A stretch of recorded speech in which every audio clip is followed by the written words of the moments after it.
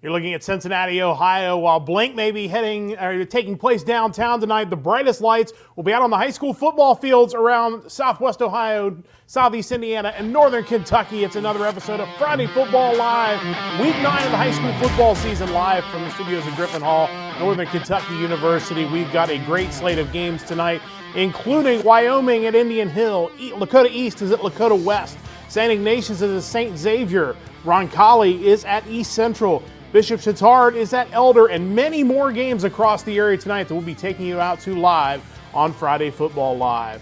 Welcome to the studios of Griffin Hall, Northern Kentucky University. I'm Matt Sexton. We've got reporters out in the field as well, including some reporters out at some of the biggest games of the year. We mentioned Wyoming Indian Hill. We'll be taking a look at that game as the night goes on. Colton Smith is out there as well for us reporting tonight. Dimitri Fizich is out at that Lakota East, Lakota West game. He'll be bringing us updates throughout the night. And our guy, Andy Edwards, he's out at the biggest game of the year. It's Winton Woods and Anderson tonight. We'll have updates all night long from Andy Edwards. Ben Miller will be giving us updates on games going on in Northern Kentucky. Emily Sisk will be keeping us updated on games going on in Southeast Indiana. But it's time to head out to our first live action of the night, so let's do that now here on Friday Football Live. The handoff, it goes outside to Chauncey Peck, who can't get out of the first tackle. A big tackle made there by Cam Thomas will end the run. What a play. I think that was Finn Mason with that hit. I mean, he and his brother, Reese, they have been incredible. He just flew in there. He read that like a book, and he made the big play. And this is what Lakota East needed to not have happened. They needed to come out strong, get a big play, at least pick up one first down on this opening drive. Cannot go 3 and out here. Kitten are going to have to cook up something now. Yeah, 2nd and 16. They've really backed themselves up here. In the shotgun, Kitten has got Ryder Hooks. He'll motion him out.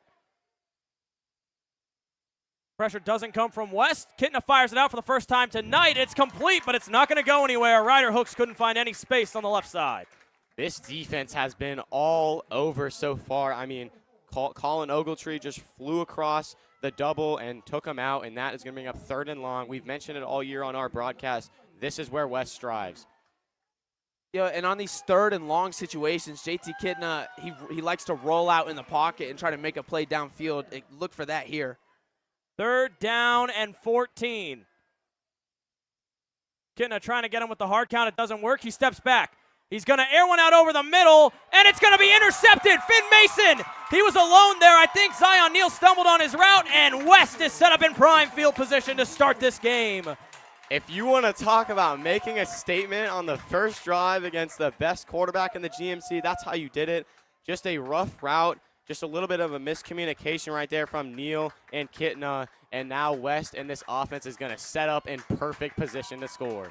That will bring out Lakota West's offense, led out by Sam Wiles, and he leads the GMC in overall yards. He is a threat through the air and on the ground, and he will try to get this West offense started hot. East couldn't execute on their first drive. West comes out in the shotgun. West has really loved that shotgun all year. I mean, they do it pretty much all season long. And too much movement there on West side. We'll get a false start for that offense. 2 guys tried to go in motion at the same time.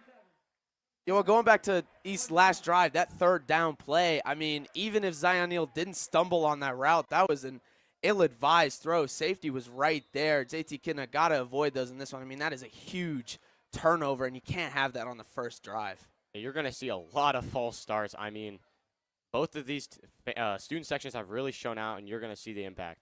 So here, the snap to Sam Wiles. He'll take it himself, trying to get outside. Parker Elam can't wrap him up. The second wave of tackles can't get him either. And what a run by Sam Wiles on 1st and 15. He gets about 12 of those yards back. And they had him in the backfield. Could not bring him down, and that's just what Sam Wiles does. He's done it all year. He doesn't go down on first contact. One of the hardest running quarterbacks I've seen, especially in high school. Definitely the best running quarterback in the GMC. Yeah, something I love about Wiles is he is the best of making nothing out into something, and he does not give up on the play. There was 4 or 5 East defenders right there to take him out, and he just did what he had to do. Johnson will get his first carry of the night, trying to find room. He's close to the first down marker. We'll see where they mark him. They're marking 3rd down, so it's going to be 3rd and very short. And East has a chance to make a stand, but this West offense is really good on 3rd and short situations. And this is definitely, if you want to make a statement on 3rd and 2, if you stop in a very strong RPO offense, they can run, they can throw, they got multiple guys who can run. I mean, that is something that you need to do if you're Lakota East. 3rd and 2.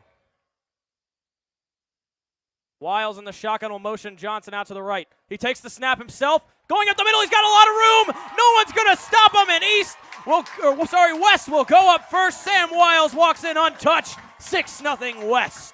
And that is exactly what we were talking about, getting the crowd roaring. Sam Wiles, he saw the play, he called the audible, he took it right up the middle, and he did what he had to do. And that is a touchdown for Lakota West.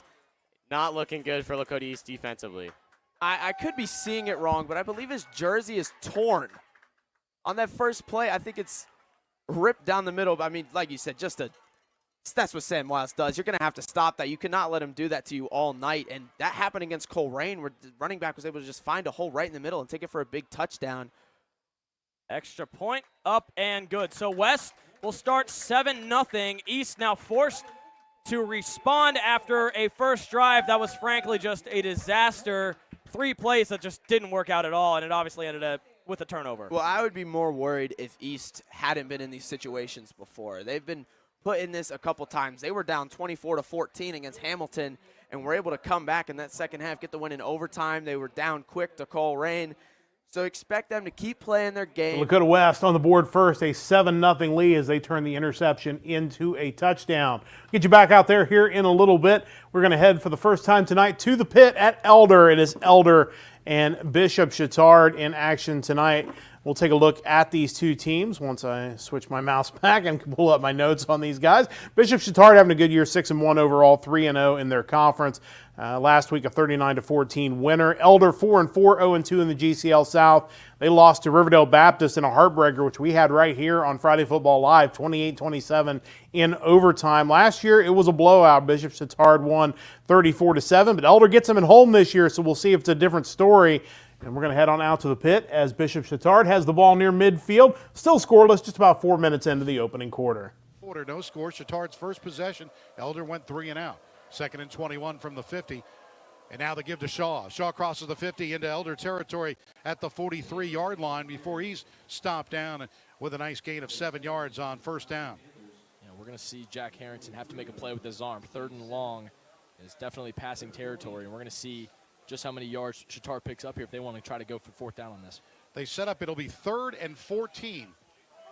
Back the football at the Elder Panther 43-yard line. Now the Panthers, Max Dugan is now checked in at linebacker.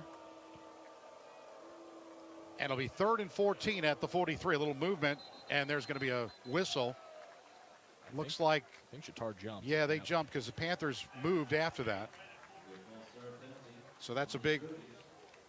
That'll move this back 5 more yards. It'll be 3rd and 19 coming up for the Trojans. And Len, another roster development we were talking about at pregame.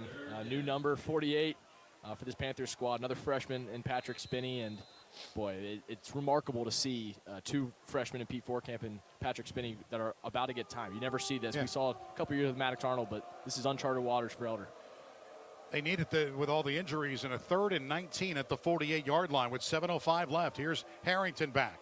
Rolling to the right, throwing to Shaw. It's complete at the 48, and he gets to about the 43-yard line of Elder, but that is going to be short of a first down. So the Panthers, they'll see if Chatard will go for it here or they'll just punt it away. Well, Harrington took exactly what Elder gave him, that underneath stuff, but Elder having the 2 really talented tacklers in Uran and Sandus rallying to the ball, they knew that was going to be cut for a short gain, and Elder can get the ball back.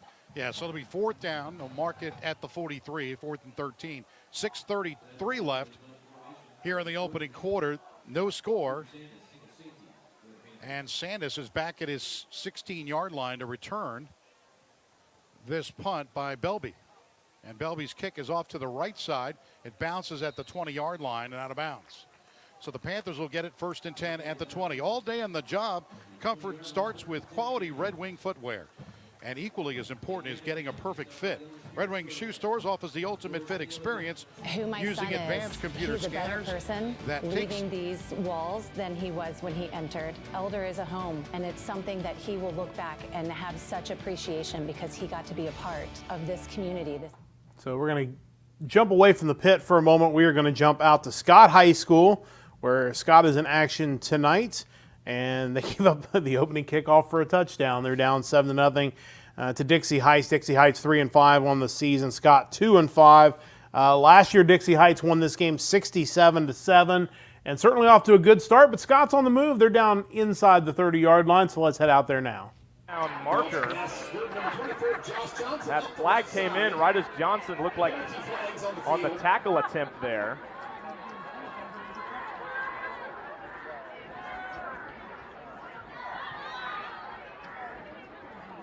And the Eagles are backing up. Looks like it's going to be a hold.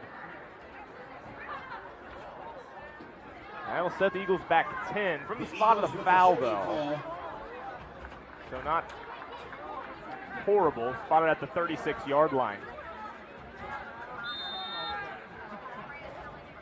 So it'll be 2nd and 13 as the foul occurred at about the 26-yard line. So we dropped in on this one. We'll keep you updated on this one throughout the night. But if you want to check this out or any of the other games going on tonight that we have in our coverage area, of course, FridayFootballLive.com, you can watch every game from beginning to end, including this one, if you'd like to check that out. We're going to head out to one of the big games tonight in the city of Cincinnati, and that is at Indian Hill High School, where Indian Hill hosting Wyoming. And two very good teams. Obviously, not only are they playing for a CHL championship, but they're looking for long playoff runs, both of these teams. Wyoming, a perfect 8-0 on the season, 5-0 in the CHL. They blew out Marymount last week, 41-6. Indian Hill, 7-1 overall, 5-0 in the CHL as well. They beat Finneytown 44-14. Last year, Indian Hill won 21-3. But a lot of people think Wyoming may be able to get the edge this year. Should be a great one tonight. We're going to be spending a lot of the evening out here, and it looks like the Braves have a 4th down and 3 just across midfield, so let's head out there now. His first play here in the second series, and he takes it, and he will not get there. They were stacked up, and they stack up Devlin. So, and you don't like the body language right now. Wyoming playing with a lot of emotion right now coming out, and you know John Rodenberg talked about it. The first team that has a little bit of a hiccup can mean a lot in a game like this. So coming in here, thinking about the coaches, a battle of state champion coaches. Aaron Hancock in his 13th season at Wyoming, 142-19 overall, but a staggering 84-4. in the CHL. Those are crazy numbers. Braves trying to get their just 5th win against the Hancock team tonight. Now, Dupuis is the quarterback, and he hands the ball to Hancock, and Hancock breaks a tackle, almost another tackle, and Joel Hancock, if that name sounds familiar, is the coach's son, fine senior running back, and he gains about 7 yards on that carry.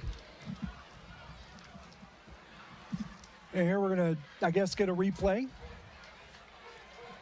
No, doesn't look like it. Hancock involved on just over half of the plays offensively for Wyoming, and accounts for about 6 out of 10 yards. Dupuis hands it again to Hancock, and he gets the first down and a little more. Nice job by Hancock getting the control of that. Little difficulty on the exchange. Cowboy is fairly diversified. We saw him throw the ball down to goal line quite a bit.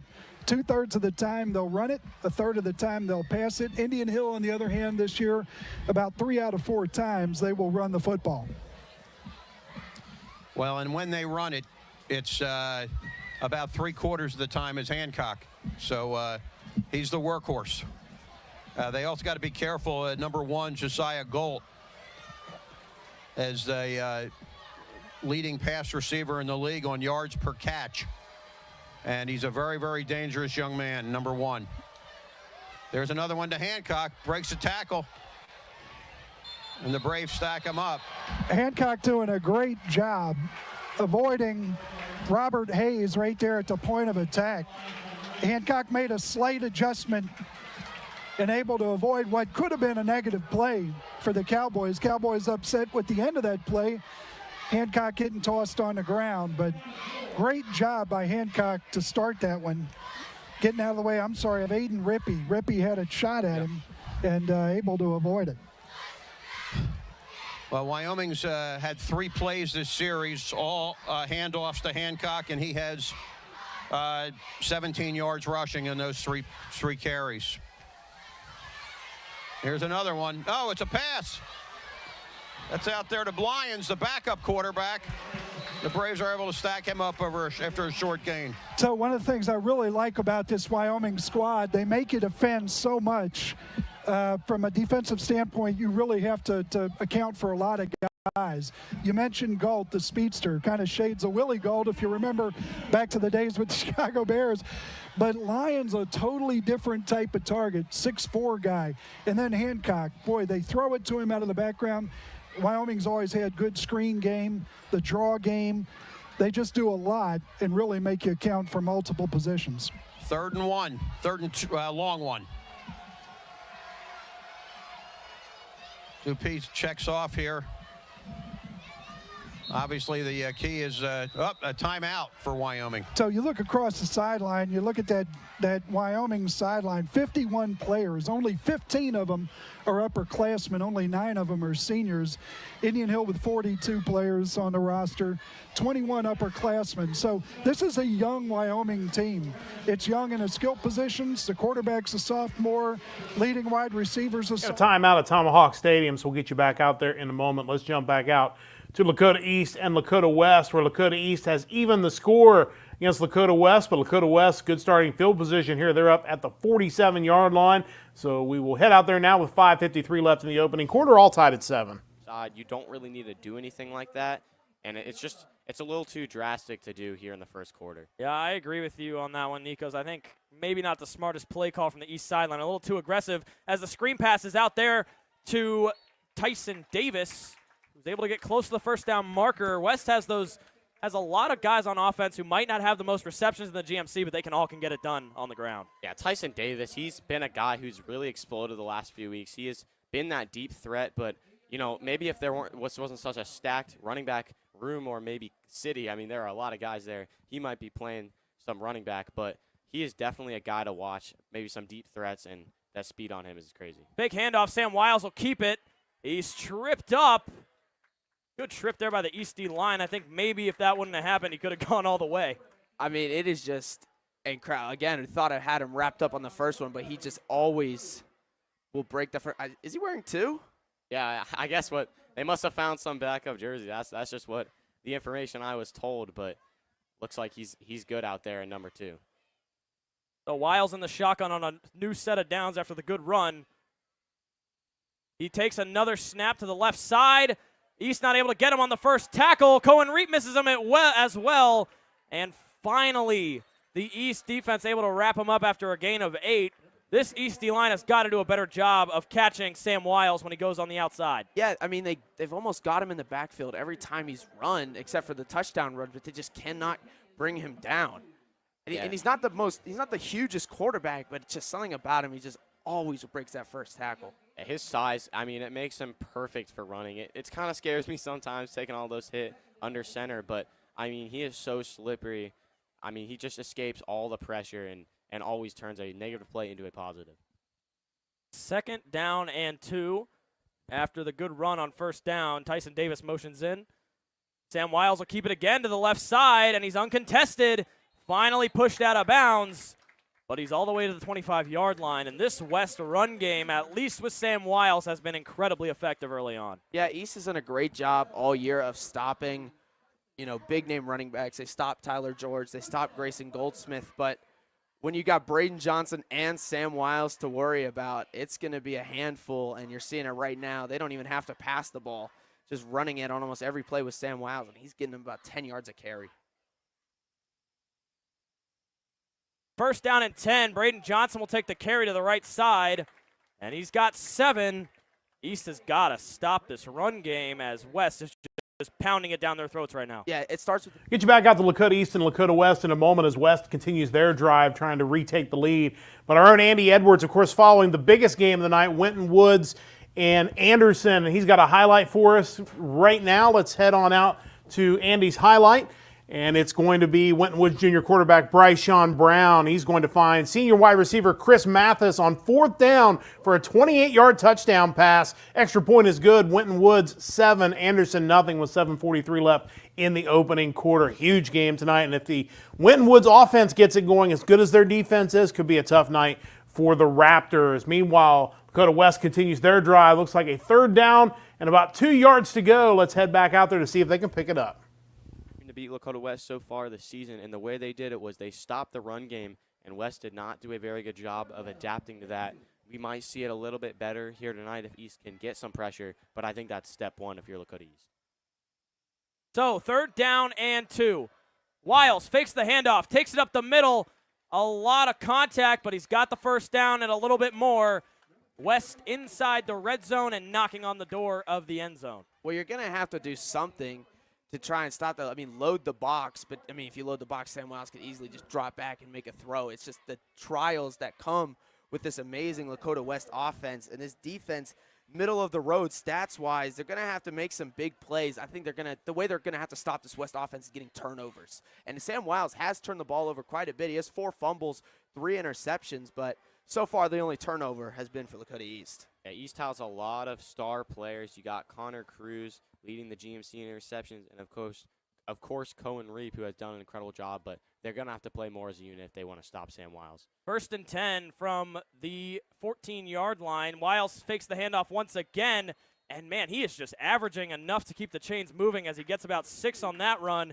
He's been unstoppable so far. Yeah, when your line is creating that much space for you to run through, of course you're going to run for about 6 yards every carry. So later in the game, this D-line got to change something to try and stop that. 2nd and 5 coming up as a result. I want to see Sam Wiles catch this defense off guard. I mean, they've been expecting the run. I mean, that is a lot of straight run plays. If we can get a nice pass over the middle, maybe a slant route, I think that could do wonders for this West offense. Yeah, and he's got to watch out for it, as that could very likely be coming. Pressure comes from the East defense. Sam Wiles trying to power forward. He's close to the marker. We'll see if the refs give it to him. They'll mark it 3rd down and short. So once again, 1st and 2nd down for West. Get them close enough to the 1st down marker that they shouldn't have much of a problem converting it here. You've seen those big guys come in. You got to expect a run play. I think East, every play, the last 3 or 4 plays, they're like, this is the play. They are going to throw it here. And West just has not switched up their game plan, and I don't think they will here. They just brought in 2 bigger tight ends, Xavier Radica and another huge player down, to make some nice blocks. Yeah, and obviously Braden Johnson, too, the power back in there as well. So anything could really happen here as Braden Johnson gets the carry to the left side. 20% of his runs are touchdowns. That one's not going to be one. There's a flag. We'll see what the call is. It looks like holding on the West offense. Johnson had the route. He just a little slip there. East gets a very lucky break unless West decides to go for it.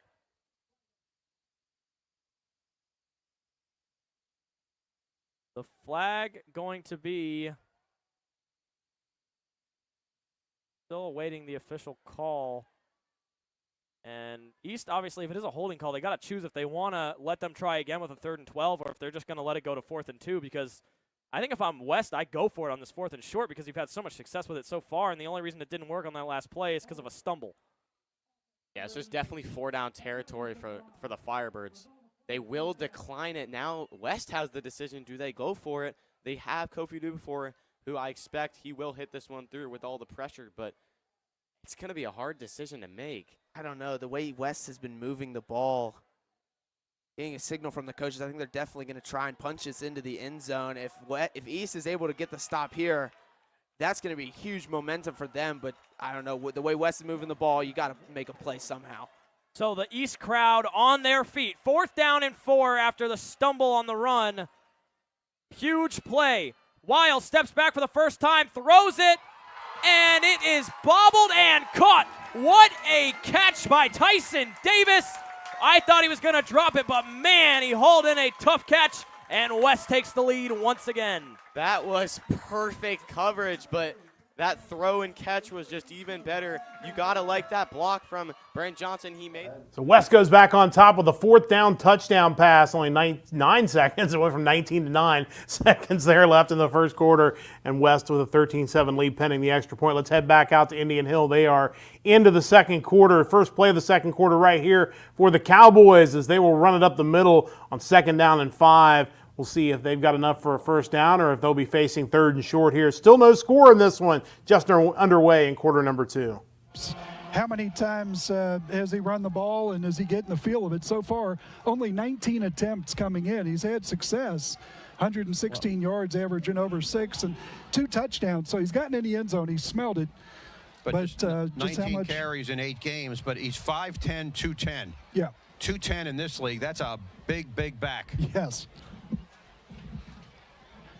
It's where that shows up is if you get past that first wave, you got safeties going up against a guy in a 15-yard collision at 210. That's tough.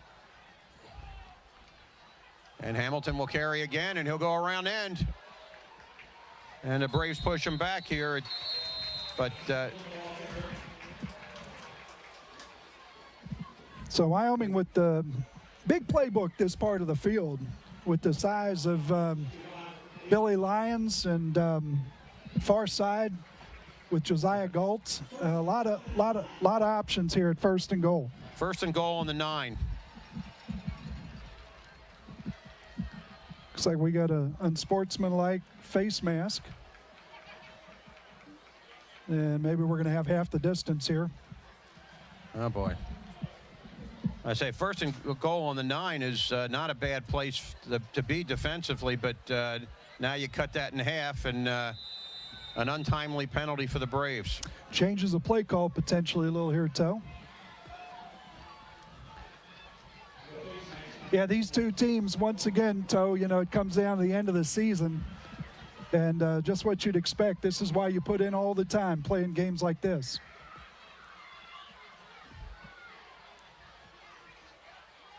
Dupuis hands it to Hamilton, and he is pin-picked him. Shot out of a cannon. Comes up there, smells the play, and it's Hamilton for about a 1-yard loss. Ben Picton, the senior, and this is a guy that's played a lot of football, Toe, and really good football player, and again, healthy here as a senior. He looks really good, too. Looks like he's in great shape. 2nd and goal from the 6. Trips over here on the right, Toe. Yep. Dupuis and Hamilton in the backfield. Dupuis rolls out. And it's incomplete, and Dupuis was knocked to the ground there by Jackson Fry as he was throwing. I suspect if Dupuis had that one back, you want to take care of the football. You certainly, with Carter Rummel, you don't want to give up the 3 points you got now. But, boy, you got a big target out there. Let him go up and high point that thing and threw the ball out of bounds. So 3rd and goal from the 6. This is where having a guy the size of Billy Lyons, 6'4", yep, playing both wide receiver and defensive back.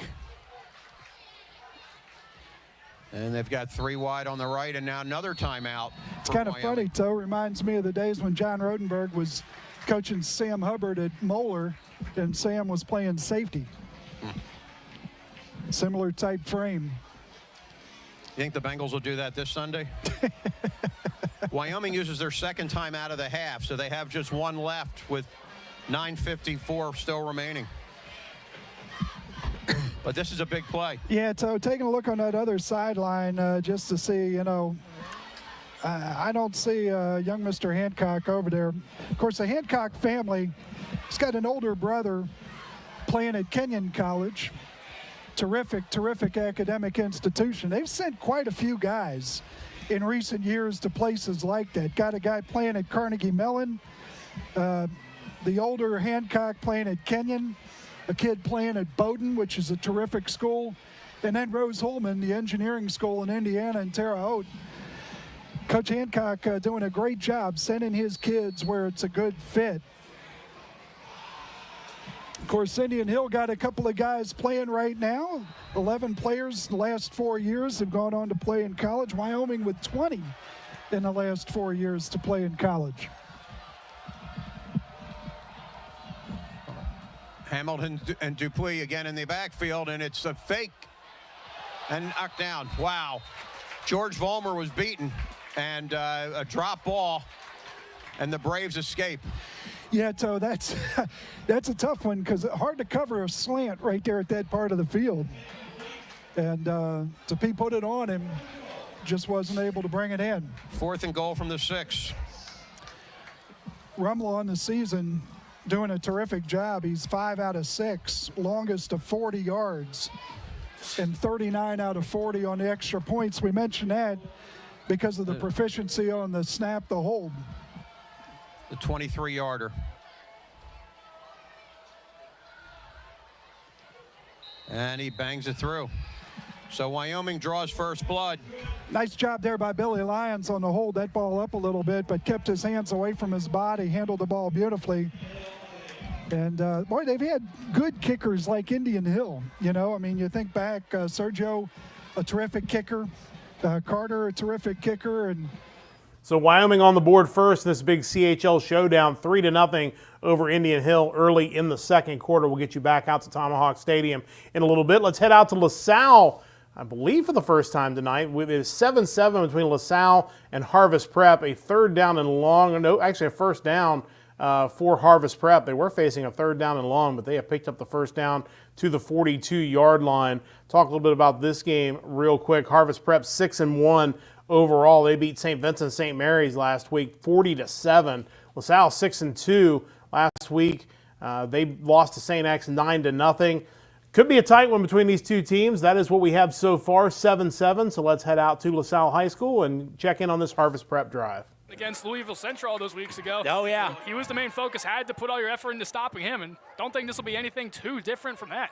But, yeah, the difference is that this Harvest Prep team can throw the ball as well. They are a very well-balanced offense. They average 31 points a game. Porter again around the right side. He's got another first down, and it takes 3 or 4 Lancers to bring Porter down every single time. He's down to the 44-yard line. I mean, he's coming in right now. We'll just wait for the stats to update, which you can follow at stats.statbroadcast.com/LaSalle. If you want to follow all of LaSalle's game stats, previous or live right now, you can tune in there. Here, I think we'll see him with just about maybe like 45 to 50 yards right now for this game alone. We're not even halfway into the second quarter. Like they've just been giving him the ball a lot, and he's been delivering. This Lancer team just gives up 113 yards a game on the pop pass to Jamarcus Jones. And the Lancers do a nice job of sniffing that out, keeping that to a small gain of 3 yards. It'll be 2nd 7. 23 Landon Bates. This is a Harvest Prep team that played Pickerington Central. They're a Division I team. I think some folks realize they've won 2 state titles at D1 level, one of the most recognizable D1 schools in the Columbus area. Talk the rest as up the middle goes Boff again, and he's carrying the pile down to the 30-yard line. Boff is buff as he goes through the middle for a first down. Okay, maybe I shouldn't have gone. That probably wasn't a good one. Yeah, that wasn't good. Yeah, you've been talking a lot about Boff. I think you might need to take a step back for the time being. First and 10 down to the 31, but no, my point was they beat Pickerington Central to start the season 24-21. Pick Central right now sitting 6-2. They were in the top 5 in their region in D1. And Harvest Prep beat them. And there's a Fergus Kreider on the pop pass. And Fergus that time not having any problems throwing down the ball carrier. I mean, you just love to see him in that guard. But more on Harvest Prep. I've seen that their lowest scoring game of the entire year is 12 points. If you can remember what game that was. Yeah, exactly. that was beating Wheelersburg. And a school down in southeastern Ohio. A little surprising there. With beating the Pirates, but the last 2 years in D5, it's really come down to Harvest Prep and Ironton to come out of the southern part of Ohio to head to the state semifinals. That's Jones again, and he is knocked down. A great tackle there by Dre Arnold. Fought off the block and brings Jones down, and it'll be 3rd and 14 for Harvest Prep. It looked like Arnold really had the jump on that pass. Immediately saw it go off. Reaction straight to Jones on that. But Jones, with the little power that he does have. Let's jump away from this game and jump quickly out to Lakota West, where they are in the red zone and nearly into the end zone, just shy here, looking to add to a 14-7 lead. I mean, go back to that Sam Wiles play. He got away. I think East just needs to put a QB spy there somewhere because no one was watching him over the middle of the field. Yeah, he's just had such a wide open lane. Like I said, I thought there might have been some holding on that play, but they don't call it. And now they're going to have to try and make a goal line stop against this West offense who all year just put it in Braden Johnson's hands and punch it into the end zone. Got to stop that. 2nd and goal. East looking to make another stop. Fake handoff to Braden Johnson. Sam Wiles fights his way. I think he stopped short once again. So East makes 2 stops on the goal line. It's 3rd and goal. This is huge for East. I cannot overstate it enough. If they can get a stop here, I imagine Lakota West would go for it on 4th down with how Bolden usually calls these plays up. But if they can stop him and somehow score, run down the field and score, that is going to be huge. And East got to look out for the pass. It's what scored on them last time. I think they got to look out for everything. I mean, everything's been working for the West offense early. Jumbo package out there. Wiles makes some adjustments. He's in the pistol, hands it off there to Braden Johnson, who finds room, and he's in the end zone. What a carry by Braden Johnson, and he gets the job done on the ground. Holy cats, he does it all year. He did it again right there. A 2-possession lead, or I guess lack of that, for Lakota East is not what you want to see. Braden Johnson, I mean, you mentioned that 20% of his carries are touchdowns, and I think that's going to boost the percentages. And, man, you can't ask for a better run on 3rd and goal. I mean, Braden Johnson pretty much unstoppable on the goal line or on short down situations. As now West has a 2-possession lead. Extra point is up and good, so 21-7 the score. East has got to answer. They started with the ball, so after halftime, West will start with it, and they definitely do not want to be down by 3 scores coming out of halftime. Yeah, you just can't let this game get out of hand. You got to at least stay within 2 scores to try and make. Lakota West now with a 2-touchdown lead over Lakota East. We'll get you back out there here in a little bit. We're going to go for the first time tonight out to East Central. It's Roncalli and East Central. Roncalli 3-4 overall. East Central 6-2. Last year, East Central won this game in a rout, but Roncalli always a tough opponent. And Roncalli returned the opening kickoff to near midfield. But they're faced with a 4th down and 1 coming up now from the 46-yard line of East Central. So let's go out there now on Friday Football Live. For them now. 40 Coon also in on the tackle. Push up the middle. See where they spot the ball. Boys say there was a fumble. It looked like the far official was giving it to him, but this official on our sideline was a little short of it.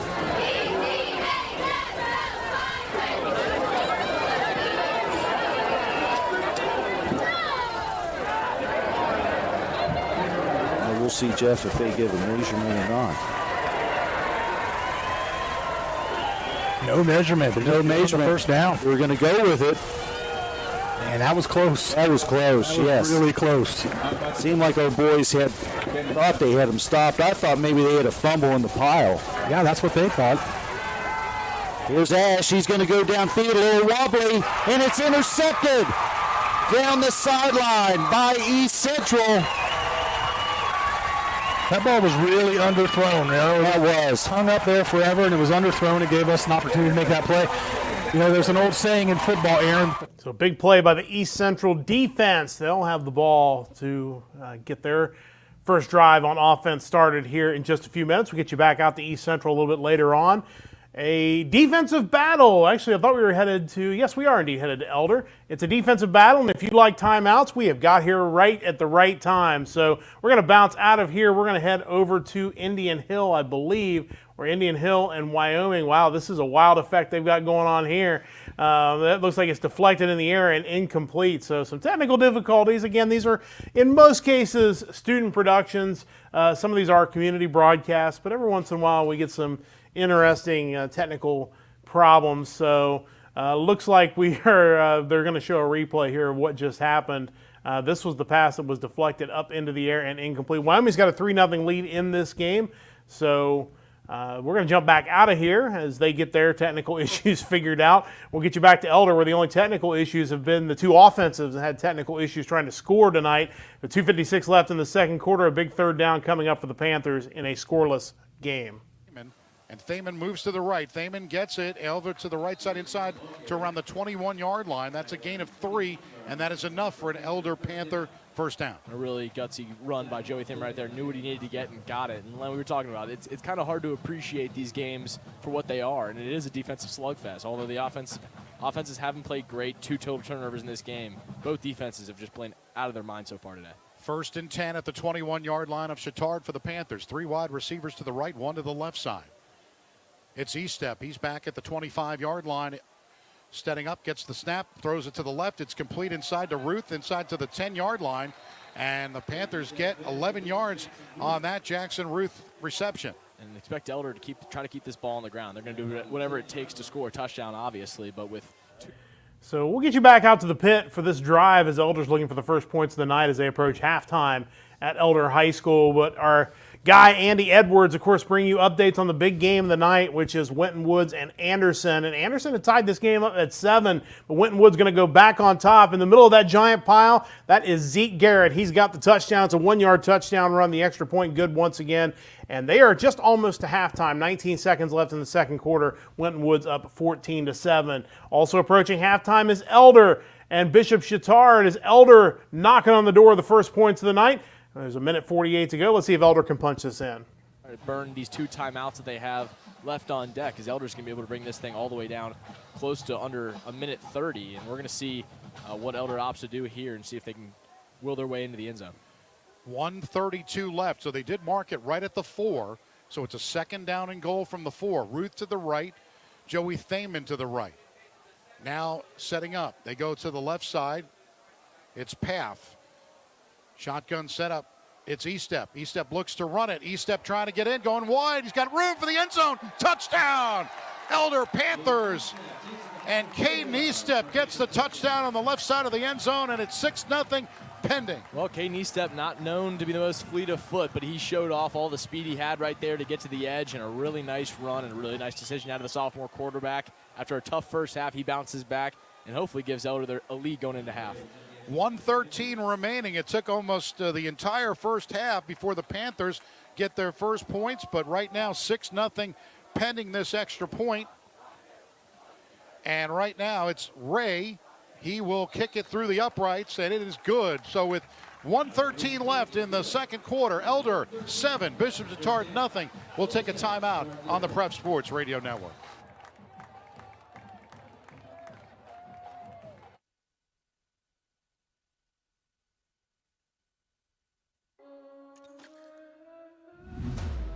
The men of Elder High School, current and future, deserve this campus.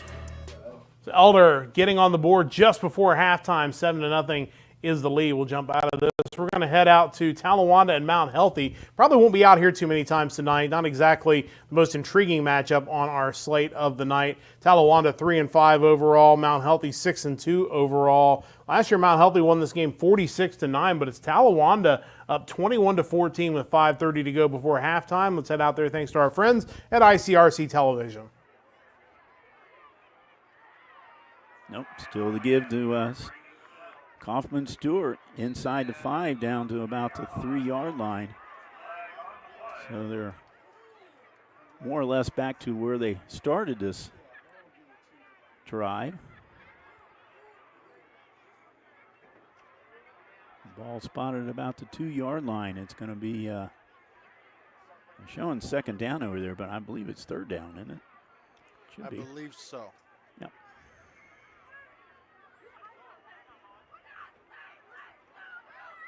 So I think the down marker still showing 2, but 5:13 to go here in the first half. Now they've changed it to 3. Oh, they've changed it to first. Oh, okay, first and goal. There's something in there. Okay.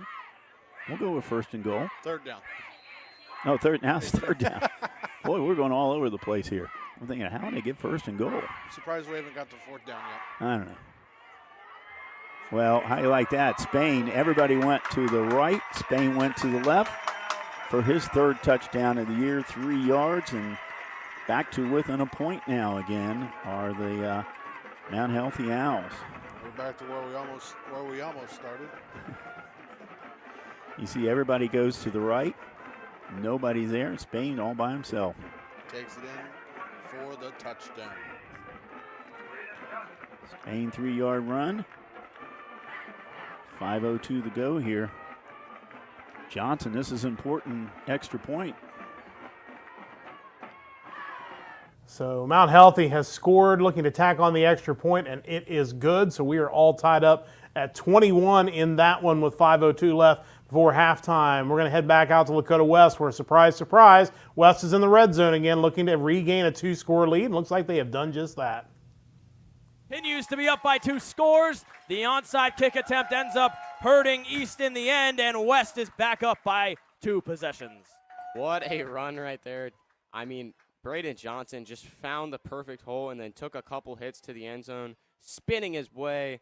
What a run. And now Lakota West looking in perfect position. I think this is exactly what I said. They'd keep it close in the first half, but West starts the second half with ball. It's going to be a long game. Yeah, and now the question becomes, how long can East sustain their drives, and how long can East keep up with the West offense? And I don't know, you're already down 2 scores. You're working from behind. You've got to at least get 1 stop on defense or have 1 turnover to try and get your offense back into this game. But right now, East has to score a touchdown on every single drive, and I just wonder how long they can keep that up. Yeah. Oh, go ahead. And the another thing that So West regains the 2-touchdown lead. We'll keep an eye on this one. It's been quite the shootout out at Lakota West. We're going to jump out to East Central. Roncalli has the ball back, and they are driving. They're down to the 21-yard line. They are facing a 2nd down and 12 just outside the red zone. Bringing some blitzes. More pressure. Yeah, because the line is handling our line up front at this point. Loss of a couple, 2nd and 12.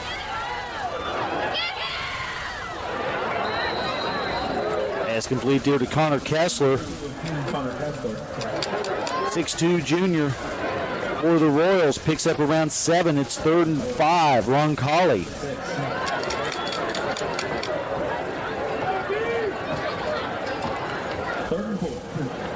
A nice tackle there by Cole Sebastian.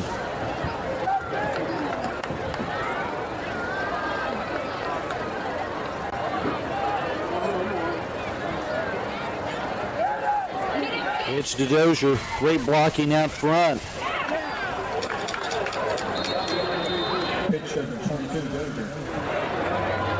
I believe he's going to have it. Number 23 on the tackle for East Central. It's Knighton Houston, his first tackle of the night. Jeff, really great blocking out front by number 7, Rudy Schottel. It was great effort on the offensive line there, but the running back there too made that second effort to get that first down. He was stopped short, but he just kept the feet driving and was able to flip over the top before he hit the ground to get that extra couple yards to give him the first down. First and goal, Roncalli. Again, pitch to Dozier.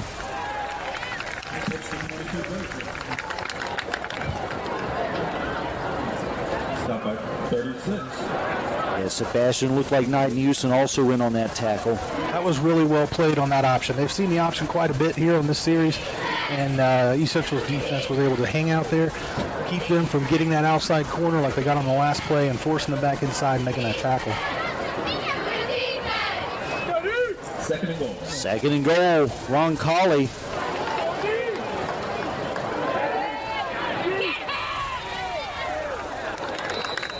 Number 10, Ashby. Ash on the keeper, number 5, Pizanka on the tackle. Stop made by number 5, Carson Pizanka.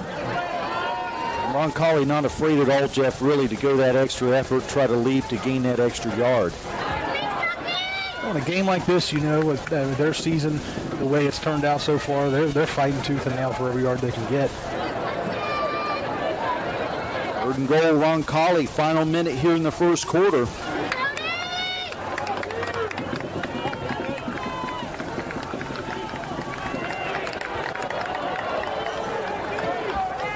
Ash Dozier in the backfield.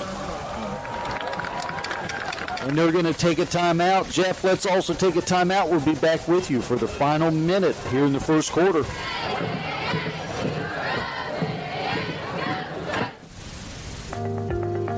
So we'll get you back out to East Central here in a little bit. We do have a highlight from Colton Smith. Unfortunately, the Indian Hill feed of this game is cut out at the moment. So thankfully, we have Colton Smith there to give you some highlights, including this touchdown pass to Billy Lyons. And it's now 10-0 Wyoming over Indian Hill in this battle for the CHL's title. At least looks like it'll be for the CHL title. Meanwhile, looks like we have a touchdown for LaSalle. Let's take you out there now to find out how they have taken the lead.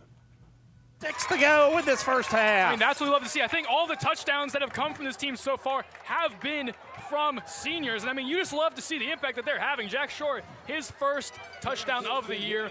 Just love to see. And he'll be taking the extra point here. Gets him on the slant. He catches the pass and then has to kick the extra point.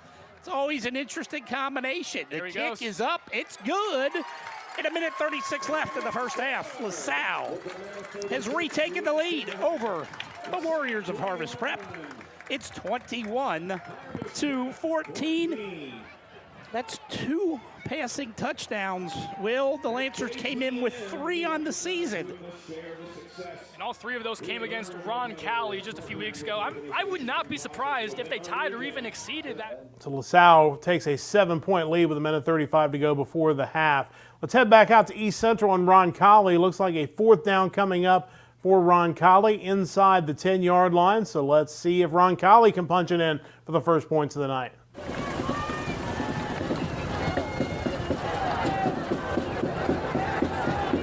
The referee was calling for the reset the play clock, and the clock operator didn't do that, so they just stopped the play there to reset it.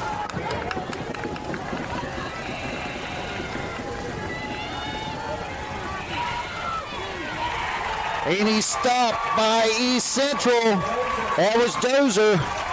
Brought down about a line before the end zone. What a play by the Trojans here early. That was a big stop. That was a big stop. That was huge.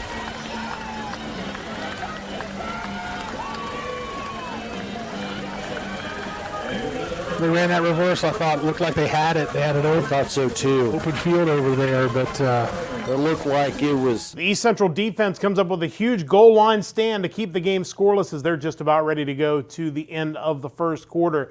Let's head out to a game that is actually in the fourth quarter. This was a 6 p.m. Eastern Time kickoff between St. Xavier and St. Ignatius. It's been a tough year for St. Ignatius, but the Wildcats have been very tough tonight. 24-13 currently the score, 8:21 to go in the fourth. St. Ignatius has the ball, and really they need points out of this drive as they are starting to run out of time, but certainly have played better than they've played most of the season. But you're going to need a big touchdown drive here. Let's head out to St. X to see if the Bomber defense can come up with another stop. Donovan now in that shotgun. Grant Washington, the halfback, now thrown out right. Caught had that again. So able to pick up the first down, tackled there by Strayhorn. Shane Strayhorn makes the defensive play. So 8 minutes and 13 seconds remaining after that first down pickup. Clock running down. For the first down, 1st and 10. Bit of sense of urgency here for the St. Ignatius offense.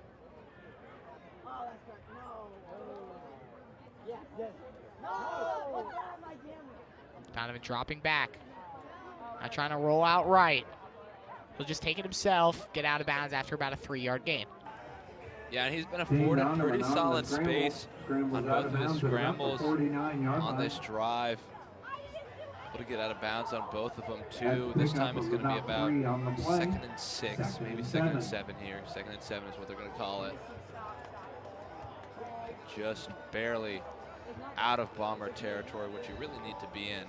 7:51 left in this game. Your drive is not going as quickly as you would like it. Bombers would really be able to drain a lot of clock, even if you score. Play action, dropping back. That one tipped by the D-line. Call is incomplete. Donovan's pass knocked down at the line of scrimmage. So nice job there by that Bomber defensive line. That'll set up 3rd and 7. But this Wildcat offense has been able to pick up a lot of their 3rd and 2nd and longs. So interesting to see what they do here. Pass has been the name of their game, with Washington only. So we'll get you back to this drive in just a moment. Let's check in with our friends at Waycross for the first time tonight. We probably won't be out here too many times as well, because another mismatch tonight between Northwest and Columbus DeSales. DeSales on the season, having another solid season. As I'm trying to find my notes on that one. They are 7-1, 2-0 in the conference. Northwest 2-6, 0-2 in the conference. Last year was 49-8 DeSales. Expect another lopsided one here, and no surprise that DeSales already up 14-0 and driving for more. Let's head out to Northwest. One to the near side. Man in motion. They fake it, kept by Day, and he's sacked. Dropped for a loss that time.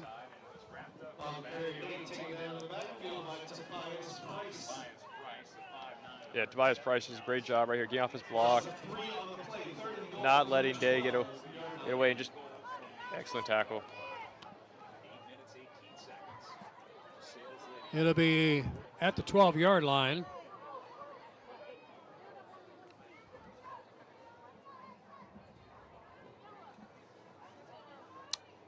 Third and goal, third from the 12-yard line. 3rd down.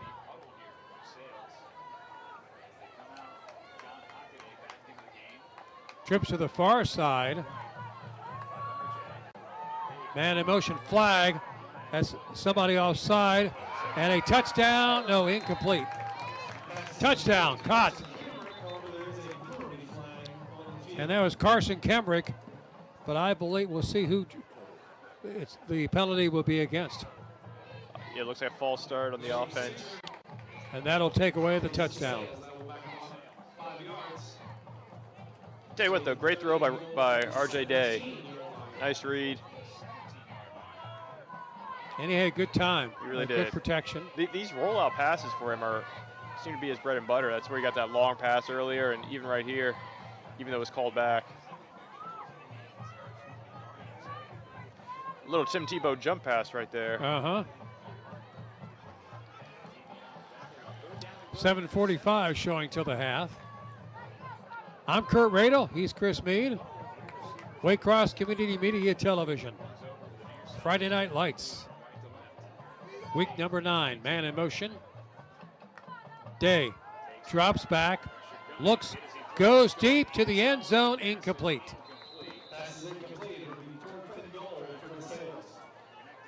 Oh, will they kick for it or 4th and goal? Looks as though they're bringing the kicking unit on. Good job by Northwest on that 3rd and goal stop right there. They disrupted the timing of that pass by hitting Day, and he kind of overthrew her a little bit. Dax Middleton was the intended receiver.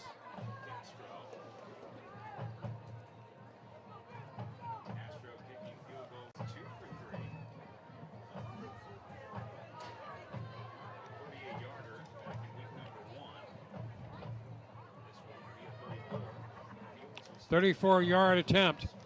The kick is up, and the kick is good. And once again, Elvis, Kentucky rain. So DeSales tacked on a field goal. I think it's 17-0 over Northwest. I think they gave them a touchdown, then they didn't take it back off the board. So we'll keep an eye on that. But I think DeSales certainly in control of this one with 7:35 to go before halftime.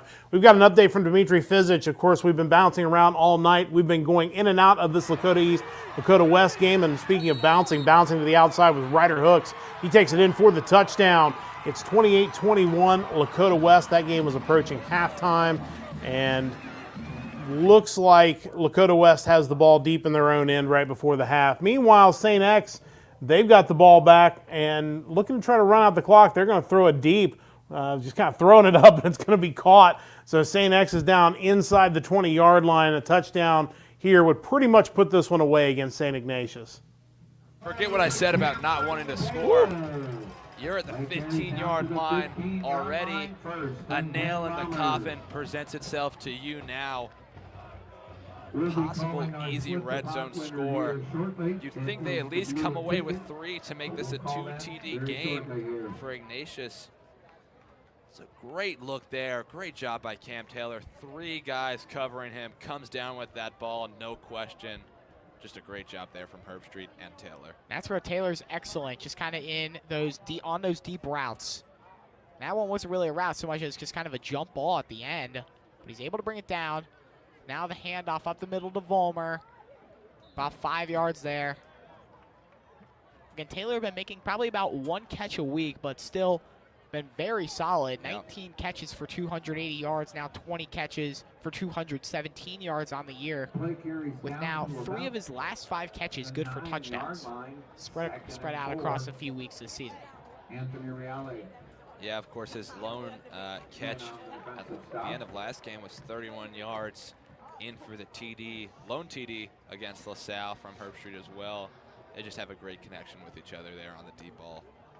So now 2nd and 4 after the 6-yard run by Vollmer. Could see them go that way again. Though Taylor is in single coverage. They do go Vollmer. Trying to get up the middle. Able to break a tackle. Yeah. And he breaks the plane. Daniel Vollmer gets the Bombers into the 30s.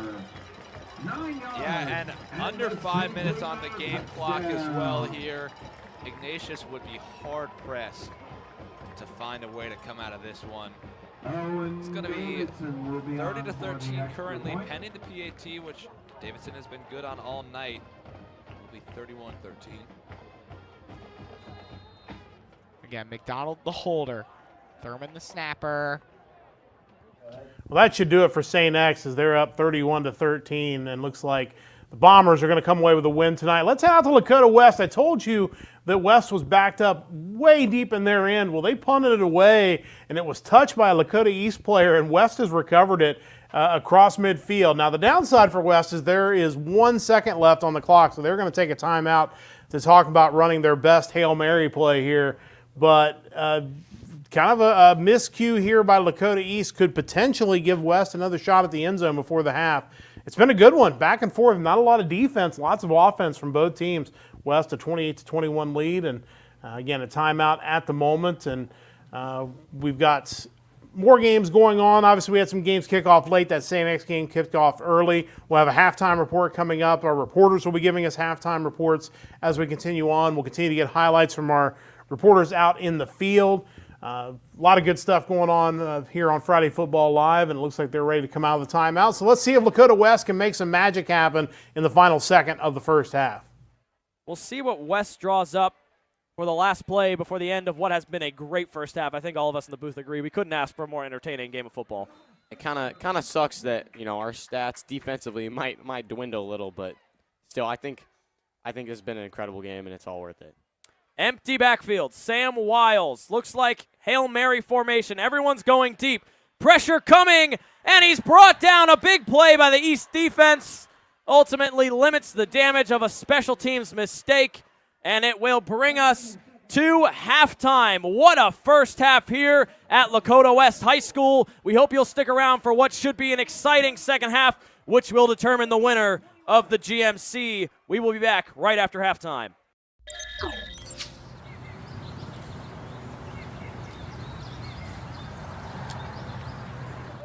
So halftime, Lakota West with a 7-point lead over Lakota East. Let's jump back out to St. X again. That game is getting close to being done. It's 31-13. The Bombers have pulled away in this one, down under 5 minutes to go. It's going to take something special from St. Ignatius for this not to be over. So let's head out there now and see what the Wildcats can do on offense. Now we'll run with 4:38 remaining here.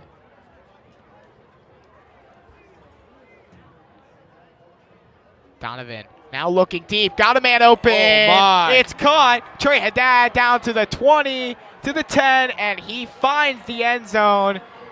That's what they needed. They needed a big play, and they needed it fast, and that's does the job there, that's for sure. Yeah, Haddad's been that guy all night long on the offensive side of the ball for the Wildcats. Blown coverage, walked right along that sideline. Great ball delivered and floated to him from Donovan there.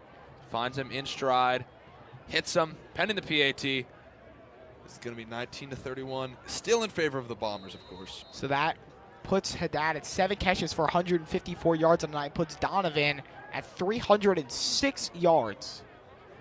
Very good night from him, that's for sure. It is his first passing touchdown of the game, but again, this makes sense. They are going to go for 2 now. Timeouts. No, they made the motion to stop the clock. Okay, they're going to move it to the left hash mark. Interesting. So that'll set up this Ignatius offense at the 2-yard line. 3 receivers out right. Donovan fakes the handoff. Now trying to get up the middle. Brought down. Kobe Clapper there. That's going to make this Eyes offense neat. So the good news is St. Ignatius gets the touchdown. The bad news is they don't get the 2-point conversion, and they're down to 4:23 left, which means probably an onside kick upcoming for the Wildcats. We've got an update on the big game of the night, Anderson and Winton Woods, from our own Andy Edwards. Let's head out to Anderson High School for this update, and it's going to be Anderson quarterback Justice Burnham who's going to do it himself. A 9-yard touchdown run. The extra point is good. We are all tied up at 14 between Anderson and Winton Woods with 3:17 left before halftime. Let's head out. Looks like we're going to head out to DeSales and Northwest, and I was correct. They did fix the score bug. It is 17-0. DeSales has the ball back. We're going to be getting to our halftime report in just a couple minutes, but let's head out to the start of this DeSales drive. Okay. Hands it to Huckabee. Goes around trying to get around that edge, and is stopped. That time, the Knights read the play pretty well. Yeah.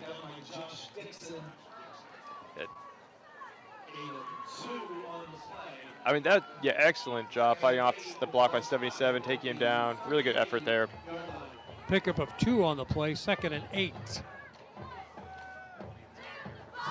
4:42 showing to the half.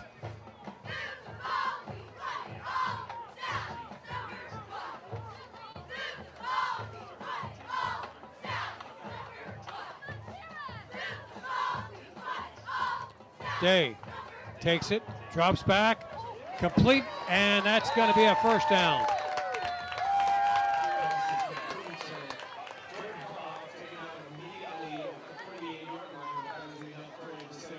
Good little pitch and catch again by Day, making the right read, going to Jordan Carhoff. Fine. So we'll get you back out to this game in a little bit, as it looks like DeSales trying to get another drive started. But it's time for our halftime report. And to do that, let's check in with Brennan Bucher. Brennan? Welcome to the Friday Football Live halftime update. I'm Brennan Bucher. Last week saw an overtime loss for Elder at the Pit. Cooper and Moeller High Schools kept their dominant seasons rolling.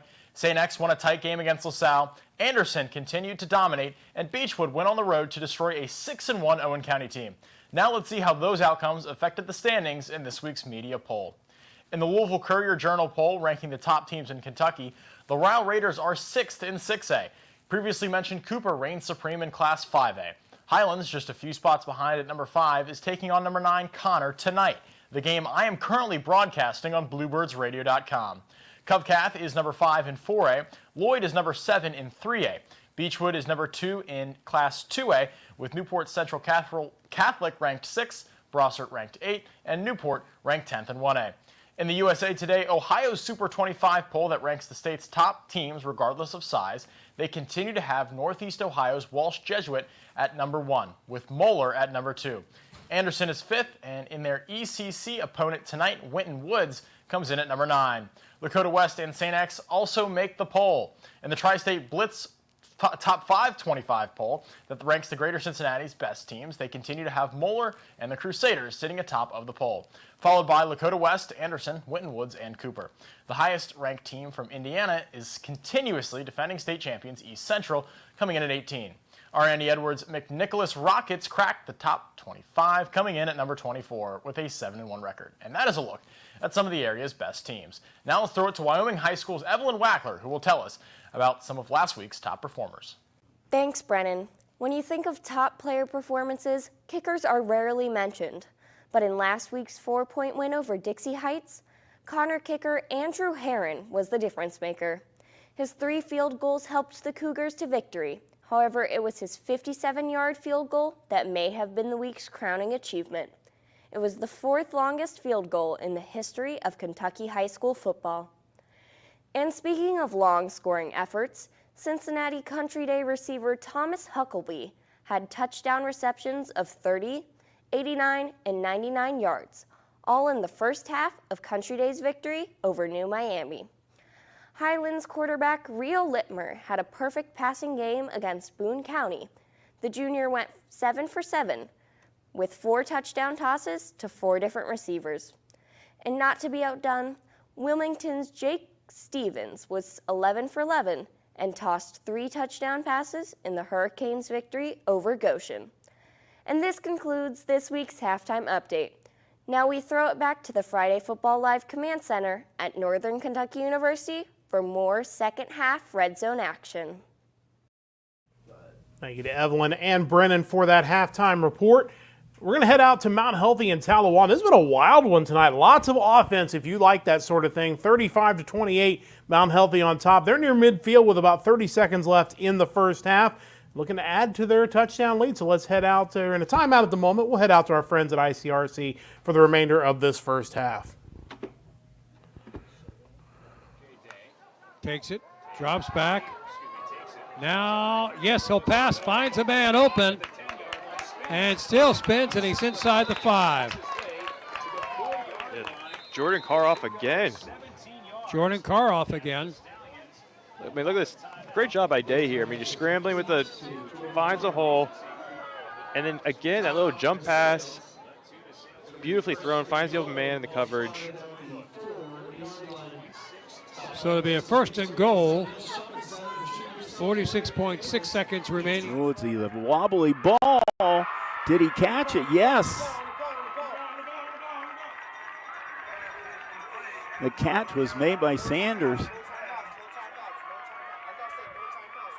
As soon as they get this stick set, the clock will start. They're ready to go. They're just going to wait for the sticks. Wait a minute. Hold on. He didn't. I don't think they got the stick started. I don't think they're going to count that. The sticks were not ready. They were not ready. Well, they did count it though. They put second down on. I know he spiked the ball to stop the clock, but 11.7 seconds to go. And I think right now, if you're Spain, you take a couple of shots at the end zone. 9 seconds came off the clock. 9 precious seconds.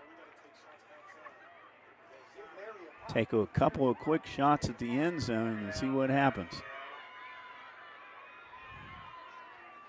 The ball on the 11-yard line. Spain. There he is. He's got a man open over the middle, and it's a touchdown. And that is Sanders, I believe. See if that's number 2.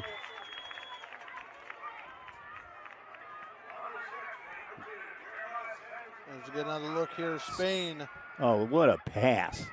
Oh, bled the needle and everything. That is number 2. Sanders again, another touchdowns.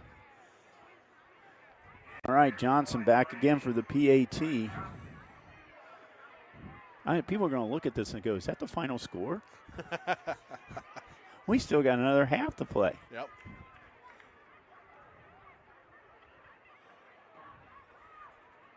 The kick is up, and he drills it through this time. So Johnson now puts the Fighting Owls up 42 the 28. That's Spain to Sanders. That's 11. So Mount Healthy gets into the end zone just before the half. 6 seconds left in the first half. A 42-28 lead. Lots of offense in this one. We'll keep you updated on this one. Let's jump back to the pit. They are just underway in the third quarter. Elder with a 7-0 lead. Looks like we've come back in time for the ever-exciting punt, it looks like. To receive it. And this kick is going to be a line drive. It's going to bounce at the 40, picked up by Sandus, and he's going to be tackled immediately at the 35-yard line.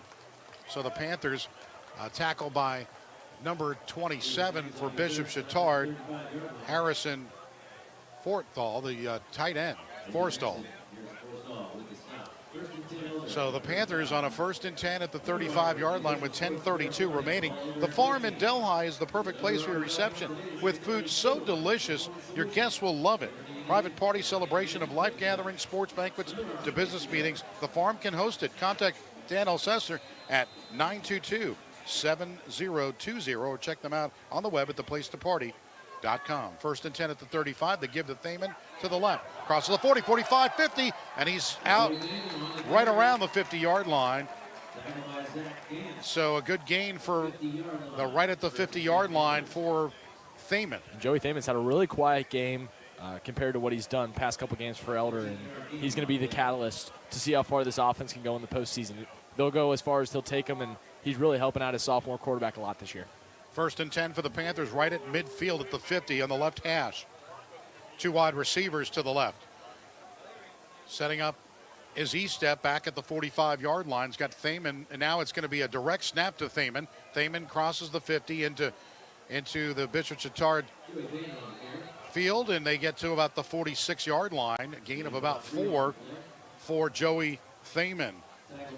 Tonight's game is brought to you by Schmidt Heating and Cooling. When it comes to heating and cooling systems, you seldom think about it until there's a problem. And if there is, you need to contact Schmidt Heating and Air, which is celebrating 70 years of service.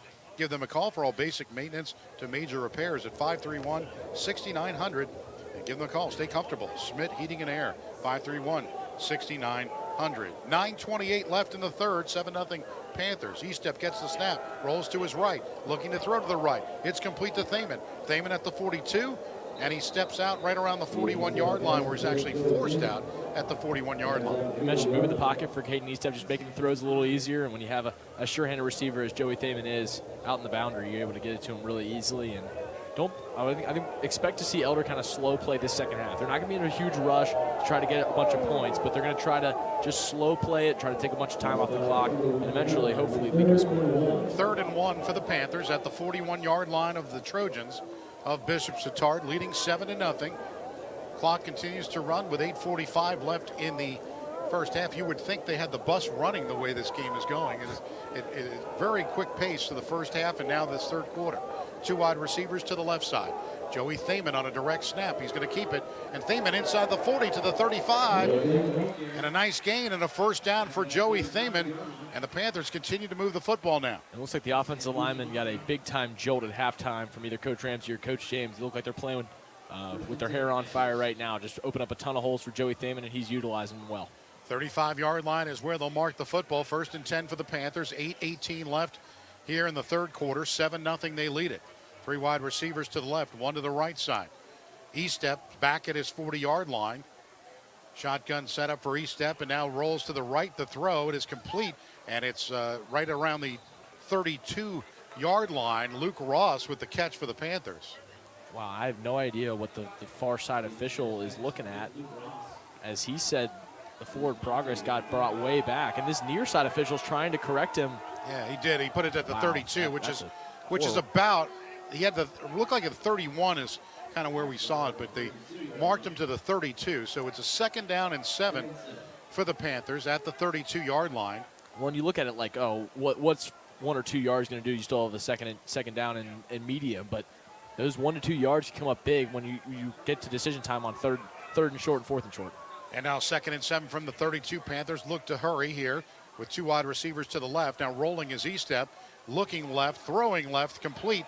And that's right to Paff, right around the 27-yard line. A gain of 5. It'll be 3rd down and a couple coming up. Well, Exhibit A right there. If you get a better spot on the first down call, that's likely a first down for Christopher Paff. But Elder's going to have to find a way to muscle up, get this 3rd 3rd and short with likely 2 tries. 3rd and 2 from the 27-yard line for the Panthers. 7-0, they lead it. 6:48 left here in the third. 2 wide receivers to the left side.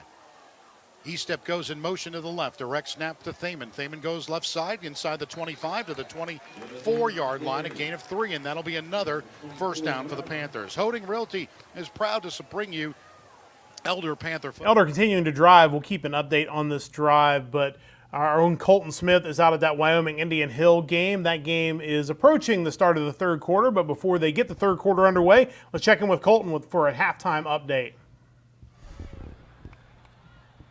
Well, not quite the high-scoring, high-octane game I expected here at Tomahawk Stadium in Indian Hill, Ohio. I'm Colton Smith of Friday Football Live, reporting on the colossal Cincy Hills matchup between the Indian Hill Braves and the Wyoming Cowboys. Now, very slow start. Nobody scored until about 8 minutes into the game, and it took a field goal from the Wyoming Cowboys off of a crazy sequence here where there was a kickoff that was muffed by the Braves, kicked by the Cowboys. So the Cowboys got the ball back in their own territory. They turned that into a field goal. In the very next possession, you had an interception. And then the very next play, it looked like a fumble. It did not end up being a fumble.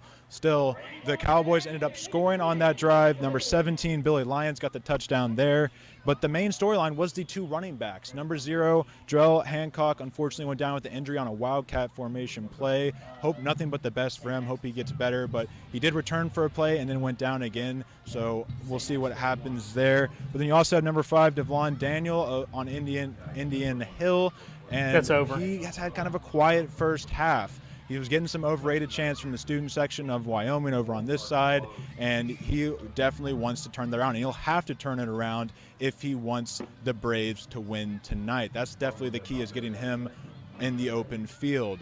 But that defense needs their credit. They have been suffocating for the Cowboys this game, shutting down number 5, shutting down the passing game. They have not been able to get anything. I assume we want to go back to Elder. They're still dry. They'll have to do that to win this game. But looking around the Cincy Hills League, Taylor currently leads 14-0 over Reading as of the first quarter. I'm sure that's getting to halftime, but I have yet to get an update from there. Deer Park is up 10-0 over Marymount. I was unable to get anything on the Madeira game, so I'll try to get that in the final score if possible. But it's been a fun defensive matchup here in Tomahawk Stadium. I'm excited to see what happens in the second half. I'm excited to see what number 5 has for us, and I hope number 0 can get back on the field, or just hope that he's okay. So that's all I got here from the Tomahawk Stadium in Indian Hill, Ohio. I'm Colton Smith with Friday Football Live. I'll see you at the end of the game, and back to you, Matt. Thank you, Colton. And just as we come back to the pit, Elder has punched it in for the touchdown. It is a 13-0 lead. Let's head out to Elder as they're getting ready to kick the extra point. The momentum of the game is fully in Elder's favor right now. 13-0, Elder with the lead. Thaman with the touchdown run. Nice drive for the Panthers. And Ray will look to add this extra point with 4:16 to go in the third quarter. Thaman will have to hold it, and he does. It's up with the right foot, and it's going to be good. So with 4:16 remaining in quarter number 3, Elder 14, Bishop Chatard nothing. We'll take a timeout on the Prep Sports Radio Network.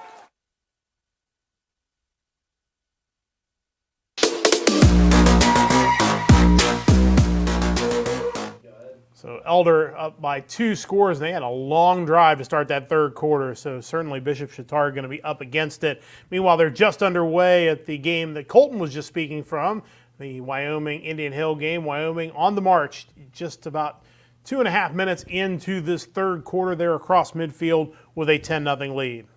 As Wyoming gets into a 3rd and long, it's not a problem. They've got options. They can throw the ball down the field.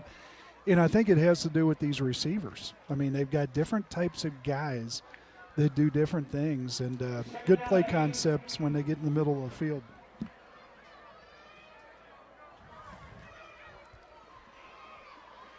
Now Rader makes a nice tackle for the Braves. Let's get another one here at 2nd and 8. The pass over the middle there. So Braves not tackling right now. Donovan Brown and yeah. And that we talked about Wyoming getting the ball coming out here in the second half, and So if they're able to put one in, that makes it a little tough for the Braves. All of a sudden, it's going to change play calling, going to change the approach that the Braves have in this second half, playing from behind. See if the Braves can bow up here and keep them out of the end zone. Oh, that's inside the 1 yard line. That's on the 6-inch line, it looks like. And so the referee's coming over to Coach Rodenberg, and our coach is asking the referee something.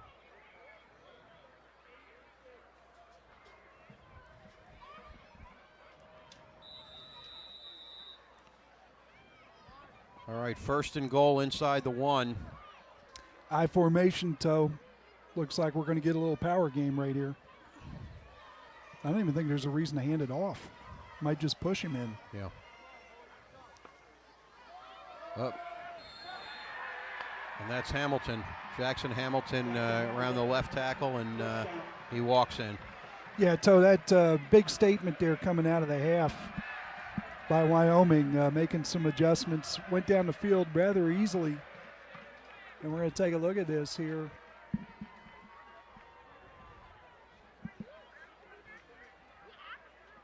Boy, don't you wish you had that much time before the snap? Get a good read of everything? Maybe that's what they ought to do. And a big hole he had to go through. And nice job. Big touchdown drive for Wyoming. Of course, would help if I mute the television so we don't get the echo. 17-0, Wyoming on top of Indian Hill, and certainly not exactly the start to the second half Indian Hill was hoping for, as they're down by 3 scores now. This game admittedly has not been the most aesthetically pleasing game of the night. It is East Central and Roncalli. It's still scoreless, and they're in the final half minute of the first half, and the only reason we're going out here is Roncalli has managed to get the ball across midfield, and any score in this game feels pretty momentous at this point. So we're going to stay with this one to the half or until Roncalli turns it over or whatever is bound to happen here. But it's 2nd down and short, it appears, for Roncalli. Again, scoreless right before the half. Raiders marker quick, Joe. Should it be first down? I didn't look like he got a first down.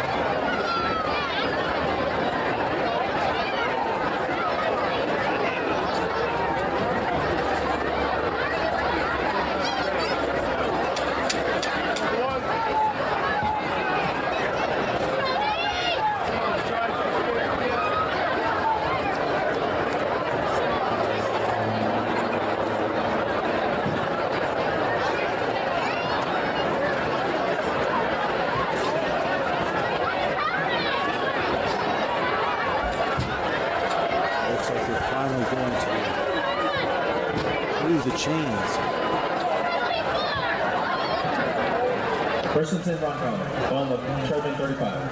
1st and 10 from the 35 of East Central.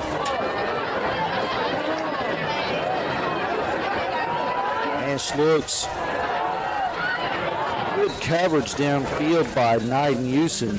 Tender receiver is number 17, Jottle. It'll be 2nd and 10. Defending for the Trojans, 23. Houston really putting together a good year for the Trojans offensively. He really has. He's had a couple of interceptions last few games. Like you said, really good coverage on that play. I mean, Roncalli obviously wants to get the ball down the field on those outside of the sidelines to get out of bounds to stop the clock. Trying to get in field goal range here. 17 seconds. They'll probably be attacking the sidelines pretty hard here. Ash looks to squirt through. He's got a lot of room. He's going to run out of bounds just before the 20-yard line. I believe he'll be counted out of bounds on the 22. Really nice job by Ash there, Jeff, to kind of read what the defense had. Playing quarterback in this situation, there's a lot going through your mind. You're looking for those open receivers, but you also have to be understanding that clock and not run the clock out and leave yourself with no chance. You want to leave yourself a chance to get 3 here. Looks like that's what they're going to try to do.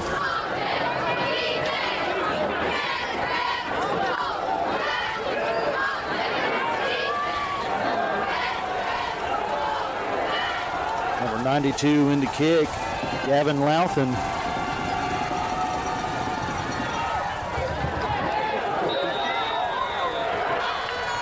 And it's good. Gets over the crossbar.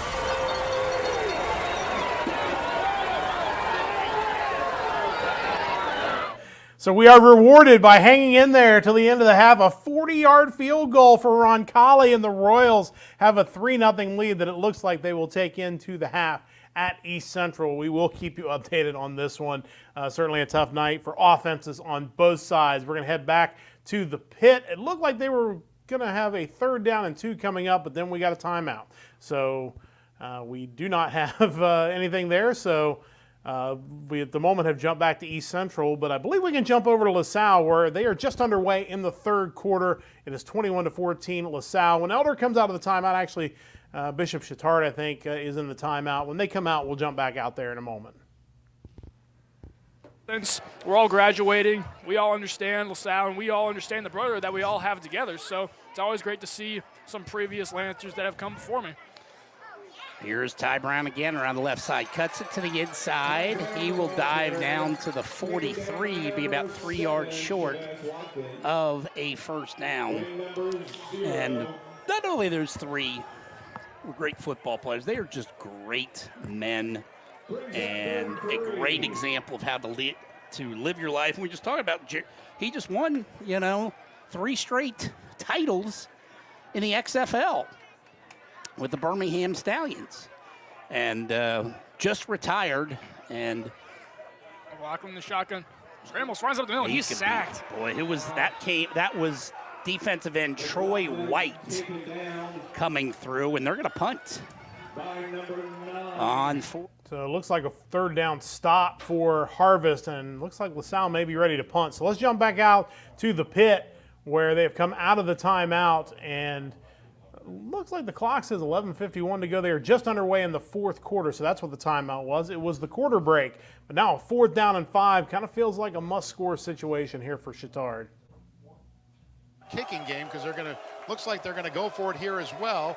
14-0 is the score. I would have thought they'd at least get 3 here, but this 4th quarter's the way the ball, the way the teams are holding the ball. Yeah, you might not get it. Two more possessions. Exactly. So they're going to go for to try to get the 1st down. A 4th and 5 for Bishop Chittard at the Elder 15. 2 wide receivers to the right side. They set up. They've got Shaw in the backfield, and there's going to be a flag down.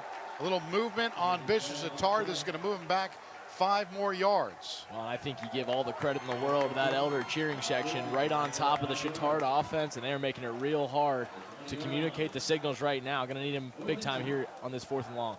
4th and 10. They mark it at the 20-yard line.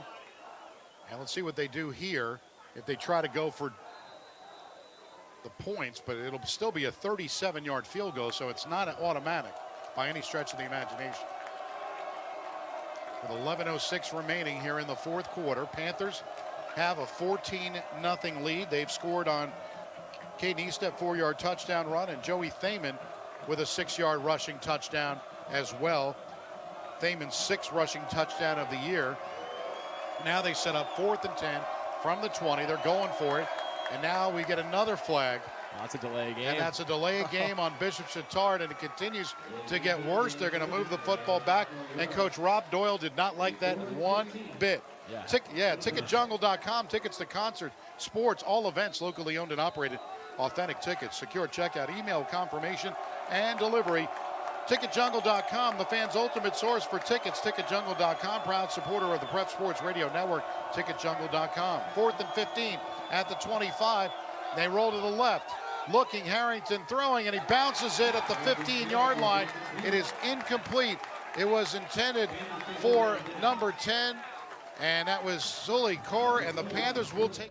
Well, that is definitely how not to run plays in the red zone, one-on-one by Bishop Chittard, as they back themselves up and then throw an incomplete pass. So Elder going to take over with a 2-touchdown lead as they are just underway in the 4th quarter. Meanwhile, we've got an update on the biggest game of the night. Andy Edwards, of course, out at Winton Woods and Anderson. Let's check in with Andy with his halftime update. Andy Edwards here reporting live from Anderson High School as we are in halftime, and Anderson is leading 21-14. Anderson has been able to cut through this Winton Woods defense as Justice Barnum has 2 passing touchdowns and a rushing touchdown on the day. It has been the Justice Barnum show here but don't be astray as Winton Woods has been able to put on a show as well offensively. They're able to score those 2 touchdowns, but they need to keep the pressure up on Anderson to make sure that they stay in this game and are able to stay undefeated and lead the ECC. A couple different scores around the ECC. Little Miami versus Milford. Milford is up 14-0. West Claremont and Loveland, they are up 7-7. It is tied over there. And Walnut Hills Lemonade, we're at 0-7. Lebanon is leading. And actually just came in Milford, Little Miami. Milford is up 28-0. Stay tuned here for second half highlights as we get ready to kick off here in the second half. Make sure to check out the Friday Football Live Twitter page and YouTube page for others in the tri-state area. For Friday Football Live, this is Andy Edwards. Thank you, Andy, for that update. And we're going to head back out to Indian Hill. It's certainly not looking great for Indian Hill as they have already punted the ball back to Wyoming. Wyoming facing a 3rd down and 10. Big play upcoming for the Indian Hill defense as they trail 17-0. So speaking of Wyoming, I'd like to congratulate Finley Bartlett. Not sure if that's the center's brother or not, but a golf state championship for Wyoming. He'll be playing at OSU next year. OH. Dupuis trying to get, no, he's going to be sacked. Devlin Daniel. Yes, it is. Devlin Daniel blitzing and outrunning Mr. Dupuis. And look at him run back to get in to punt. Yeah. Punt return. You can tell it's not, he's not nearly 100%. Still good enough to track down the quarterback. Still good enough to get up off the ground and go return this punt. And as soon as he returns the punt, he'll be good enough to get back in the backfield and hopefully lead the Braves to a scoring drive here. You get the sense that about 50% of Devlin Daniels better than 100% of Tony Harris. I don't even think he needs 50. Oh! So punt for Wyoming on 4th down and 20 is going to die at about the 42-yard line. So that's where Indian Hill's going to take it over, and really a must-score drive upcoming for the Braves, down 17-0. And we're going to head back out to LaSalle. Big 4th down coming up for Harvest Prep, down to 5:36 and counting left in the 3rd quarter. It's 4th down and 4 from the LaSalle 20-yard line. Harvest Prep trailing this one 21-14. In is the Wildcat quarterback. Porter's going to keep it. Goes to the left side. Cuts it up. He's on his feet. And he's going to be tripped up inside the 5-yard line. He is a one-man wrecking crew. 1st and goal, Warriors. I mean, that's something similar to what we saw from Daniel Vollmer during the St. X game, that Wildcat quarterback. Not a whole lot of passing to his name, but rushing he had. And Porter absolutely fits that role perfectly in this scenario. They're going to stay with Porter as the quarterback, and I think we're going to see him carry the ball again. And we do, and this time being brought down in the backfield for a 2-yard loss was Brady O'Connor. Brady had seen enough of that. I think everybody knew what was coming there. I mean, that's just kind of the intuition that you got to have at that linebacker position. Immediately saw what he was trying to do, gets the quick reaction, but uses his power as well to bring him down and put them about 2nd and goal. At the 6, will they do it again? Movement up front is going to cost them 5 yards. It's going to be 2nd and goal from the 11. And that's going to bring Colin Buff back out at the QB position. We've talked about penalties for the Lancers, and previous games have really been the crutch that held them back from such offensive potential. But if we're looking at this right now, 8 penalties. They have 7 penalties, or 8, counting that, for 8. 52 yards lost. Lancers only 1 right now, but that was a 15-yard loss for them. So they've been keeping off the penalties, which is good for them, but can't say the same about Harvest Prep, and it's cost them. Especially in a game as close as this where the scoring has been so plentiful, you need to take all the opportunities you can get if you want to get back. 2nd and goal from the 11. Jones is the lone receiver on the far side, and we're going to get another delay of game. Once again, a little slow getting to the line, and we've seen this one other time from the Warriors. And it's now going to be 2nd and goal at the 16. as Harvard Prep is going in reverse. That is 9 penalties now, and that is 2 of them in the past few seconds. You do not want to be in a position like this if you're Harvard Prep. Back to pass is Boff. Looks, and it's deflected, knocked down at the line of scrimmage. Will, can you tell who was that? Was that Markel McConnell? Is that? I want to say yes, but I'm just waiting until he turns slightly to the left. I think that was Markel. I don't know. Whoever that is, can you just please look a little bit to the left? Yep, that's Markel. It was Markel McConnell. The defensive end got his hands up, deflected that pass, and it's 3rd and goal from the 16-yard line. Now they come out with a 4-receiver formation, 4:01 to play.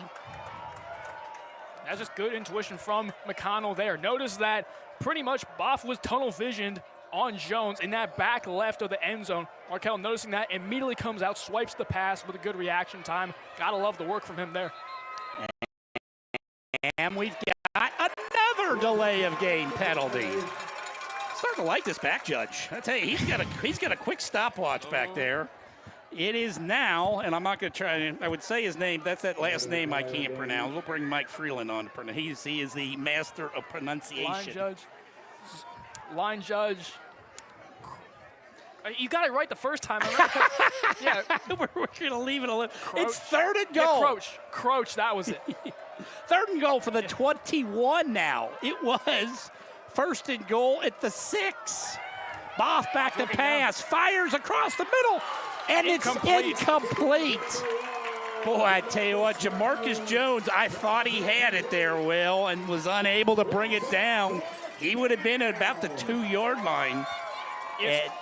And now we've got a huge 4th down coming up. Harvest Prep's keeping their offense on the field. I mean, it is rare to see Jones drop passes like that. He has 12 targets so far tonight with 86 yards and a touchdown. I mean, if they've thrown the ball to him that much, he's got to be consistent from there, so that's rare. Back to passes, Boff, looking, fires, back, caught, and brought down at the 5-yard line is Marquez Colvin, and the Lancers are going to turn away the Warriors at the 5-yard line, and a big reason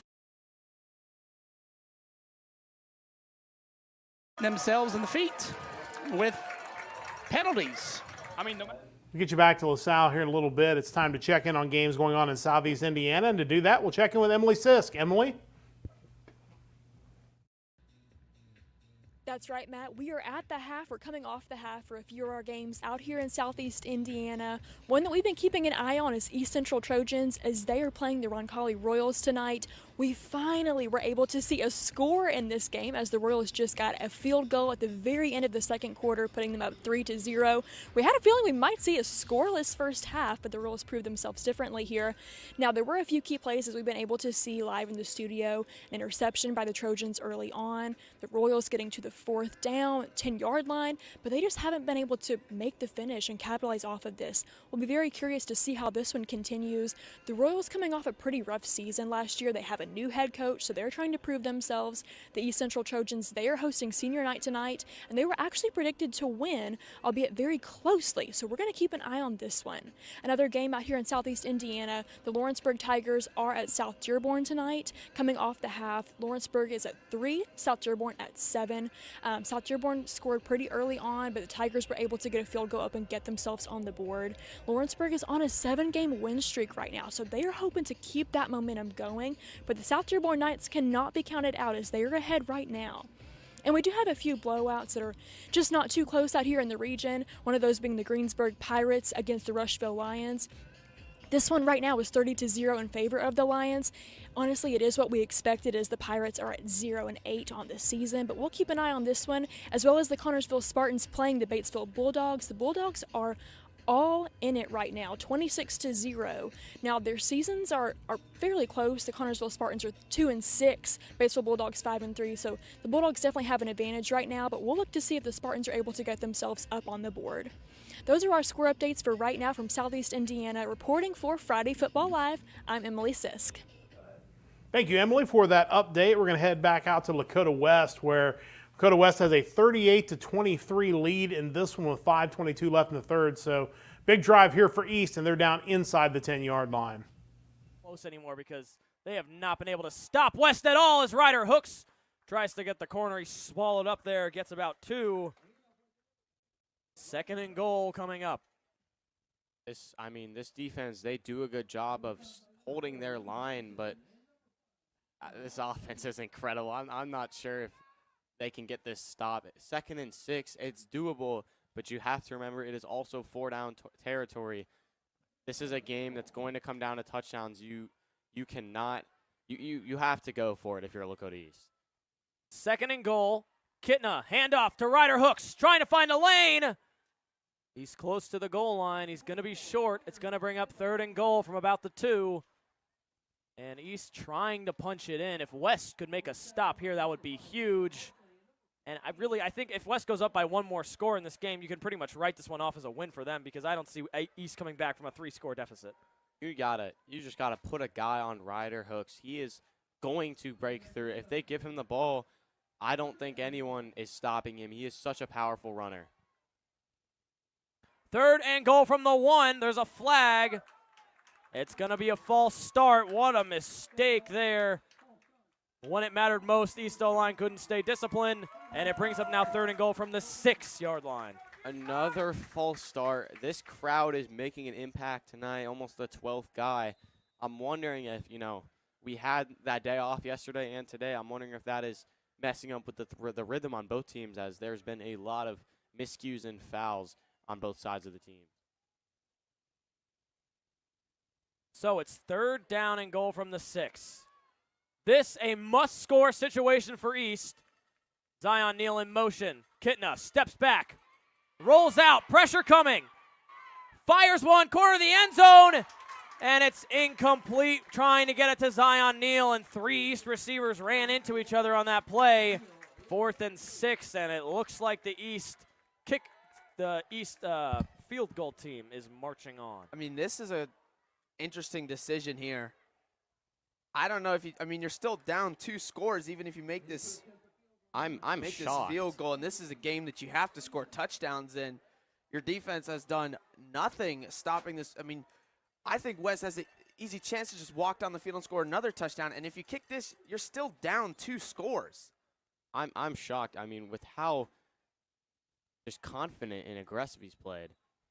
The kick is good, so at least East will get the 3.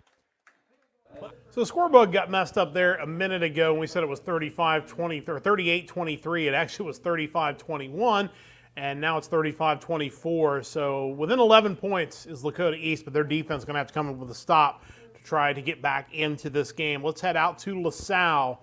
It is 21-14 Lancers late in the 3rd quarter. They have the ball near midfield. But makes for some interesting things. D2 Region 8, I really think that this region right now goes through. Demonbird up the middle. Anderson. Flag is down on the ground as he's fighting his way through. That's actually Ty Brown up there. And I think we're going to get our first holding call of the night against the Lancers. Yeah, we've seen them now. plenty of times this season, and it comes in. Prep is signaling they thought the ball came loose at the end of that play. And the officials are talking, and this is a big call. Yeah, I couldn't exactly see it, and neither could you, Jeff. I don't think you could. That was just a giant scrum at around the 35-yard line, so if he managed to pull the ball out, that's just huge for this Harvest Prep team. And I think they knew they had a holding penalty come, so why not do whatever you can, keep him up and, try to rip the ball away from him. So they're going to say no fumble, but we're going to get one of these holding penalties that has just been a bugaboo all season long for this Lancer team.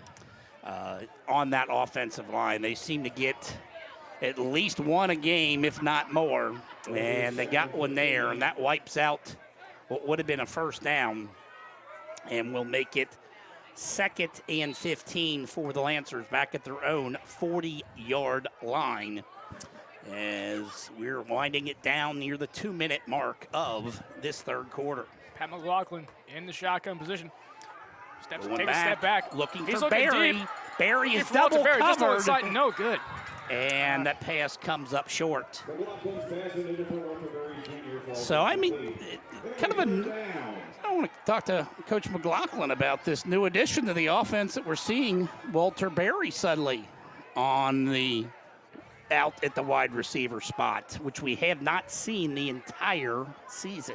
I mean, it's a welcome change. I mean, like I said, with that free safety physicality, it's pretty similar to that of a wide receiver. So now if he wants to go ahead with it, we got Cyrese Smothers now lined up yeah, at wide receiver. One of those cornerback / wide receivers. We haven't seen that all season.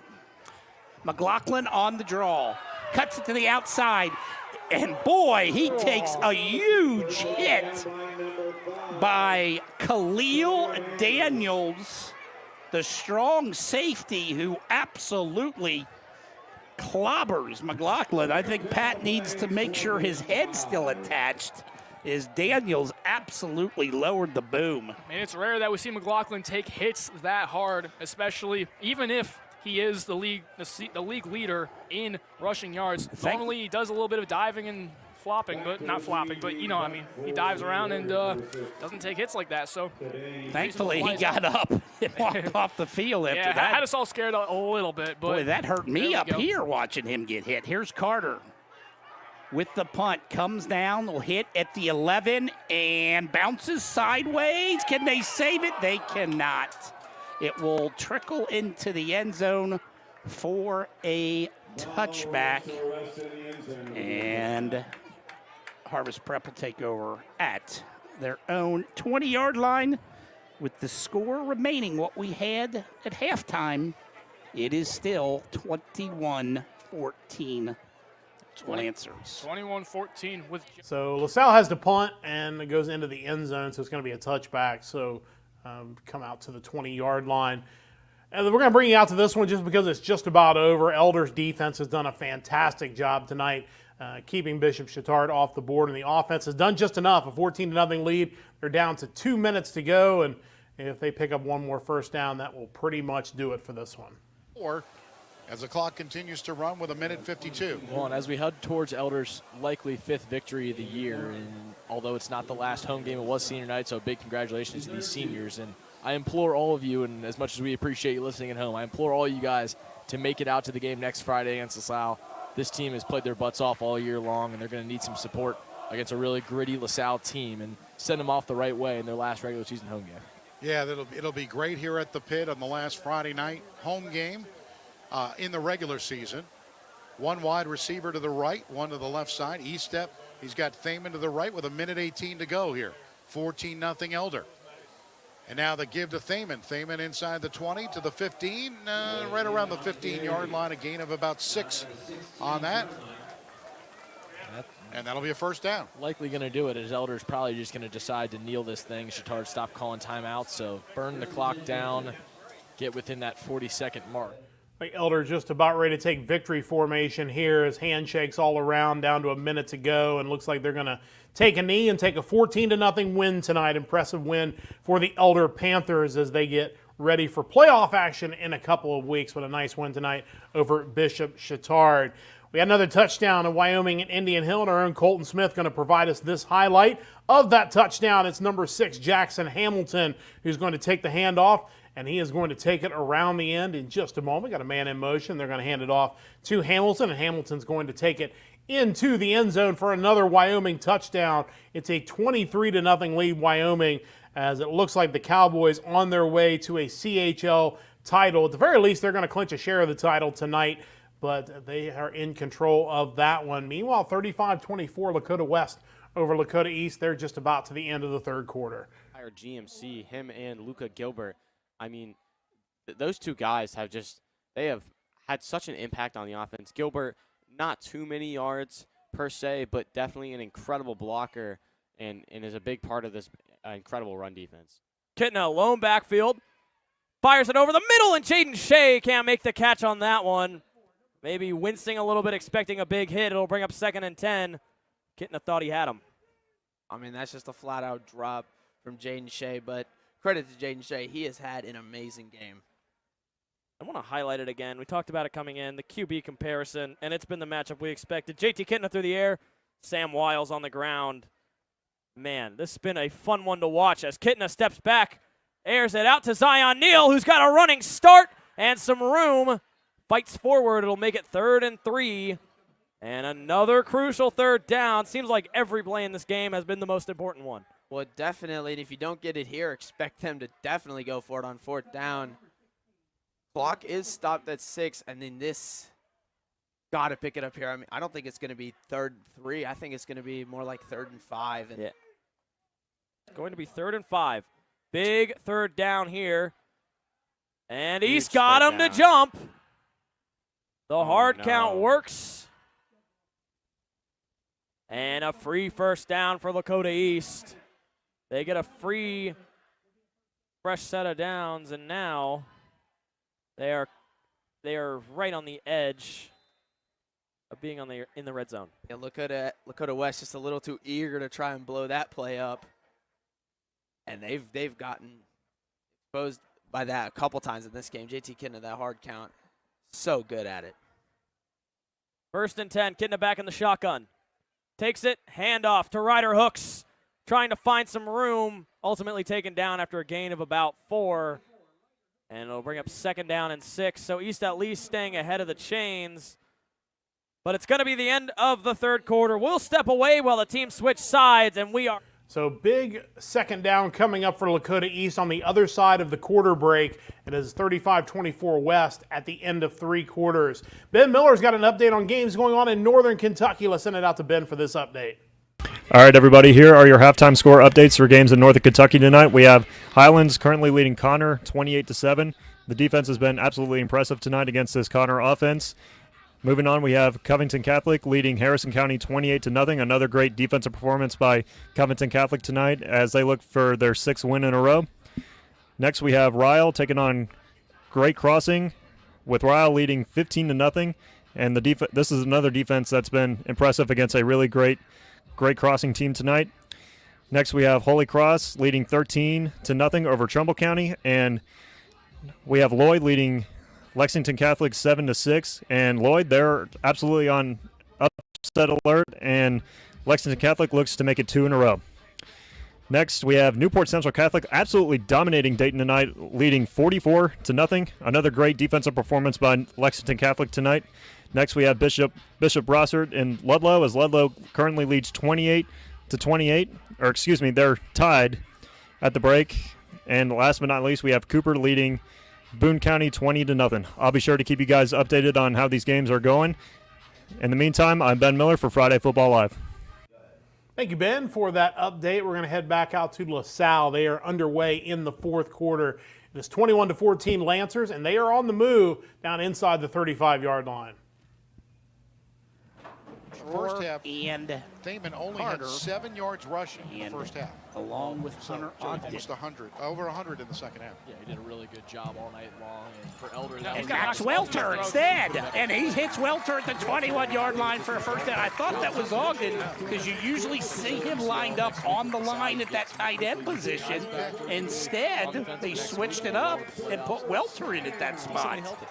Kind of caught me off guard with seeing Max lined up in the tight end spot. Normally you'll have games where Welter is the guy that's receiving most of the targets, where he's maybe getting like 8 to 10 a night. But now they've been spreading it pretty evenly. He has 4 now, Walter Berry with 3, and everyone else, that's like 6 other guys with 1.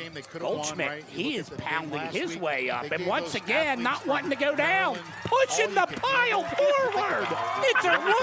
It's a rugby scrum that goes for a 1st down at the 8-yard line. And there is that, I think, the benefit of the Lancer rotation at running back, pounding the ball up the middle.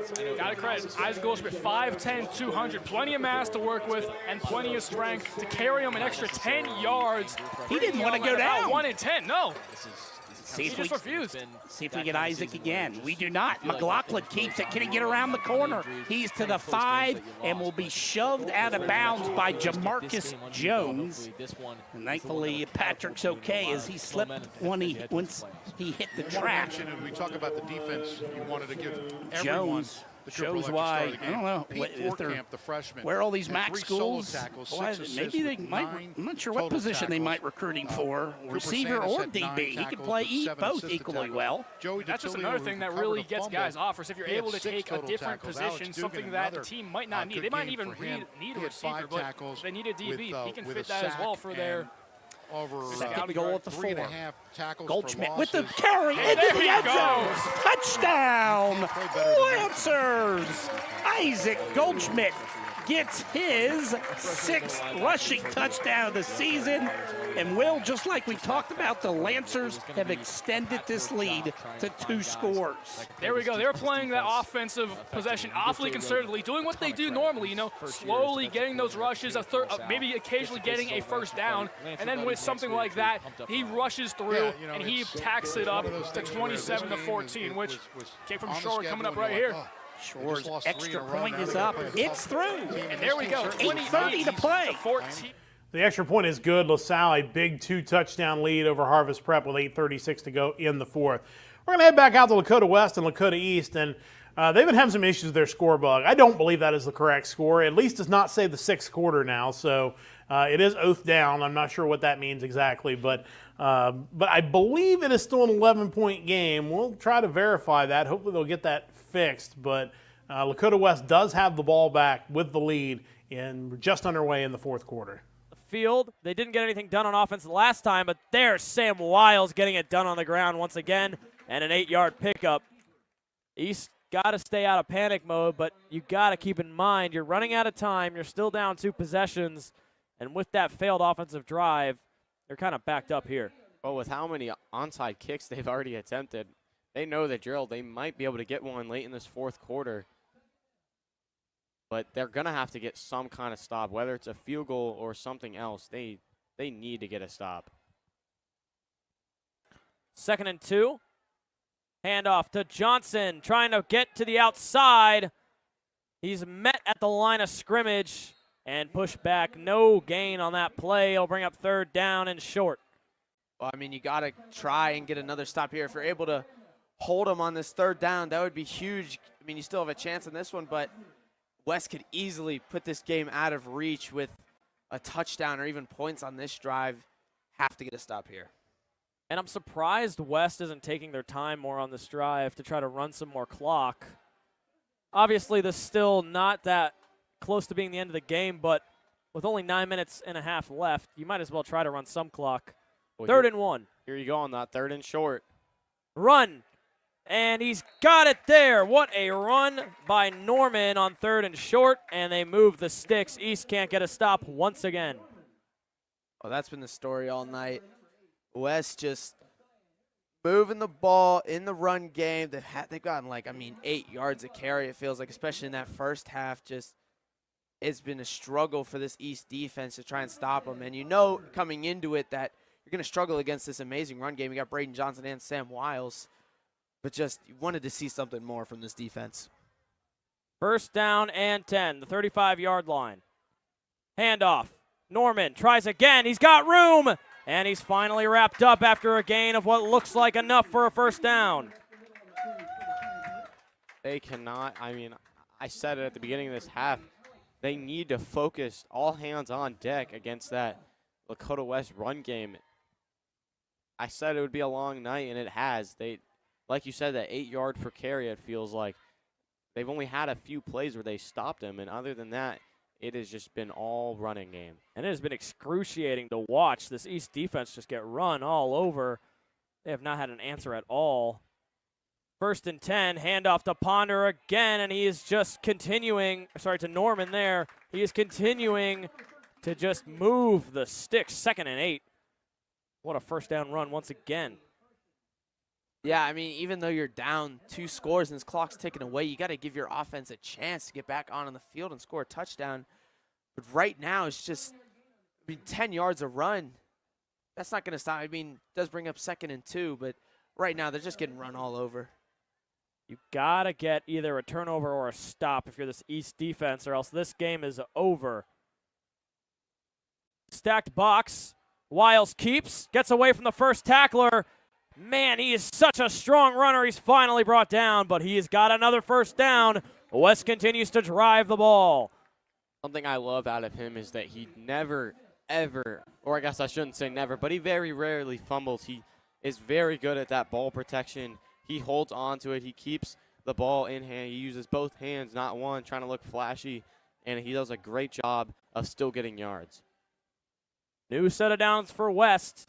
They've been so effective on this drive, and they are really bleeding a lot of this clock. First down and 10 once again. Wiles takes it again, and once more, just a burst of power as he gets another 6 or 7 yards. His delayed handoff is so scary. I mean, it fakes you out. Yeah, it fakes me out almost every time. And I can confirm it. It gets me a lot as well.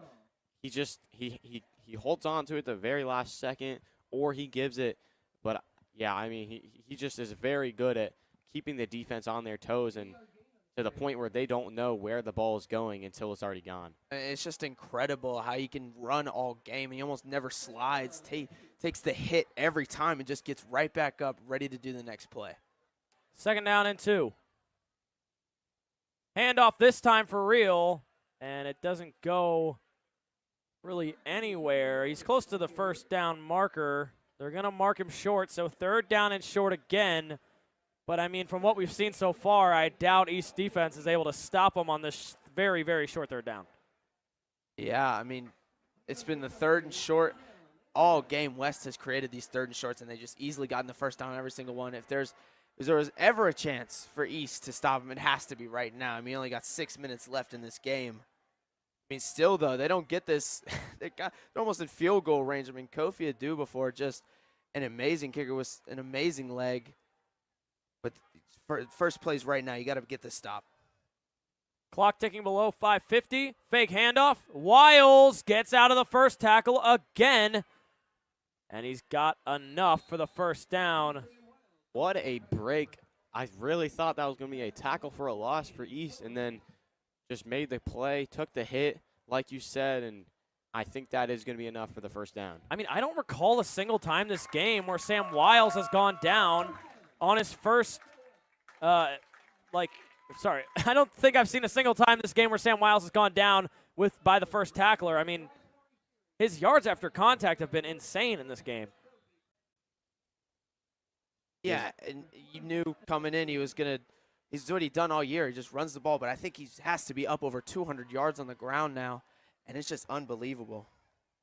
Really racking up those yak. So a new set of downs for West. They're marching into East territory. Fake handoff again. Wiles keeps and gets another 4. They move the chains a little bit. That one limited a little bit more, only 3-yard gain on that one. And I'm just still so shocked that they're comfortable still giving the ball to Sam Wiles and letting him take these hits. I mean, your team is up by 2 scores, and there's only 4 minutes, 30 seconds left. I think you want to get this first down and possibly score this touchdown, but I still think you got to give it to the hands of your running back, save Sam Wiles. Yeah, I can't believe he's just still taking these hits, and the coach is putting him still on the field. First few games of watching him, I get very freaked out. Every time he took a hit, I would cringe for a minute, but I think I'm numb to it at this point. 2nd and 8. Handoff for real. Goes to Braden Johnson, and he's wrapped up after a short game, but it brings up another 3rd and less than 5. Or third and about 6. There's a timeout called by East. Surprised to see them use it this early. Yeah. I mean, credit to East defense. They have been getting torn up by Sam Wiles, but they've done a great job holding Braden Johnson. And, I mean, that power back, Max is giving me a look. I think they've done a good job. I mean, they held him in the first half to just 3.8 yards per carry. I wish I could see his stats live right now. Yeah, but he had that touchdown. You got to remember a lot of those carries came right on the goal line, so there's no way for him to get that average up. I mean, I don't think East has done a good job against the run at all. Definitely not against the run, but against Braden Johnson, you got to give him credit. He hasn't been tearing him up. Well, it kind of feels like Lakota West is just running out the clock here against Lakota East. They got a 3rd down and 8 coming up, so we're going to jump back to this one in a moment. We're going to head out to a very big play in this game. It's only 3:34 to go. A 4th down coming up for Indian Hill, a 23-7 lead for Wyoming, and looks like we're going to get a measurement, and they will stretch the chains or attempt to. And looks like we're going to find out whether this is a first down or not. It's very close. May have to get out the index card to see whether this is a first down or not. and they're going to move the side judge out of the way, and it is indeed a first down. And Wyoming can't believe it. They think it was stopped short, but the drive going to continue for Indian Hill, and they're going to need a touchdown and a 2-point conversion to have any chance in this one, and we're down to the final 3:34, so let's head out there now. You get a first down. You get a first down. Yes, little Oprah Winfrey host. I like that. Drew, if you're not busy, first and 10 we on got the a 30. syndication deal for you. Sichel, and he's got room. Oh my. Make a play. Fitzgerald down there in the end zone. Nice throw, actually, by Ben Sichel. That ball actually very catchable ball. Very nice job. Tough catch. Tough catch, especially with Fitzgerald draped with the coverage right there. Now 2nd and 10 for the Braves from the Wyoming 30.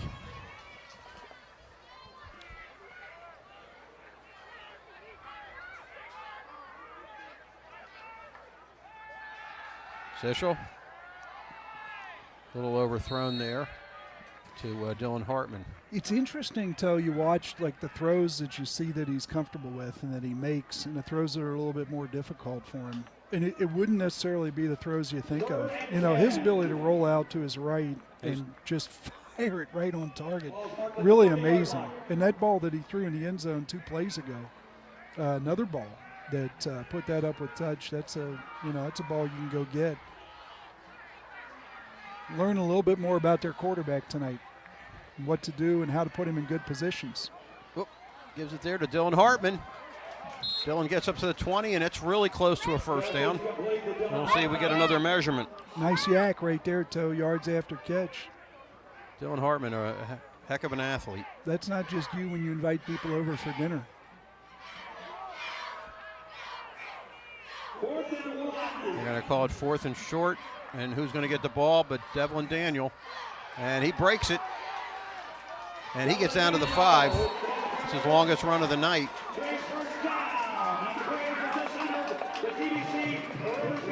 It's a winner, Toe. Still convinced that this team, if they just hustle, can get back in this.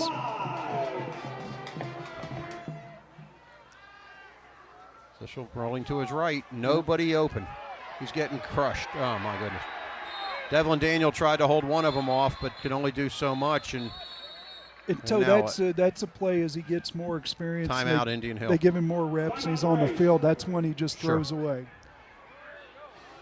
Stop the clock. Keep the yardage. Well, don't take the hit. Coach just called timeout for the Braves, so the Braves with 2 remaining. Wyoming still with 1 remaining.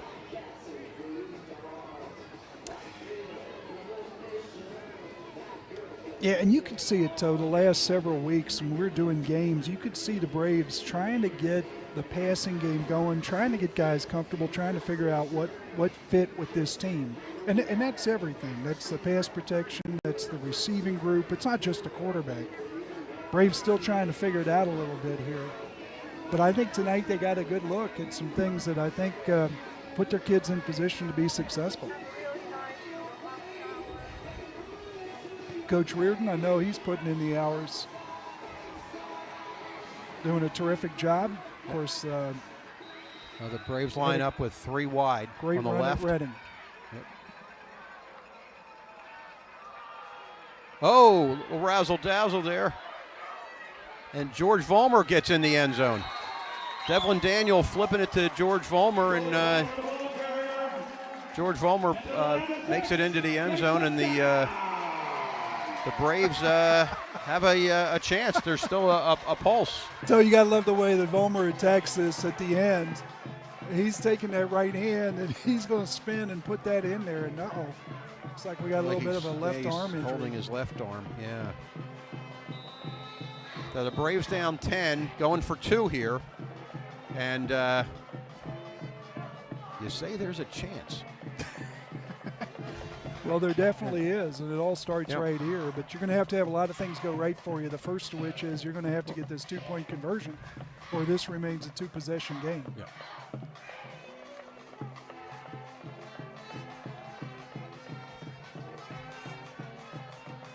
So the Braves break the huddle. 2 flank to the right, 1 to the left.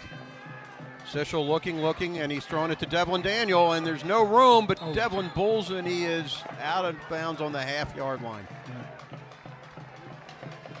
And that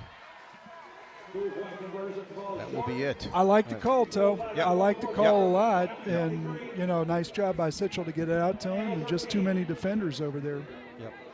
Daniel did his part. Everybody did a nice job there, including the Wyoming Cowboys, who keep him out of the end zone. And for all intents and purposes, Toe, that's going to make it really tough. So the Braves down 10 with just 2:05 left. Braves with 2. So we got an onside kick upcoming for Indian Hill against Wyoming. They're down by 10 with 2:05 to go. They're going to have to get the onside kick, score quickly, and then get another onside kick. So we'll let you know if they get the first one. But in the meantime, we're going to jump out to what is our closest game of the night. Again, it hasn't necessarily been the best game of the night, but East Central is driving. They're down to the 30-yard line in a 3-0 game as they are late in the third quarter. Maple again over the middle. Maple Feldkamp. And it's going to be batted down in a close play.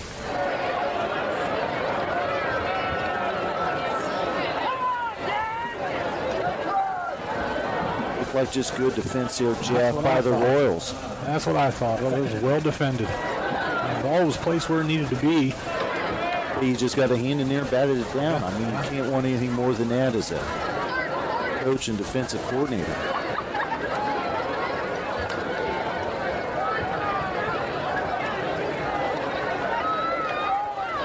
Second and 10, Trojans.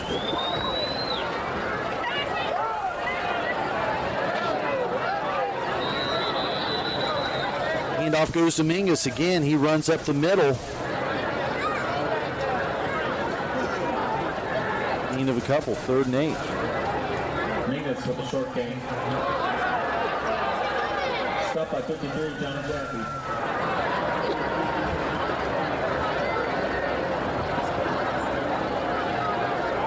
It's going to be into the third. Jeff will take a break and come back for the fourth quarter. The quarter of decision here tonight. Ladies and gentlemen, pay attention to the cheerleaders. They'll be performing once again.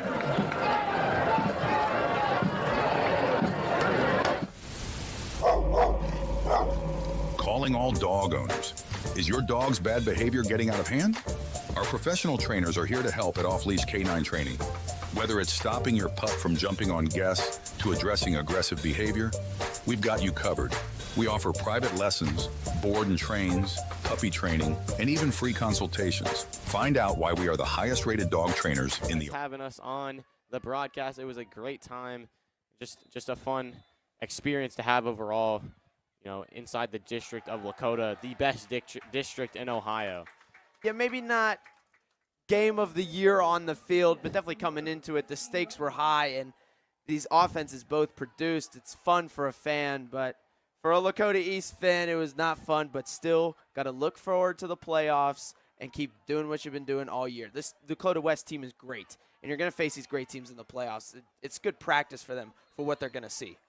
Yeah, they obviously wanted the win. As an unbiased commentator up here, at least I try to be, this has been a fun game to watch. I mean, there's been so many big plays, so many explosive moments, and, I mean, you couldn't really ask for a better game. Maybe you want a closer score, but there has not been a shortage of big plays on either side of the ball.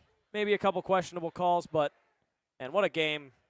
Can't ask for anything better. As I want to give you an update on the Princeton-Middletown game. A huge game because it will determine the GMC, because if Princeton loses, that could give West the only spot as GMC champion, and right now they're only up by 7 against Middletown. Up by 6 against Middletown. So West takes the knee. I'm not sure. I think there's still enough time for them to do it once more. But yeah, the Middletown-Princeton game will determine if West is going to be the sole champion of the GMC. Warranted they can take care of business next week against Mason, which shouldn't really be a problem.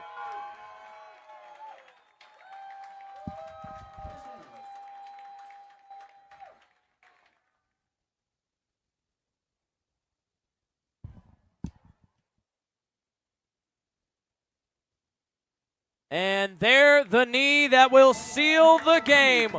What a game between East and West. Bitter rivals since they split back in 1997. We want to thank you so much for watching. West next week moves on to play Mason, and East will finish their season off at Oak Hills. Man, this has been a fun one to bring to you. I want to give a shout out to all the athletic boosters, as well as our sponsors, Butler Tech, Lakota East Spark. Shout out to Lakota West Brock. So it is West over East once again. Lakota West gets the win tonight, 42-24. We've got just a few games left. I want to let you know that East Central just turned the ball over on downs on fourth down at the beginning of the fourth quarter. So they remain 3-0 behind at Roncalli. We will keep you updated on that one, maybe begrudgingly at times. But we're going to head back out to Mount Healthy and Talawanda. 9:48 left in the fourth. Mount Healthy with a 56-35 lead. Part of all this, my gosh, can you imagine being part of this game tonight? This is exciting. You know, get in touch with people at ICRC TV. We're always looking for volunteers, always looking for people to help. Of course, so our main man out here tonight, Will Matthews, our producer. I'd also like to thank our other producer who's up in Lebanon tonight, Dean Lowry. Will, I don't know. Dean might be going home early tonight, so I don't know. I don't know if you got a score for that game or not. If they're into they were getting close to a running clock up there.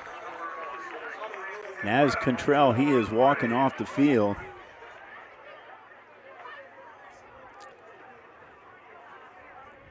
Six minutes ago, Warriors were up 41-6 on the Eagles. All right, they got that running clock up there. Still 41-6 as we just heard. So Dean's going to beat you home. All right, let's see. We've got another running back in there. We actually have the freshman in there right now, Ethan Hanline. He's in a running back. It's fourth down. Let's see if Leach is going to pass. He's got two receivers each side. He's back to pass. Now he's going to run. He lobs it up. And do we have a pass interference? Yes, we do. Pass interference. The pass was intended for Ryan Wright, but he was interfered with beforehand, and that's a now if this was the NFL, that would be first down at that point, but here it is just penalty and a first down from the line of scrimmage. And nevertheless, it will give. And he caught that too. He still caught that ball. Okay, yeah, he did. Oh, that's right. As soon as he caught it, it's right there. Good point. Good eyes there. Thank you, Logan. Yeah, he caught that ball, so they'll decline the penalty. First down. First and goal. Leach. He's got three receivers out this side.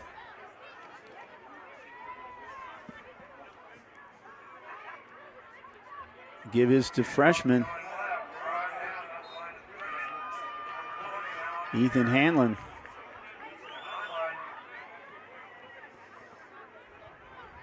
Hanline picks up a couple. Second down.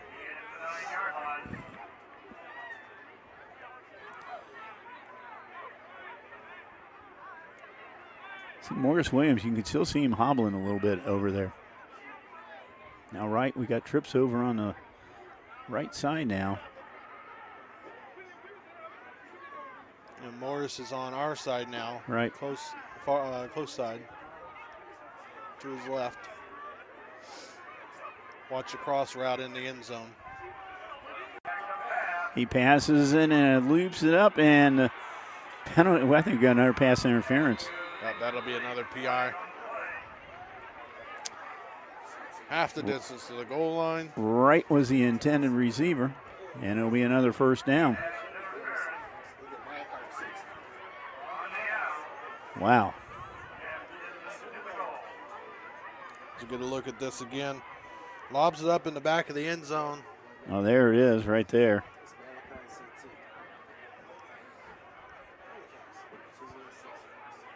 Able to get the PI call.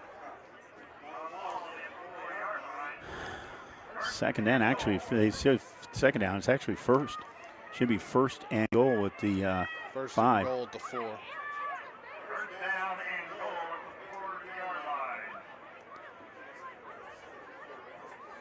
All All right, Leach. He's having a career game himself tonight.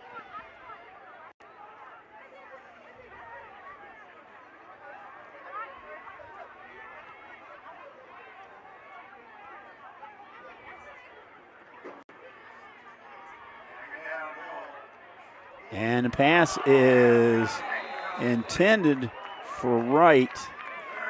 And he is taken down, and he looks like he's hurting. Yeah, he took a shot to the gut there. He's coming off field. I tell you, there's gonna be a lot of sore players here Saturday morning. Oh yeah. Took a shoulder to the gut. Was not the helmet, so no targeting call. That was the other one. That was the. Yeah, there we go. targeting. I just remembered that. Yeah. There we go. That was the targeting one. Yeah. That was the second flag on Mount Healthy. It was a 15-yard penalty. Right. Okay, 8:07 to go in this game. It is second down, not third down, by the way, just so everybody knows.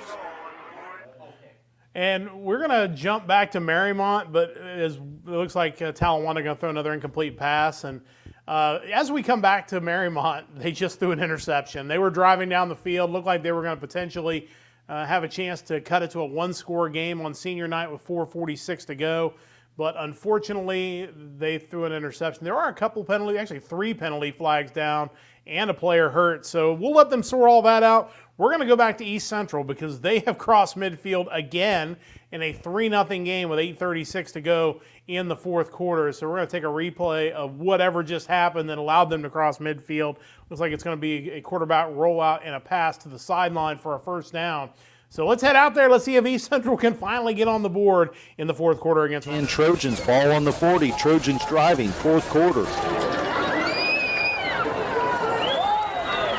Ryan Mingus up the middle. Mingus, he's free. Mingus at the 20, at the 10. Touchdown, Trojans.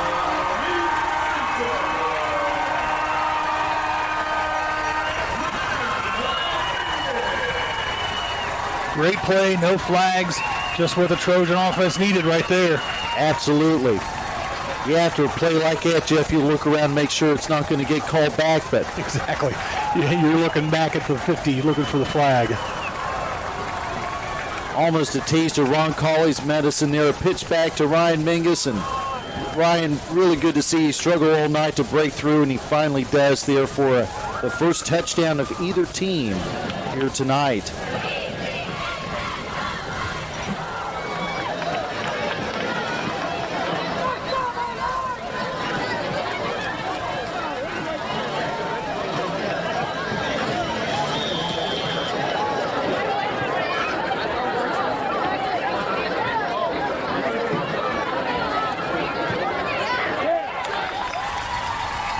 It's through.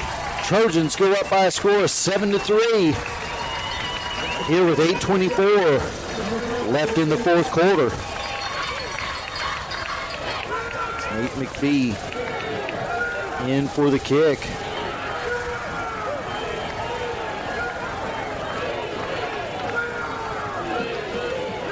Yeah, what a play there by Ryan. And, you know, the last couple drives have been pretty good. You know, the previous one they weren't able to score, but this one able to find the end zone.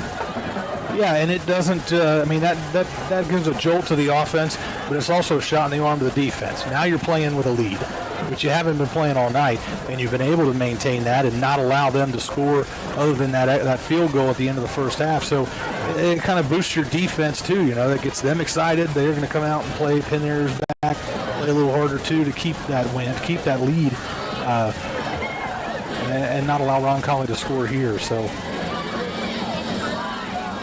Yeah, absolutely. You know, if you're the defense, Jeff, it's going to give you a boost and some fresh legs here to hopefully finish strong the last half of the fourth quarter.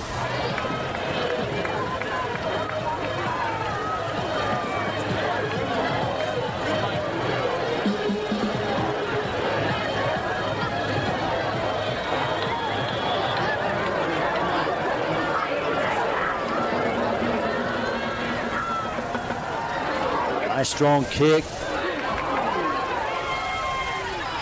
Ron Colley. That's Dozier on the return.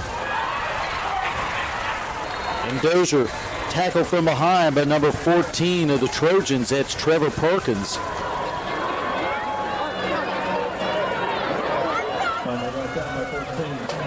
A really good job of Perkins there. He got a good angle pursuit. You know, he made that cutback. Dozier made that cutback, and it kind of looked like, oh, he's got a lot of space there, but then Perkins closed and made that tackle. First and 10, Ron Colley, their own 45. Good field position here. Ron Colley at the 45. First and 10, Royals. Ash rolls to his right. He sees some room. He eludes one tackle, two tackles. Yeah, we got the penalty over there. Penalty flag. Coach Minder's indicating it would go against the Royals, and it does.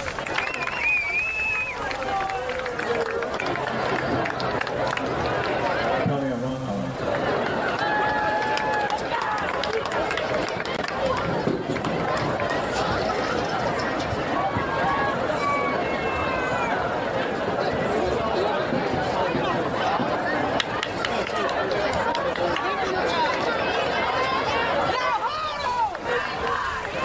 Got some big penalties here tonight, Jeff. That's a big one against Ron Colley.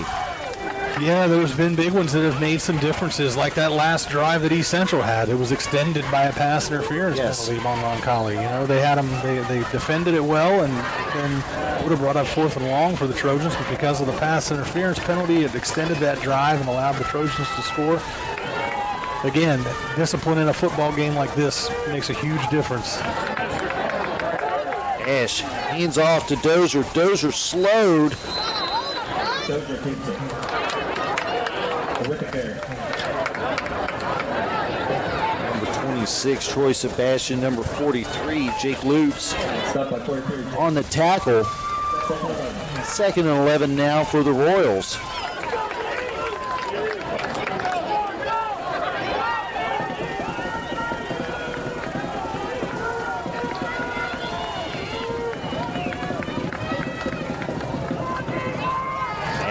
Drops back, pressure. Pass is complete. Number 17. So a 7-3 game, but Ron Colley still maybe looking to make a drive of their own after that great kick return. We'll get you back to East Central in a moment, but we have an update on the game of the night from our own Andy Edwards. Of course, he's out at Anderson for Winton Woods and Anderson. Winton Woods had a touchdown to get back to within one score in this game, but it was called back because of a penalty. And then the next play is going to be this interception in the end zone, a huge play for Anderson. And now Anderson up 31-17 with under 3 minutes to go. And it looks like they're going to try to run out the clock and pick up a huge win tonight. Meanwhile, Ron Colley is in the red zone as they're looking to retake the lead with 6:56 to go. All complete. A couple of big-time grabs there on those last two plays. That one over the middle by Schottel was an incredible grab. He kind of extended out and fell into it, and that was a nice tiptoe sideline pass there. That was number 13 on the reception, Ben Swizy. A great reception there along the sideline. And that's Dozier into the end zone for a Ron Colley touchdown. The Royals retake the lead here.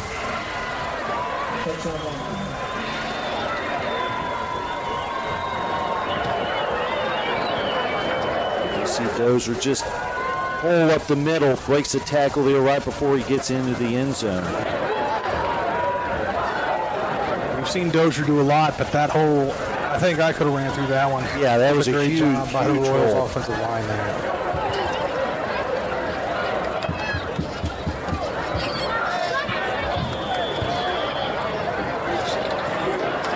E.T. good.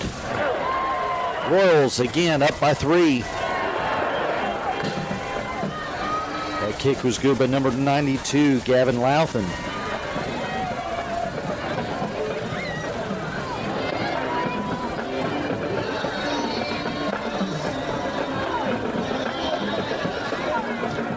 So just like that, after East Central gets their first touchdown of the night, it is answered by Ron Colley, and they have a 10-7 lead with 6:51 left in the fourth. We'll get you back out to East Central in just a moment. Meanwhile, a touchdown pass for Marymount, and Marymount is within 18-13 of Deer Park with 3:21 to go. As our spiritual leader Wes Akers mentioned off the air, we've seen Marymount do this over the years on Friday Football Live, where they just kind of hung around and find a way to pull one off late. Can the Warriors on senior night get one for their seniors? They're getting ready to kick off, but they're only down by 5. And Deer Park's probably just going to run the ball then, so try and force them to use that last timeout. So in the miracle of a Warrior stop, there's going to be not much time left on the clock. So is there an onside kick coming here, Carter? I guess is so. Is that where we're at? There's too much time on the clock for that, Will. Shatui looks like he's lining up for one.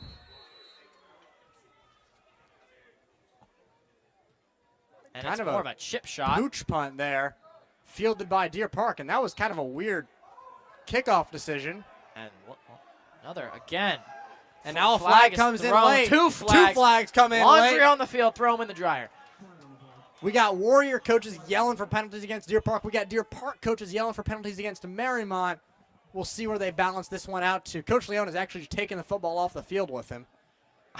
just trying to I think he's just trying to calm his team down right now, Carter. I mean, Will, this is a chippy football game. No doubt about it, man. Game. You know, these seniors are playing their hearts out and leaving it all on the field because this is their last game in Kusel Stadium, and so going to be a personal foul on the Wildcats. Going to back them up 15, I believe. So deep in their own territory. 3 minutes and 20 seconds to go.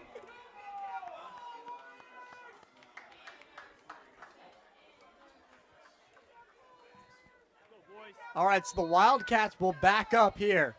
Inside their own 20, they have it. We saw what happened last time. Warriors one timeout. Got to think the Cats are going to stick to the ground game here, but a first down would probably end the game. Alford on the handoff on play number 1. Warriors trying to rip it out. A penalty flag comes in. This could be bad if it's called on the Warriors. No one seems to be sure. We're going to get a face mask against Marymount. Face mask on Marymount. An automatic first hurts, but that's not terrible. That's not terrible, no.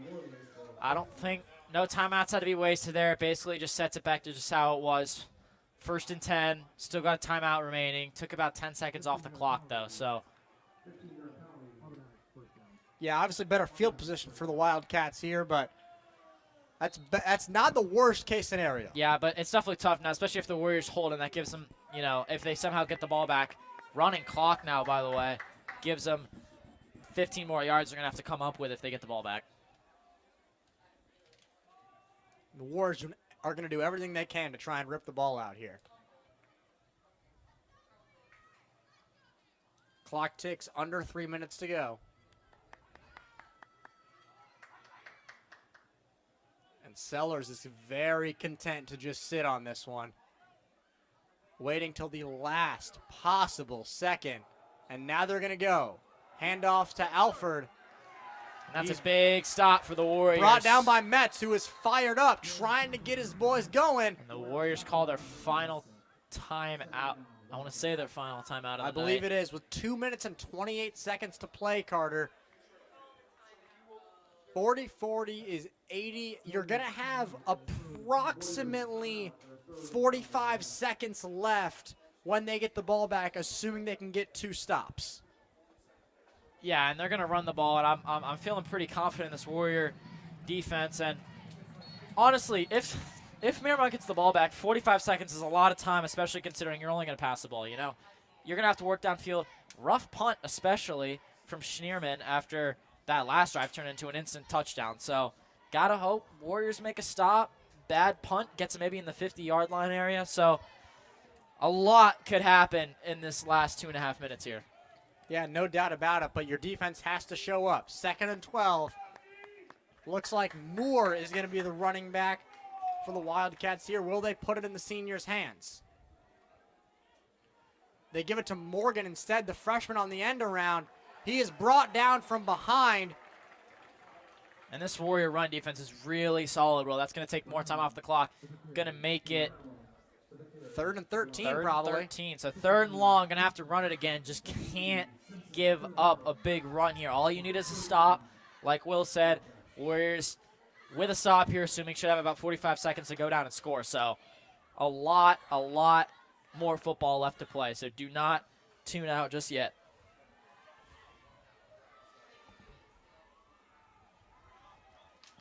I will say Sellers has had a noticeable limp to him ever since that injury that occurred in the first quarter, but he's been giving it his all, doing everything he can for this team. Moore's going to get it here. They're going to pitch it back to Sellers. Oh, my goodness, what is going on? Oh, now he's brought down. Roman Hilgen with a massive play.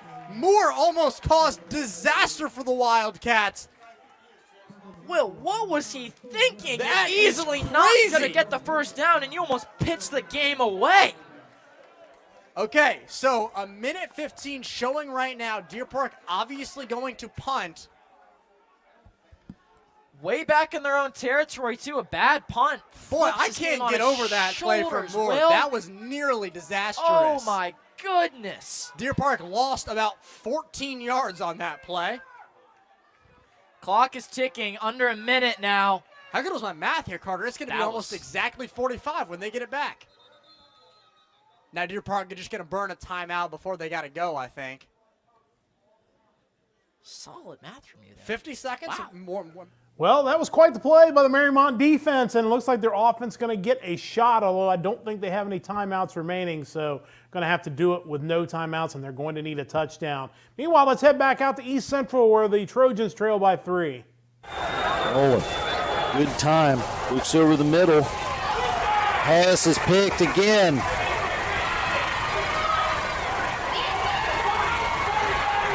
Oh, no.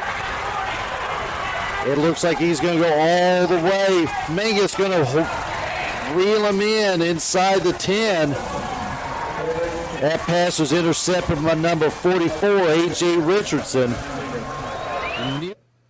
We'll get back to there in just a moment. We're going to head back to Marymount as we are getting ready to have a punt. And I can let you know that Roncalli has scored. It is 17-7 now, Roncalli over East Central, and now the hill awfully high for East Central to climb, down by 10 with 4:47 to go in that one. But Marymont's going to have to find a way to get a good return here and then see if they can punch it in for what would be a pretty awesome comeback on senior night. And we will head out there now to see what Marymount can do here on special teams. You should get the ball in Wildcat territory with 45 seconds to play, and all you need is a touchdown to win. So that, I think, is the, I mean, if I'm Coach Lane right now, that's all I'm telling my team. A block would be phenomenal, but hey, anything could happen. Yeah, no doubt about it. And this Warrior team, no matter what the outcome, great second half from the guys. I mean, Warden, Duckwell, Walton, all making massive plays to will this team back into it after going down 18-0. And at this point, you got to lay it all on the line, see what happens. It's Vianello standing at around the 35-yard line. And they do get called for offside. William, what did I say? Look, Vianello would have gotten the ball at about the 40 and maybe taken it back to the 30. There's no need to try and block the punt So if the opportunity arises. But they're going to get 5 here, which isn't going to help them a ton, but it's better than where they were. 5 more yards for Marymount too, which is, I mean, every yard, every second counts at this point. Yeah.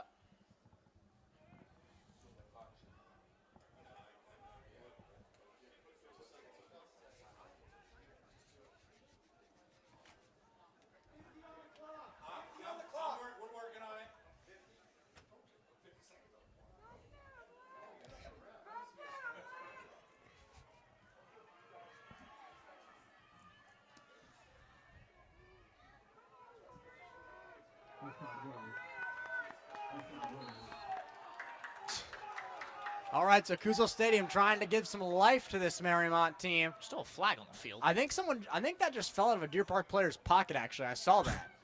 I think it's a yellow towel that we're seeing. Is that legal? So Sheenman, low snap. And the Warriors do block it, but it gets out okay. Vianello is going to pick it up and try and run it back. Oh, my God, they got a hand on it, Carter. Oh, how does that ball make it through? Oh, my God. I'm hoping for a replay here. I don't know if that's possible, Will, but I think it was Robinson who got a hand on it. I mean, he was right in front of him. It came out on the ground, and it dribbled past everyone, got all the way to Vianello, who was standing at the 35, which is just remarkable. Oh, my goodness. Okay, so at the end of the day, it worked out like a normal punt, and the Warriors, they need a miracle, but they have a chance. 43 seconds on the clock. First Warriors downs, I think, do at stop the clock. Warden looking to throw. Deer Park rushing just forward. Warden going deep, deflected. Really nice play there from Guzman. Carter, as exciting as this is, you don't want to see the fans getting back into it with the referees. It's been getting chippy since about halfway through this fourth quarter, and it's just been a little bit aggressive, a little bit tense, but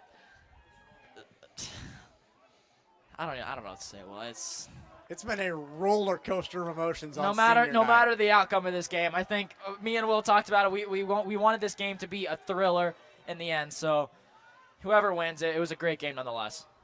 All right, Warden 5 wide again. Deer Park brings pressure here. He's got Walton open. Step out of bounds, Jack. Step out of bounds, Jack. And the clock is running, and he did not get out of bounds. Nice play from the Deer Park corner to get him in bounds still. And the Warriors are probably just going to spike third down. it here. No, I think they got to go on third down. They got to go for it. 20 seconds to go. Warden steps up. He gets it out to Walton, who gets out of bounds this time, but that's going to be fourth down. Wow. I mean, that's all I can say is, yeah, Walton trying to fight for the extra yards there and doesn't get out of bounds and actually loses a couple. So, Carter, on 4th and 2 here, 4th and 3, are you just looking for the first down, or are you going to try and take a shot and see what you can get right now? I mean, I think you're looking for the first down. Like you said, I think first down stops the clock, I believe.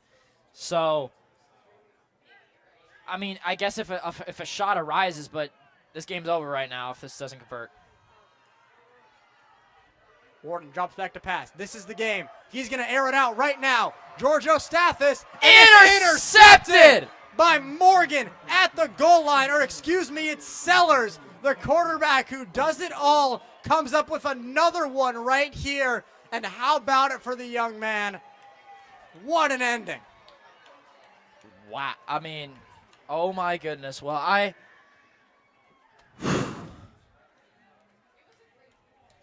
said regardless, this game, I think it's what we wanted. It was a thriller, and it hurts, you know, as both Marymount seniors ourselves. You know, this is our last time we're gonna get to commentate a football game and, you know, get to see the student section of heartbreak for Marymount as they had a chance there at the end, but that one play where they didn't get out of bounds, I think, was the one that ended up costing them. So it should be victory formation, although Deer Park's not going to have their starting quarterback to take this snap because their quarterback just made that interception and then went off with an injury. So we'll let you know if anything crazy happens, but in the meantime, we're going to get you back out to East Central, where Ron Colley has picked up another interception. So they're looking to run out the clock with 3:43 to go. Don't forget, coming up as soon as we wrap up from here, we're going to be going out to Tri-State Football's Friday football tonight. I can't remember the name of the show, as it turns out. But we headed out there as there's a tackle made by East Central, but a flag on the play. There have been about 50 of them in this game. But East Central going to need to get probably a turnover at this point, down by 10. Houston on the tackle, number 23. Nice tackle by Nyden.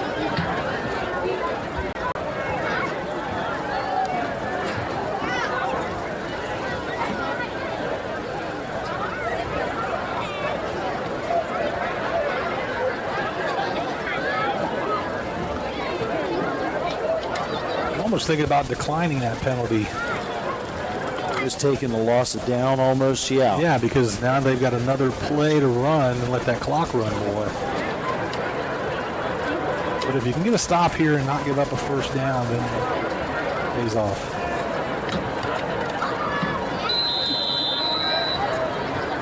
First and 20, Ron Colley. East Central's going to take a timeout. Jeff, let's also take a timeout. We'll be back with you for the remainder of the game.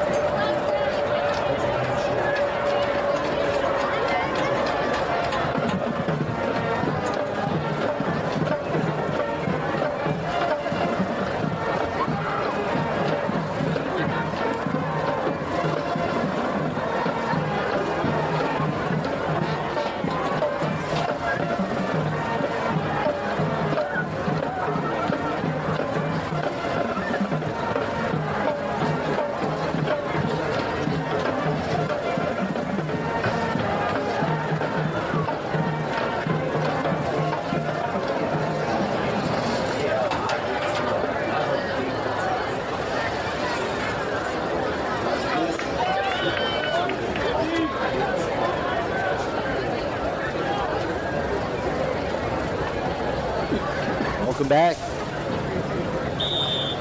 3:30 left in tonight's game. Ron Colley versus East Central. Jackson along with Jeff Vaughn for Trojan Media Productions.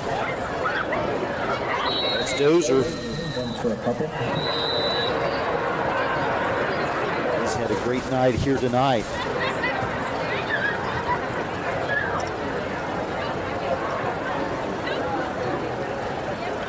Bring up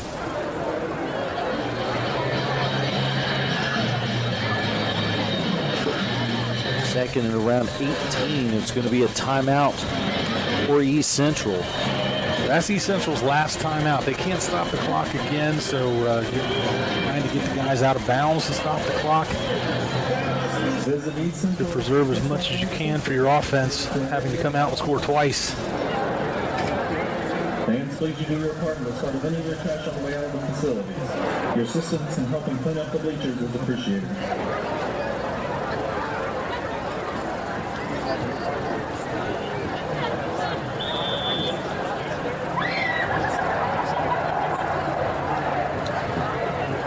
Dozer again. Have a gain tackle here by the Trojans. Going to bring up third down, 3rd and 10, a gain of around 8 for Dozer and the Royals. Maybe more important for East Central, clock continues to roll. Under 3 minutes. Royals up by 10, 17-7.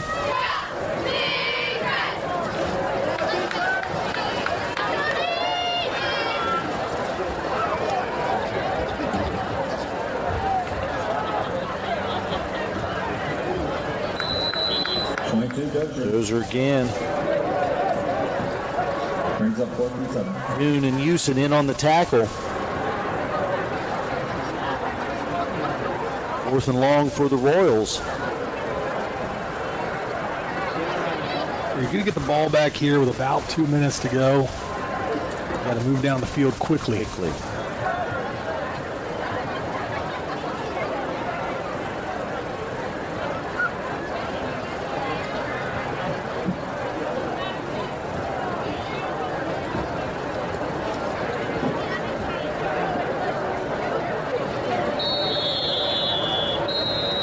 Birding back to receive the punt. Royals are going to take one of their 2 remaining timeouts.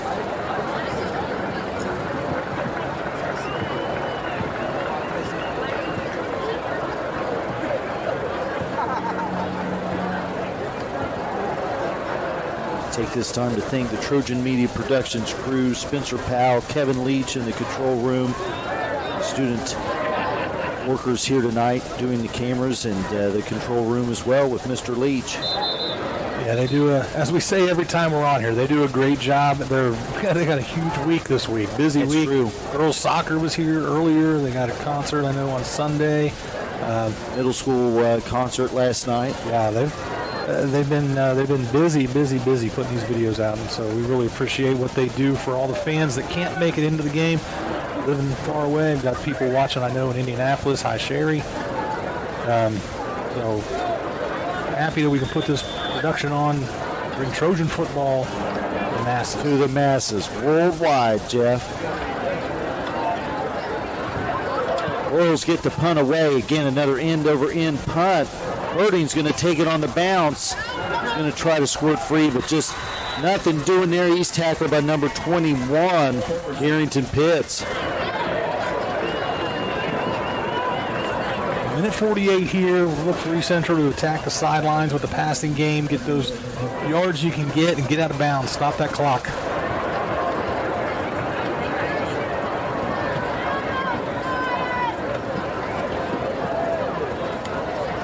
Here, East Central, you got to find a way to quickly score here. And hope for some sort of an onside kick to get the ball back, right? So that's what you do in that special teams practice. You practice those types of plays for these types of situations. Maple again over the middle, picked off again.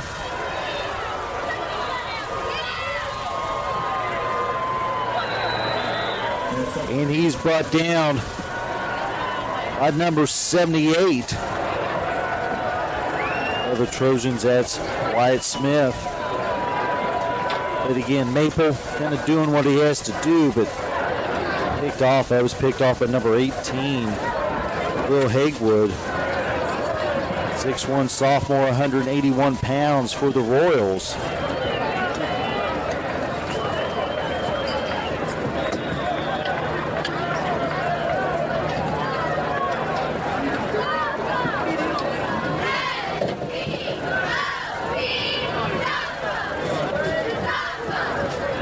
Way to end this game, Aaron. This game you fought so hard for all game long. You know, it's. I mean, you're right, Jeff. You know, it really has been an entertaining game, hasn't it? Other than the score. Yeah, the score for us. That's true. It's been an entertaining game. It's been a fun game to watch. Good football game. Good defensive battle. Kind of a game you take your lump and you go on and you try to figure out what you got to do now. You know, you got to figure out what to do in the postseason. The second season starts in 2 weeks, yes. right? Well, preparation starts on Monday, so you got to look at now. What do we do to make some changes to get things figured out for the postseason play? Yeah, it's definitely a lesson learner for East Central. You know, like we said, this is one you always kind of circle on the schedule because you know it's going to be a tough matchup year in, year out. Yeah. You know, the final score is a huge downer, but, you know, coming into the game, what could happen, and you hope that you learn your lessons, like we say, and as you mentioned, the second season's coming up. You've got to pick things up again and be ready in 2 weeks. Right. I mean, you got a lot of things to look at here on defense positives. You know, that's absolutely good, right. Yes, it's a very good running game. Roncalli came in here with. Whenever you've got a quarterback that has legs like that you've got to account for that other running risk there. It allows you to kind of see how you do against that. And I think for the most part, the Trojans answered that question. Held them to 3 points through most of the game. You know, a couple of interceptions there, run back to give them really good field position. And Dozier did what he's been doing the whole game. He was a good running back. So interesting game to end the season and the regular season on. But like we said, take a look at the film, look at things you did well, look at things you need to improve on, and get ready for the second season. It's a new season, record 0-0. Yeah, it's true. And again, East Central will be off next week. Every team has a bye. They will be back on November 1st to start sectional play at Seymour. Seymour 4-4, Jeff, on this year. I believe they lost tonight, so they're 4-5 now. So I think it's, a sectional East Central could take, if they play it right.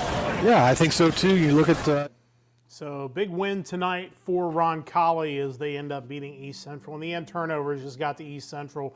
A game that was kind of a slog in the first half, not going to lie. But Roncalli finally got their offense going just in the nick of time as they pick up the win. What a night across the tri-state area. We have Anderson going to 9-0 for the first time since 2009. That team, of course, went to 12-0 before they fell to Elder.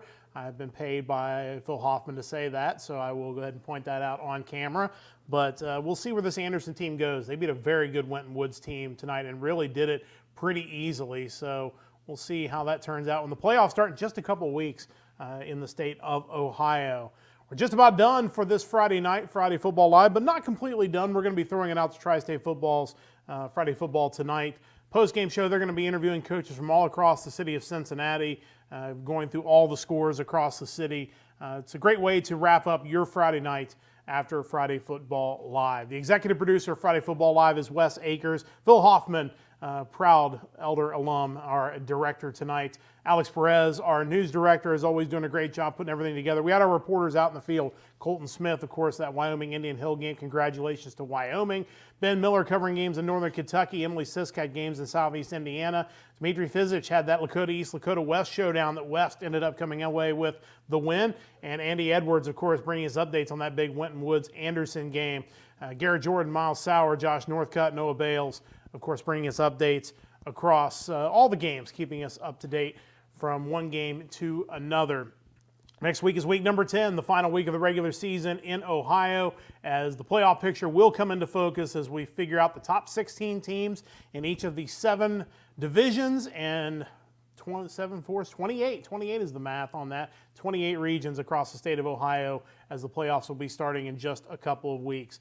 For us, that's going to wrap things up. We'll be back again next Friday night on Friday Football Live, 7 o'clock Eastern Time. Join us for another great slate of games. We're going to have teams playing for league championships next week. We're going to have teams playing for playoff spots and, of course, home field advantage in the first round of the playoffs. That's going to wrap things up for here. We're going to get ready to throw it out to the Tri-State Football Friday Football Tonight show. For the entire crew here at Northern Kentucky University, I'm Matt Sexton saying so long. We're going to head on out to the Friday Football Tonight show from our friends at Tri-State Football. On the other side of this, you're watching Friday Football Live.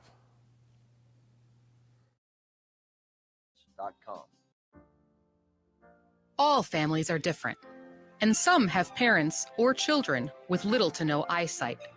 But this doesn't stop them from sharing the work, play, love, and laughter of family life. Eyesight doesn't define a parent, a child, or a family. What counts is being together. Want to learn more? Visit us on the web at blind.org.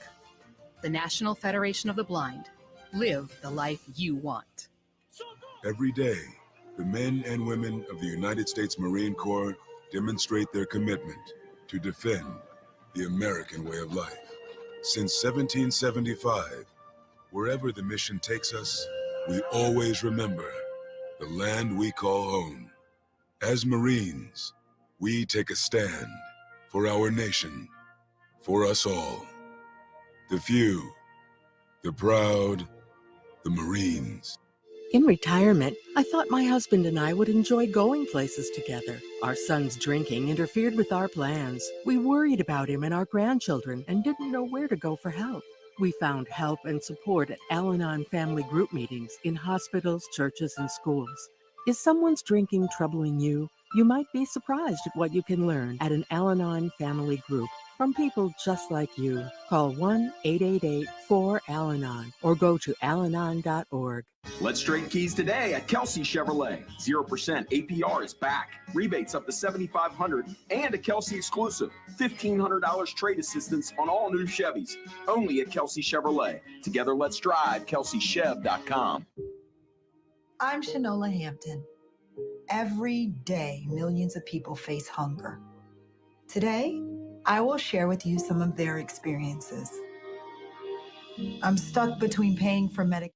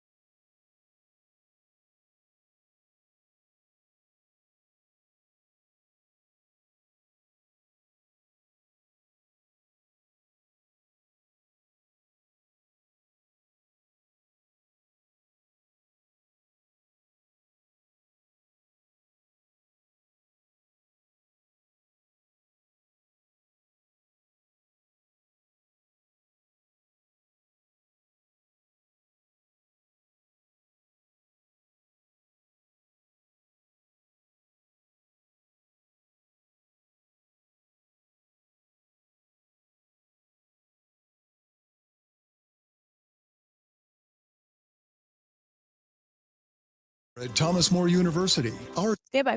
program is designed with you in mind. Enjoy all-access dining plans, easy parking, and more included with your tuition. Visit campus and receive an additional $1,000 yearly scholarship. Schedule now at thomasmore.edu. WSAI Cincinnati, WCKY Cincinnati. This is the High School Football Tonight Show, brought to you by AE Door and Window Company. They sell the best and service the rest. Penn Station East Coast Subs. Penn Station, it's all in good taste. Thomas More University. Accelerate your career with a business degree from Thomas More University. And by Kelsey Chevrolet on Route 50 and 275 in Lawrenceburg. Greater Cincinnati's fastest growing full service dealer and the Tri-State's #1 Chevy lease dealer. All because of your family believing in ours. From our family to yours. KelseyChev.com. This is High School Football Tonight. Let's get it going here. Hour number 2, 3. I don't even know what hour it is. I think now. we're in our last We're one. in our final hour. Let's say that. He's Craig Shoemaker. I'm Dan Claskins. This is High School Football Night, powered by TriStateFootball.com. Kenzie Bartone doing a great job producing the program tonight. We have Elena Moore, Keegan Wood helping us out on our video stream. You can get over on our YouTube page and be sure to follow us all over social media, TriStateFootball.com. It's where high school football never ends. You can like us on Facebook, follow us on X, YouTube, Instagram, and now Twitch. And big thanks, as always, to all of you for listening. A great night for high school football, Week 9. I mean, here we are. We're at mid-October. I mean, October the 18th. We got 2 more, tonight and next week, the final Friday night of October. And then November, we turn the calendar, and it's playoff time. What's really here at stake? I mean, there's so many teams right now, so many teams making the playoffs, obviously, more than we used to have. But the idea right now is fighting for that positioning. But as Coach Specs alluded to when we spoke to him earlier, head coach Steve Specs, St. Xavier, it's like, man, you just want to get to the playoffs. Yeah. You keep playing. That's all you really care about. Right. I think that's exactly right, especially now. There's so much jostling in the middle of the rankings. You know, we know Moeller, Anderson, and Winton Woods is still going to be up there high in the rankings when it all comes out. But the middle of the pack, that's the teams like Lakota East and Lakota or Hamilton, and those guys are fighting to get that second home playoff game and get into that top 4 spot. So, and that's just that part of it. And then you got all the other teams fighting just to get that one playoff game at home. Yeah, it will be interesting, obviously, tonight, the impact of some of these games, the playoff pairings as they come out. Next week, you and I will be here. We'll have a much greater picture of this. We'll be diving deeper into these playoff spots. What we do know going into the evening is, there's a lot of good football teams here. And definitely, in terms of clinching playoff spots, many of them already had, our Blitz 5 game of the night took us out to the ECC. It was West Claremont, who came into the week 15th ranked in our Blitz 5 top 25. They were taking on Loveland.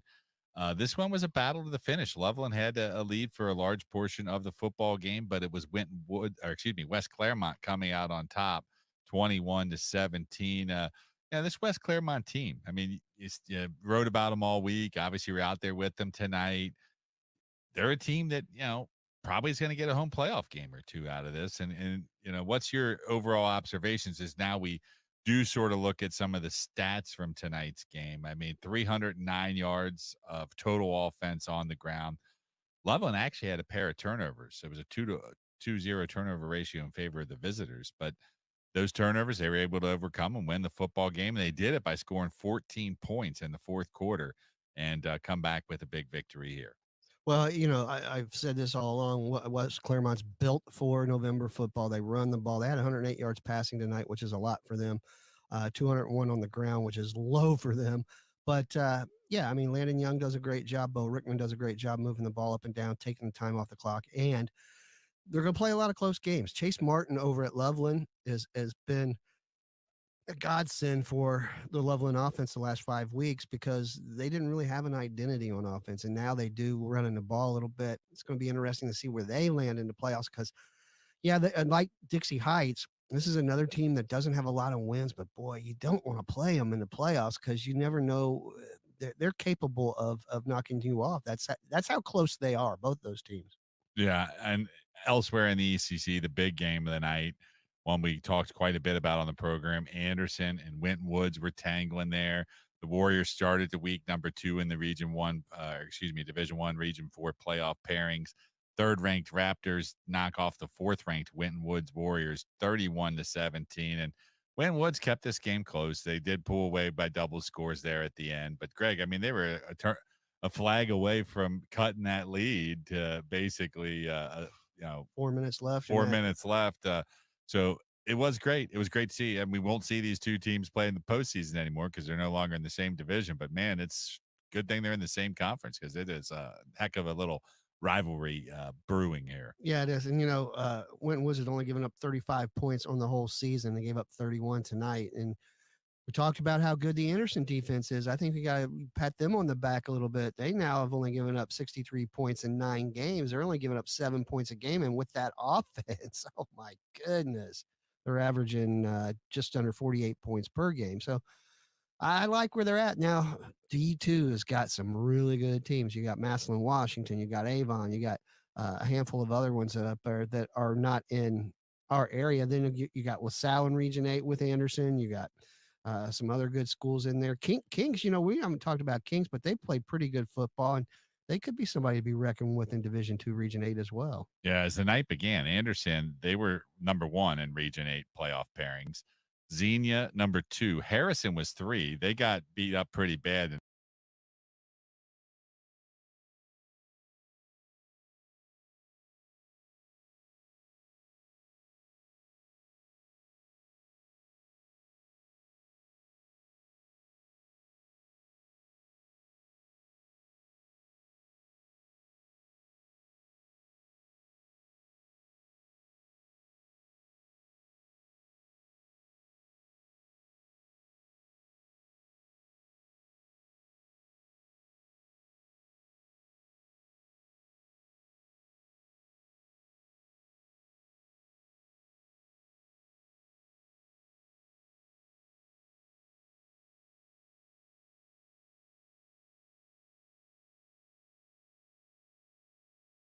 Up pretty bad tonight. Kings, they were the 4th ranked team to start the playoff pairings there. And for their night, Greg, it was 7-7, but the night scored 20. We talked with Coach Grippa last week. He's got 8 starters out that were, just haven't been healthy, and they lost to Kings last week because of that. But he says we're going to be better for it in the long run. And, some of that Luke Brand has to put on his shoulders as a senior and step up here over the next couple of weeks. But I think they're gonna win this next game as well going into the playoffs. I think it's Walnut Hills. Is that who they have next week? Not certain on that, but let me check real quick. Definitely. Oh, they're at Turpin. Yeah. Yeah. So they could end up 5-5 and get with a little bit of momentum going here into the playoffs. Let's get to the Cincinnati Hills League portion of our scoreboard. Wyoming and Indian Hill. We talked quite a bit already about that one. It was the Cowboys winning by 10, 23-13 over the Braves. Finneytown falls to Madeira 12 to 10 there. Deer Park, Marymount. I was watching that stream there at the very end of it. It was down to the wire, but Deer Park holds on 18-13. Taylor defeats Reading 43-14. And the SWAC, Bishop Watterson over Harrison 51-14. St. Francis de Sales takes down Northwest by a score of 38-6. Talawanda Mount Healthy. That game was 56-24 Mount Healthy at last check, but I don't have a final on that game as of yet. In the Miami Valley Conference, some games that are final include Cincinnati Country Day 4-7 over Lachlan. We talked about it earlier. Miami Valley Christian, a game that started even earlier than St. X tonight. They win 15-12 in their contest versus, they knock off. Is that accurate? Was it knocked off Clark Montessori? I had it the other way around. I think MVCA won that game. MVCA right? did win that game, 15-12, and it was Zach Anderson on a 20-yard field goal to win that contest there. So, CHCA North College Hill 56-7. It was a pretty cool story for us this week. I was happy. North College Hill, a team that's been through quite a bit of turmoil. We had 2 of their games suspended because of shootings outside. A team that didn't even have senior night, a few weeks back we had on the Roger Bacon team after they honored them at senior night at their school. But last week they were voted our Gold Star team of the week. And you'll be out at the school next week with Gold Star rewarding them that. But tonight they come out losing, but you know what? They are finding some positivities in the season, and that winning that award certainly was pretty cool. Yeah, and I can't wait to get out there and see Coach Conwell. I haven't seen him in a few years, and he's a good dude. He does it right, and I think they're going to be all the better for having him there. And this program has been at the bottom for the last few years. And what we know back in the day when Bruce Berenzi was there, they had players and they had talent and they were good. And I'd like to see them tap back into that again. So, one other thing I wanted to take a look at, Dan, is in the CHL, Taylor's won 4 in a row, and they are going to be playing Indian Hill for sole possession of second place of that league next week. And that's a huge game. Taylor's on a bit of a roll right now. No doubt about it. I did have a couple other Miami Valley scores as well. Summit Country Day, they defeated Norwood 43-6, and it was Roger Bacon with a big victory tonight, 29-8 over Purcell Merriam. We'll take a short break. We'll be back with more scores, coaches, and breakdown of all tonight's top performances as we return with high school football tonight right here on ESPN 1530 and Fox Sports 1360. Mela Services has been your one-stop shop for window and carpet cleaning for 15 years. We've built a reputation for excellence with thorough, responsive, and dependable service. Mela's proud of our 4.9 out of 5-star Google ranking because it means we've delivered excellent service to our customers over and over again. So let us put our award-winning team of cleaning experts to work for you. Check us out at melaservices.com/football.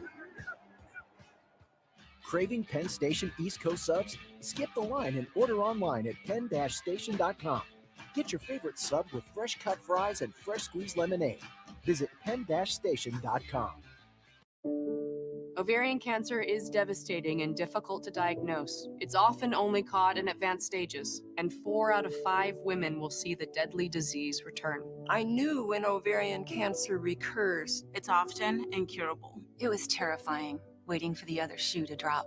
Until recently, following chemotherapy, women with recurrent ovarian cancer had to simply watch and wait for their disease to come back.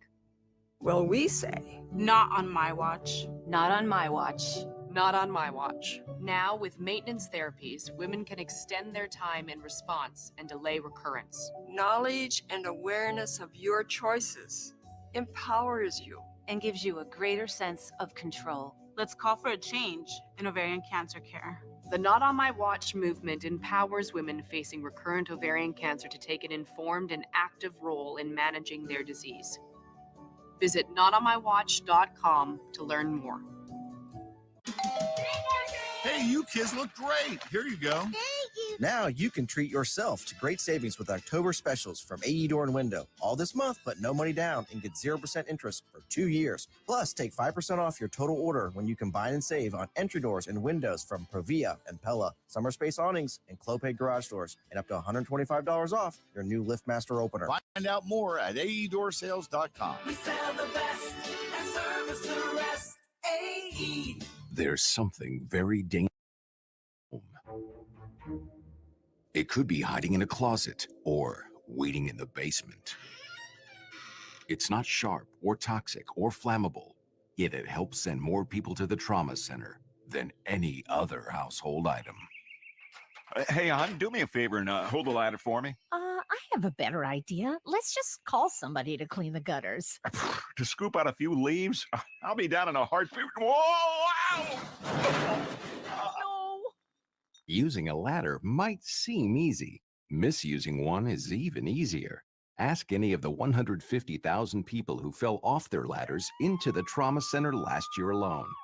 Don't let a do-it-yourself project do yourself in.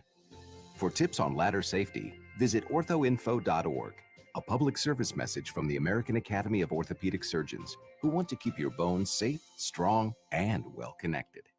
Kelsey Chevrolet is the Tri-State's #1 Chevrolet lease dealer. Why? We believe in options over obligations, and we believe in the benefits of ownership without taking the market risk. That's the Kelsey way to drive a new Chevrolet. Together, let's drive at KelseyChev.com. This year, nearly 1 million pit bulls will be euthanized in U.S. shelters. These amazing dogs too often grapple with unfounded prejudices that overshadow their true nature. But there's hope, and you can make a difference. When you adopt or support an at-risk pit bull, you're not just saving a life, you're giving a loving soul a chance at happiness. Help us get these incredible dogs from the kennel to the couch. Follow us at kenneltocouch.org. Saving money on everything now at Menards. We've got it all, from big to small. Fuel up with our great selection of groceries. Lots of Mozza Pizza is made with 100% real Wisconsin cheese, with a variety of unique ingredients for everybody. Lots of Mozza Pizzas are on sale now through October 19th. View the weekly flyer and all of our great deals happening this week today on Menards.com. Save big money at Menards. School may be out for the day, but that doesn't mean the learning has to stop. This is Becky Higgins, president of the Ohio Education Association. Student success depends on learning in and out of the classroom. So after that school bell rings, practice math on the way home with your child. Talk about the latest news, and take time to read together every night. Student success is a team effort. A message from the Ohio Education Association. Join Chick Ludwig and former Bengal David Fulcher Sunday after the game at Bad Tom Smith Brewery for post-game sports talk, 5:30 to 8 p.m. Join us for this live broadcast Sunday evening at Bad Tom Smith Brewery in Madisonville. All right, let's jump right back into things with you here on High School Football Tonight, powered by TriStateFootball.com. He's Greg Shoemaker. I'm Dan Claskins, Kenzie Bartone behind the glass, and getting some help from Elena Moore and Keegan Wood. We're streaming live on Tri-State Football YouTube page. We're with you till 11 o'clock. And, of course, you can thank that because of all of our great partners, including some of them that bring you high school football night every week, AE Door and Window Company. They sell the best and service the rest. Thomas More University. Accelerate your career with a business degree from Thomas More University. And Penn Station, East Coast Subs, Penn Station. It's all in good taste. Be sure to stay tuned after us for our friends over on WLWT Blitz 5. They're live at 11 with all the scores and highlights from across the area. Join Charlie Clifford, Olivia Ray tonight at 11 on WLWT Channel 5. All right, Shu, let's get back out there to our scores and updates there as you have it. Let's go back out to Kentucky, where most games now are indeed final. We have 48-14, the fifth-ranked Cooper Jaguars. They win tonight over Boone County. Not a surprise here, Shu, but, I mean, this Cooper team, the best football is probably still ahead of it, but they have been very, very impressive. I've been watching them, and they're pacing themselves, right? They're winning games, but they know they've got another 5-6 games left in this season if they want to be state champions. And I just like the pace that they're playing at. I love how many kids actually are polished and accomplished at the varsity level already. This is a very good Cooper team. I can't wait to see what they do in the playoffs. Beechwood, they win tonight over Carroll County, 61-0.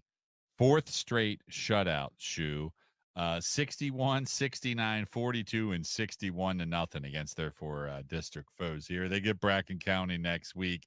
They're 9-1. Their only loss came to Covington Catholic. That, of course, that was back in week 5. And that was a 49-28 game here, but 7-1, second in the RPI into a class football inside the state behind only Owensboro Catholic. And the Tigers team, and we haven't really talked quite a lot about them, but I mean, obviously Clay Hayden's been something special there at quarterback. We know we like what we see in him. They still got a ton of young players as well contributing, and some guys I used to go to high school with, kids are. I got Coach Dreyer. Caleb Aerosmith, some of these others, a really good young nucleus. Yeah, here. Clay Hayden had 99 career touchdown passes going into tonight's game, so he's going to make Kentucky history with one of those tonight. Oh, I'm sure he did make it, given the score 61-0. But right now, we're going to go back to Ohio, the ECCs, where we head, and it was a big win by the Anderson Raptors. They knock off Winton Woods tonight, 31-17. Here to talk about it with us now, their head coach, Evan Dreyer. And Evan, we appreciate you taking a few minutes. Congrats on the big win here tonight. A great game, and one your football team really finished well. Yeah, we're really excited. We were down early on, and we came back they got a 21-14 lead at halftime, and we had to control their offense. Man, their offense played really, really well in the first half, and we were able to do a couple things in the second half and get a lead and be able to get a couple of key stops down the stretch.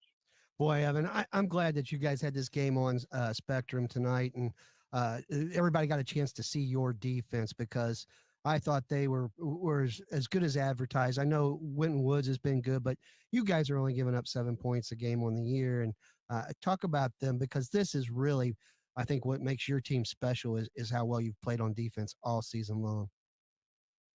Yeah, Greg, I would be honest with you. Tonight we didn't play very good on defense in the first half. We gave a couple explosive plays in the run game. I think Zeke, their running back, is going to be unbelievable. I think he's going to be as good as Mayan Williams. But I'm very interested to see how well we can improve over the next week as we enter regular season. But tonight, and over the case of the season, our defensive line is vastly improved, and our linebackers, we got a steady host of those guys that we rotate in, and then our defensive back play came up big tonight and got an interception at the end. Yeah, it was pretty interesting, Coach, because you guys, it was 24-17, final play of the third quarter. I believe the first turnover of the game. Went Woods comes up with the big one. They get the ball back in midfield, but your team didn't buckle on the adversity. Not only did they hold them in the punt, but right after the punt, the big 80-yard touchdown. I mean, that whole swing there, I mean, through the sidelines, it looked like you guys really kept their poise. Yes, and I think throughout this close game, we needed one like this to see how good we are, to see what we can do with our momentum. And tonight, with all those momentum shifts back and forth and the physicality of it, we tested very, very well with our physicality, and we were able to come up with a victory at the end where we were able to run the ball just enough in a 4-minute drill. Evan, your quarterback, Justice Burnham, he just makes such beautiful throws. The only place guys can catch the ball is where he puts it. He came into the night completing 74% of his percent of his passes, 27 touchdown passes, only 2 interceptions. But talk about him. I mean, every time I watch him, he's just putting the ball right where it needs to be. And they're not little passes.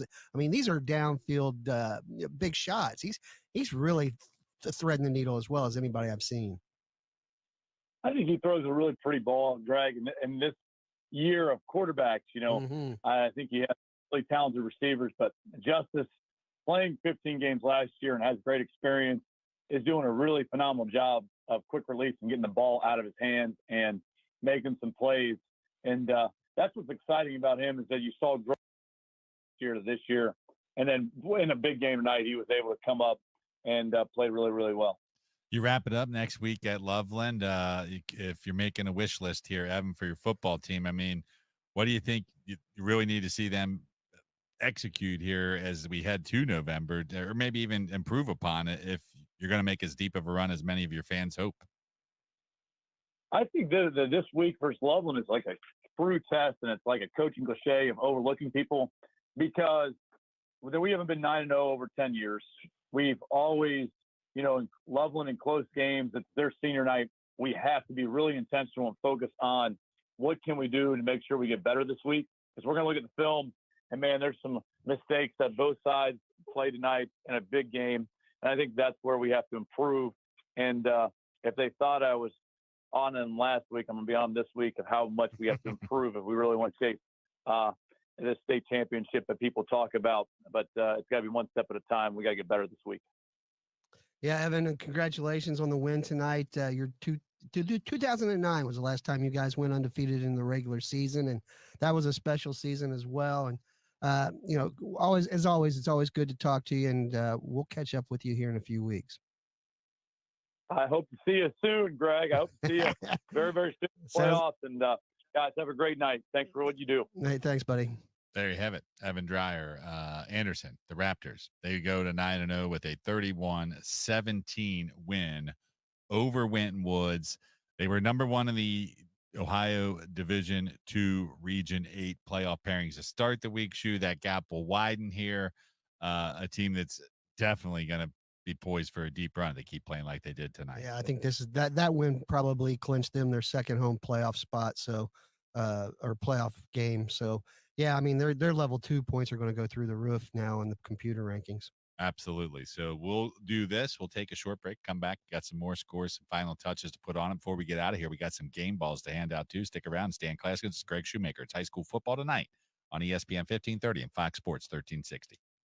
Before you turn on your furnace after it's been gathering dust all summer, give it a thorough tune-up. Call Help Home Services. We'll tune up your furnace for just $88 and guarantee that you'll save $88 on your energy. Okay. And we'll guarantee that your tuned-up furnace won't break down during the season or your money back. Schedule your furnace tune-up at 513-333-HELP or online at 333help.com. That's 333HELP.com. Call 333-HELP.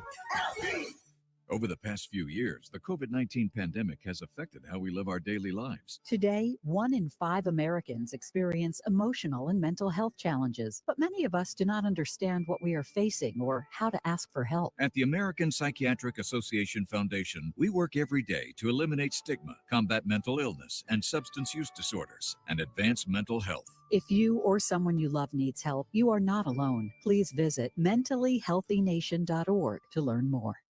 The thought of my sons growing up without me inspired me to quit smoking. I talked to my doctors, and then I threw away all my cigarettes, ashtrays, and lighters. I started exercising instead of smoking. Getting support from friends online kept me on track. Staying away from alcohol when I was first quitting was key. Instead of smoking after I ate, I'd get up and take a walk. I missed having a cigarette in my hand, so I'd hold a pen or a straw, anything. Until I knew I wouldn't give in to temptation, I spent more time with my friends who didn't smoke. I went to places that were smoke-free. I didn't stay quit the very first time I tried. I kept on trying, and I learned something each time. Do whatever it takes. No matter how many times it takes. I quit. I quit. I quit. We did it, so can you. You can quit. For free help, call 1-800-QUIT-NOW. A message from the U.S. Department of Health and Human Services and CDC. As far back as she can remember, Amy loved computers, how they worked, what they could do. They were a challenge. She wanted to learn as much as she could. So she harnessed her passion, and now she's a cybersecurity officer in the military. If you have a passion, a vision for your future in any field, todaysmilitary.com can be your path to a fulfilling career. You have a calling, we have an answer. Find your way at todaysmilitary.com. Join Chick Ludwig and former Bengal David Fulcher Sunday after the game at Bad Tom Smith Brewery for post-game sports talk 5:30 to 8 p.m. Join us for this live broadcast Sunday evening at Bad Tom Smith Brewery in Madisonville. A message from DAV to all returning veterans. Thank you. Thank you for doing your duty. Thank you for doing our bidding. Thank you for laying it all on the line. Thank you for stepping up and not backing down. Thank you for putting your future on hold to put our enemies on notice. Thank you for putting your buddies' lives ahead of your own. Thank you for putting yourself in harm's way. Thank you for defending our freedom, for displaying your honor, for being a hero, even though you don't want to be called one. For all this and more, DAV thanks you, and we're here to help you. Expert DAV advisors will make sure you get the health, disability, and financial benefits. Coach Hancock said he doesn't want to do an interview. Visit DAV.org for free help. And again, thank you. What's the best place to reach new customers for your business? Okay. And that's exactly where you can be with iHeartMedia. We talk to our listeners every day, to the gym, to the kitchen. Your next customer is listening. And not only can we get your message to your also show you how it's working in real time. That goes for broad brand messaging and targeted hyperlocal influencer campaigns alike. Start growing your business today. Dial pound 250 and say great results. That's pound 250, say great results. Hi, I'm Connie Britton, and I want to share with you the experience of Donna in Washington. She writes, I got injured about 5 years ago. Alrighty, I got Coach Bolden on. When, because of the injury, I couldn't keep up with my schedule. I've tried to find other work, but I'm 68 now. No one wants to hire someone that old. This week is tough, though, because I had to get my tooth fixed. So I only have $10 in my checking account. But it will be okay. I at least have food because of this pantry. Millions of people face hunger, some every day, just like Donna. The Feeding America network of food banks helps provide over 6 billion meals to people in need each year. Learn more at feedingamerica.org. Feeding America, 200 Here we go. strong.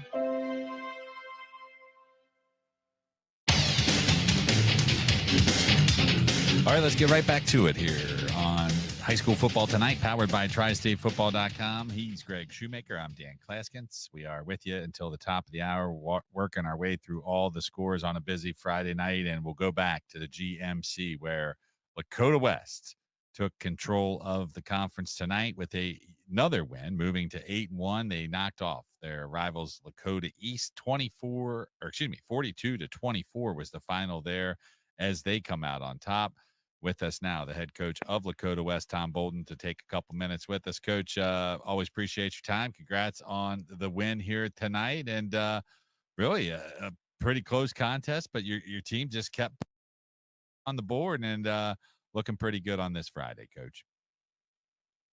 Yeah, no, we've been clicking pretty good, obviously, offensively last 5 weeks and now 6 weeks, and we knew they had a really good offense. I mean, the quarterback. JT Kitten, I mean, he's a phenomenal football player, great running back, great receivers, tight end, big O-line. So we knew we had our work out up for us. Coach Kitten has done a great job with that group, flipped the script from last year. So, we knew we were going to be in a battle. It's emotional. It's the big rival for the battle for Lakota. So we were playing in the chaos. I think our kids really responded. So I'm so proud of them. Yeah, one of the things I like about this team, Tom, is it's sort of being overlooked as your defense.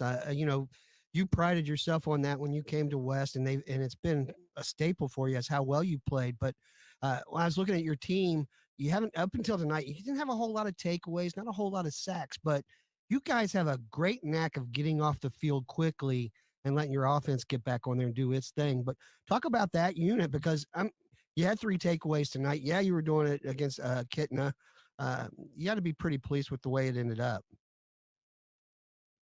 Oh, yeah, no question about it. Yeah, it's a little, looking at it, during this year at one point, I think we were like week 4 or whatever. We only got like one turnover created. So, it's been a little weird, but it's just a solid team. Like, it is hard, to consistently march down the field. I mean, we're big up front defensively, and then, the linebackers are just so good and cover so much space, and secondary's been playing well. They struggle a little bit tonight, but that I think has a lot to do with that offense. But yeah, no, we pride ourselves on that, and we're going to get after it defensively. And we got great schemes that we do. Tyler Hall's my D coordinator, Phil Joseph. We come up with great schemes, put the kids in great spots, and as long as they do their assignments and they play so dang hard, they get after it pretty good now. Tom, really, since you guys, lost the tough one there to Princeton, I mean, tonight was really the closest you get been in a contest since then. I mean, it's been smooth sailing as you worked your way through there. From a coaching perspective, I mean, how do you keep them grounded here? I mean, tonight you got some things to talk about, like, for instance, all these penalties that they were getting and things like that. But how do you keep the kids grounded and focused on the task at hand? Well, that's the thing. I mean, this one was a good one because here we are week 9, and this was a playoff type game. So I think to have a playoff type game so late in the season is huge for us.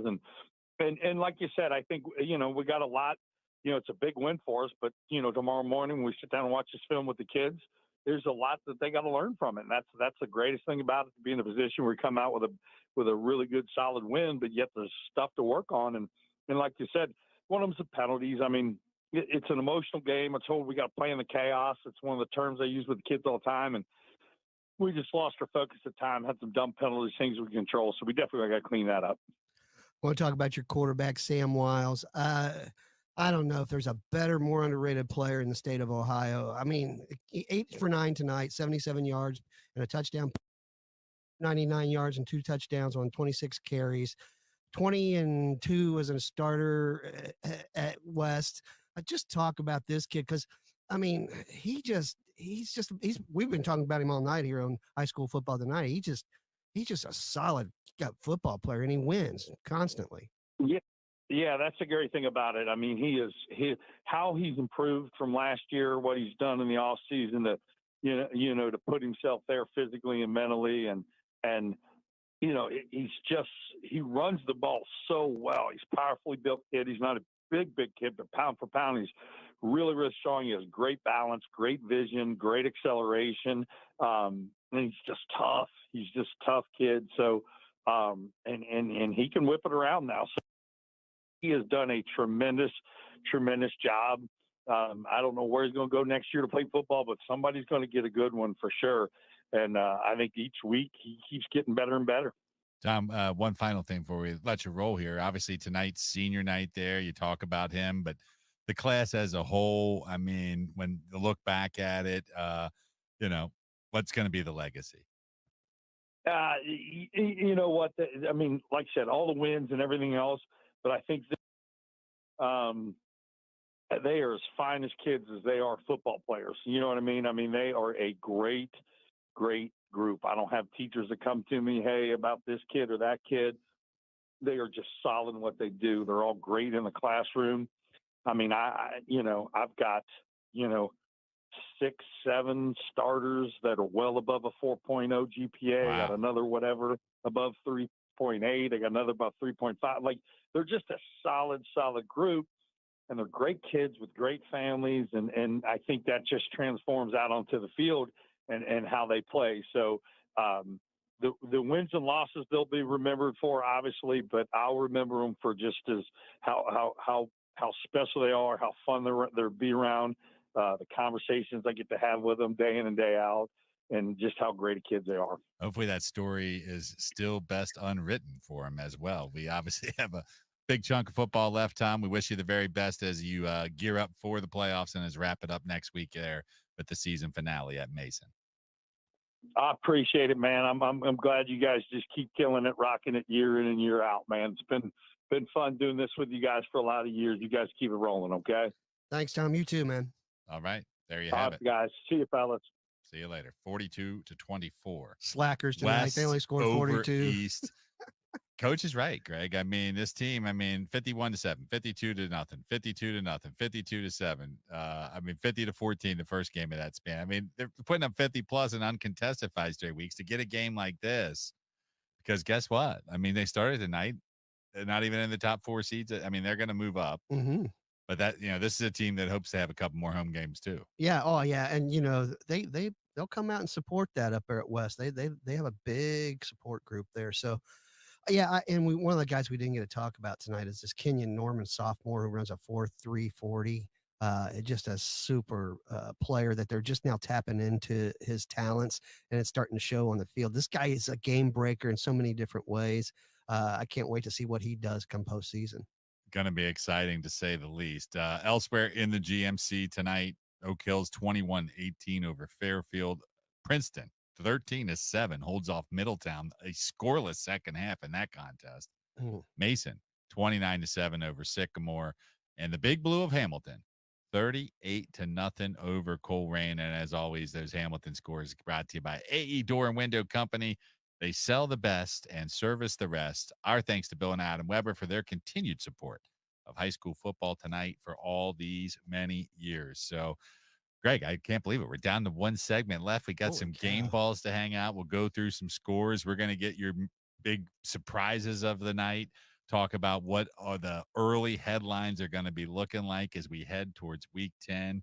Wow. I can't believe we're wrapping up the regular season. Next, we'll be wrapping up tonight's edition of this show when we return after this short message with more high school football tonight on Fox Sports 1360 and Cincinnati's ESPN 1530. Mela Services has been your one-stop shop. Okay, guys, I have a 30-second bumper that I'll play when you guys have 30 seconds left because it's hard timed at 59:50. Service. Yep.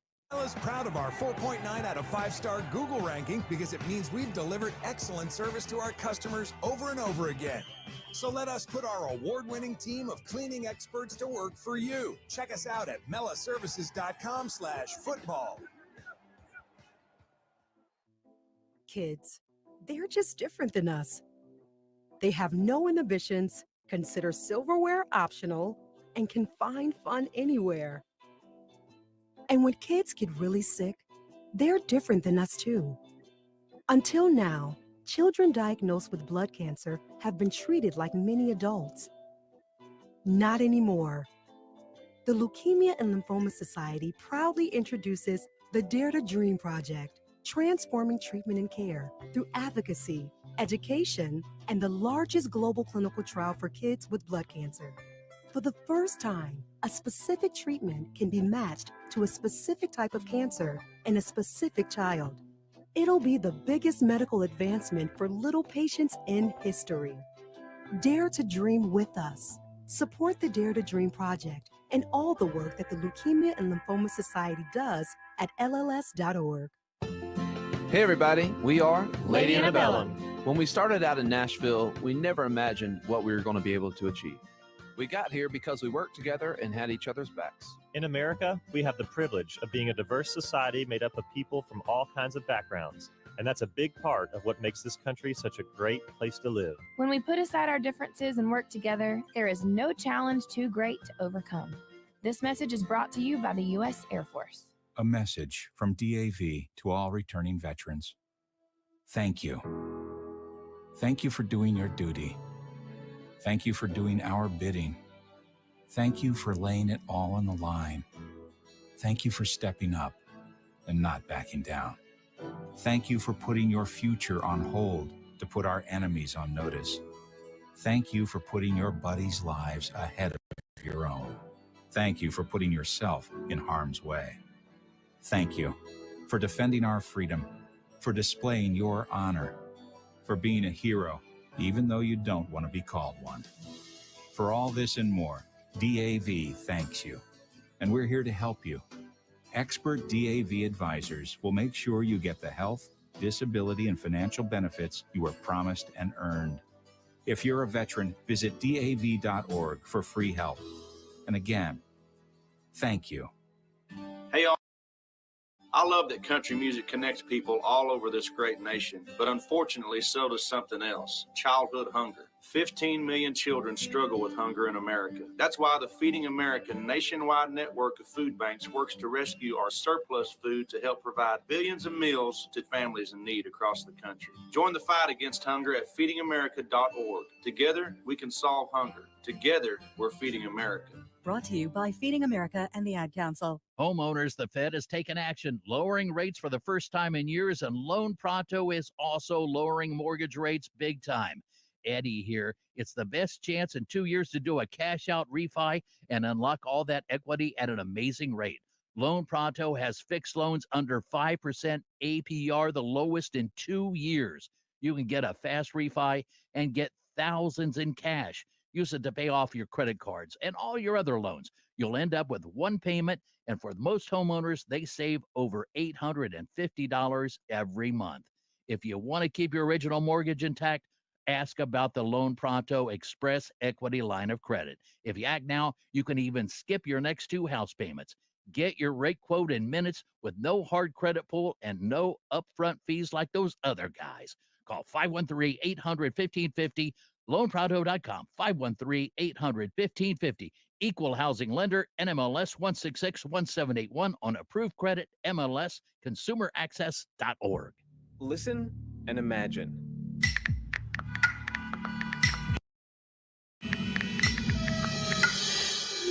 It takes 5 seconds to send a text, and for those 5 seconds, your life. One would like to say hi to you guys before you leave. StopTextStopWrecks.org, a message from the National Highway Traffic Safety Administration, Project Yellow Light, Noise, and the Ad Council. Beyond the look. He broadcasts the Princeton stuff. They will be on the prowl Sunday, October 20. Wright State grad. Come to Cincinnati. It's time to white out the jungle. The challenge is on to join. He says he tags you all the time on Twitter.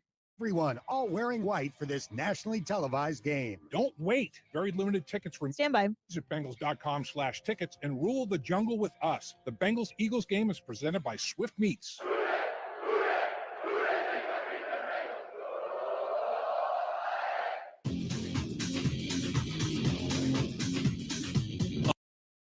Back into high school football tonight, powered by Tri-State TriStateFootball.com. Dan Claskins, Greg Shoemaker. Week 9 is over. Well, not really. We still have some games tomorrow, but for the most part, is in the books. And we really appreciate all the help tonight from our producer, Kenzie Bartone. Of course, our friends Elena Moore and Keegan Wood in here live streaming our show over on the Tri-State Football YouTube. And all of you for listening. We had some great coach interviews tonight. Really appreciate all of those. You can get those on our website and by subscribing to the Tri-State Football Podcast wherever you listen. Go under podcast there. We'll have those up as well as articles and always keeping you up to date with the latest games. We do have some games tomorrow, including the top-ranked team in our Blitz 5 Top 25, the Moeller Crusaders in action versus St. Edward. That game clicks off at 3 p.m. Dayton Christian Schroeder at 10:30 in the morning, followed by Aiken and Taft at 11. CCPA and Gamble Montessori, they'll kick it off at 3, and 19th-ranked Baden in our Blitz 5 Top 25 in a GCL co-ed Saturday night showdown with Chaminade Julienne at Fairfield High School. That game will kick off at 7 p.m. And Eastern. If Baden wins that, they will play McNick in week 10 for the GCL co-ed championship. Both teams hot as heck. I think McNick's won 8 in a row now. Oh, wow. So definitely some good things there. Again, we also thank all of our sponsors at TriStateFootball.com, proud supporters of our high school football and everything we do on our website. Our community partners include Gold Star, follow your own recipe, Mela Window and Carpet Cleaning, the best in residential cleaning services, the Underground Sports Shop, showcasing pride on and off the field, and the U.S. Marines. And, of course, after we're off the air, head over, turn on WLWT Blitz 5 live at 11 with all the scores and highlights from across the area. Join Charlie Clifford, Olivia Ray. You can get them tonight at 11, WLWT Channel 5 for the best highlights in the city. Shu, before I run through the scoreboard for one more time, just big headlines tonight as we turn the page towards week 10. Like, what are the big takeaways you have on this Friday night? Looking at, races that are won, things that are unsettled. What are we going to be talking about on Saturday morning? Anderson, how good they are. They only given up 17 to Winton Woods today and put up 31 against that defense. Had only given up 35 in the first 7 weeks. So Anderson, or first 8 weeks. Anderson tonight, really good. The other one I really thought was good tonight was West, putting up 42 against a Nice team that, that's an emotional game, and you got to come out and be better than your emotions. I thought they did that tonight, and Tom thought so as well. So, those are the games. Oh, and in Wyoming beating Indian Hill, and really for the most part, it was pretty convincing all the way into late in the fourth quarter there. No doubt about it. Let's get out to that Underground Sports Shop scoreboard. Let's go to Kentucky. Lots of finals here. Beechwood 61-0 over Carroll County. Cooper Downs, Boone County 48-14. Coven Catholic 56-6 winners over Harrison County. Dixie Heights too much for Scott 48-14 there. Ryle holds off Great Crossing 36-8. 42-14.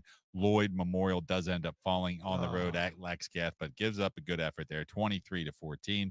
Ludlow 46-35 over Bishop Brossard. Newcastle Downs Dayton 44-8. Simon Kenton 48-29 over Campbell County.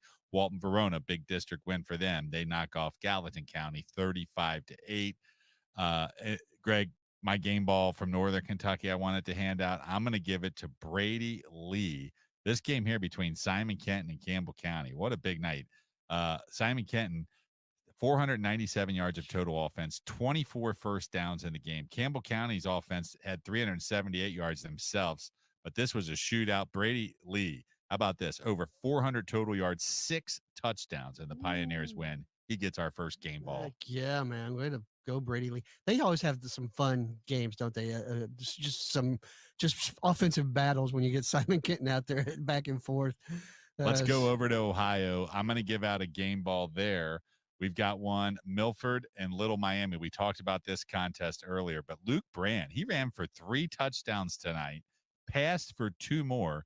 Most importantly, the Eagles snapping that 4-game losing streak, and they do so with this signal caller having a game of the ages. He finished with 31 rushing yards.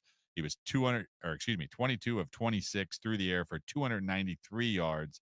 A big night here. At least 4 Eagles caught 5 or more passes in this contest. So they got healthy. They got that winning streak, or that losing streak ended with a big dub here. They absolutely did. And I want to talk about a team that's on a winning streak. Mason, they won tonight 29-7 over Sycamore, and quarterback Austin Sheaf 13 for 17, 194 yards, and 3 passing touchdowns. Brian Castner, what are you doing? He's don't get 3 touchdown passes very often over there for a Mason quarterback. He loves that running, but hats off to Chief as Mason won their 4th straight game. I'm going back to Kentucky for my game ball, my next one, and I'm going to go to Highlands. We had head coach Bob Spire on the show tonight. They looked very impressive and against a good Connor team. They win 42-14 tonight, playing without their top rusher, Adam Surrey, as we learned in the interview with Coach. But Rio Littmer, they had him 332 yards, 4 passing touchdowns. We'll give him a game ball. Why don't we give Jackson Arnold 1 for 2 for the Bluebirds? 10 catches, 165 yards, 2 touchdowns of his own. They had over 500 yards of offense tonight. The Bluebirds, they're flying high. Absolutely. And talk about flying high. How about Lakota West quarterback Sam Wiles? 199 yards rushing, 7 for 8, 7 yards, and 3 touchdowns, 2 on the ground and 1 through the air. Yeah, what a big night there indeed. And, I love seeing those types of performances. Let's stay in the ECC for another game ball here, Shu, and Lebanon. They win tonight big time. 27 second quarter points they put up. And part of that was all the touchdowns that Logan Schmeck was running for. He only had 12 carries, but he finished with 94 yards and 2 touchdowns, which was more than enough as Lebanon breezes by Walnut Hills 41-6. And you heard him right here on these airwaves. Daniel Vollmer running for 4 touchdowns, and St. X's 31-19 win over St. Ignatius. Vollmer 163, a season high 163 yards on the ground. Yeah, let's go to the SWAC tonight where there was 106 points put on the board. I was watching it on football, Friday Football Live there as one of the games. 62-42 was the score as Mount Healthy knocked off Talawanda. And Greg, even though it was in a losing effort, Cale Leach tonight, 4 touchdowns, 3 of them in a single quarter, which is pretty impressive here. Offensive all around. So we're going to really give the entire Mountain Healthy offense the game ball here. They finished with 412 yards of total offense. Well, we're going to go that route. Let's go with the Western Hills Mustangs. Give everybody on the team a game ball, collecting their first win of the year and ending a 10-game losing streak. Derek Webster and his guys had a fun one tonight, 26-20 in overtime over Woodward. And I know those kids are smiling and up very late this evening.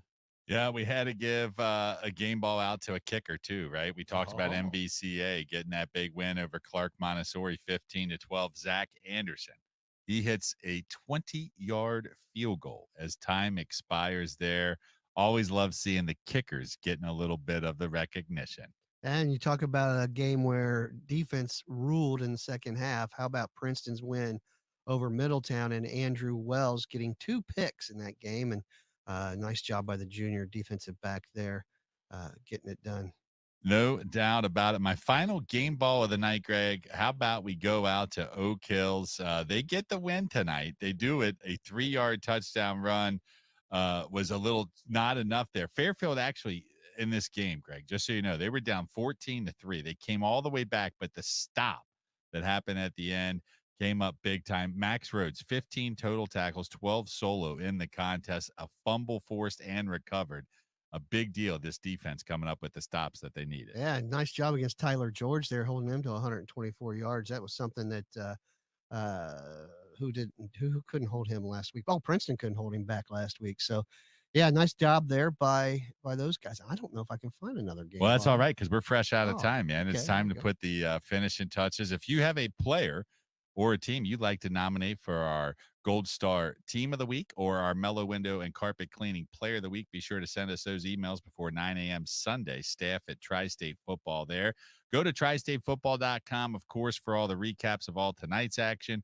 We'll get you ready for Week 10 as well. We've got Sam Reed with our YouTube Plays of the Night coming up right after the show.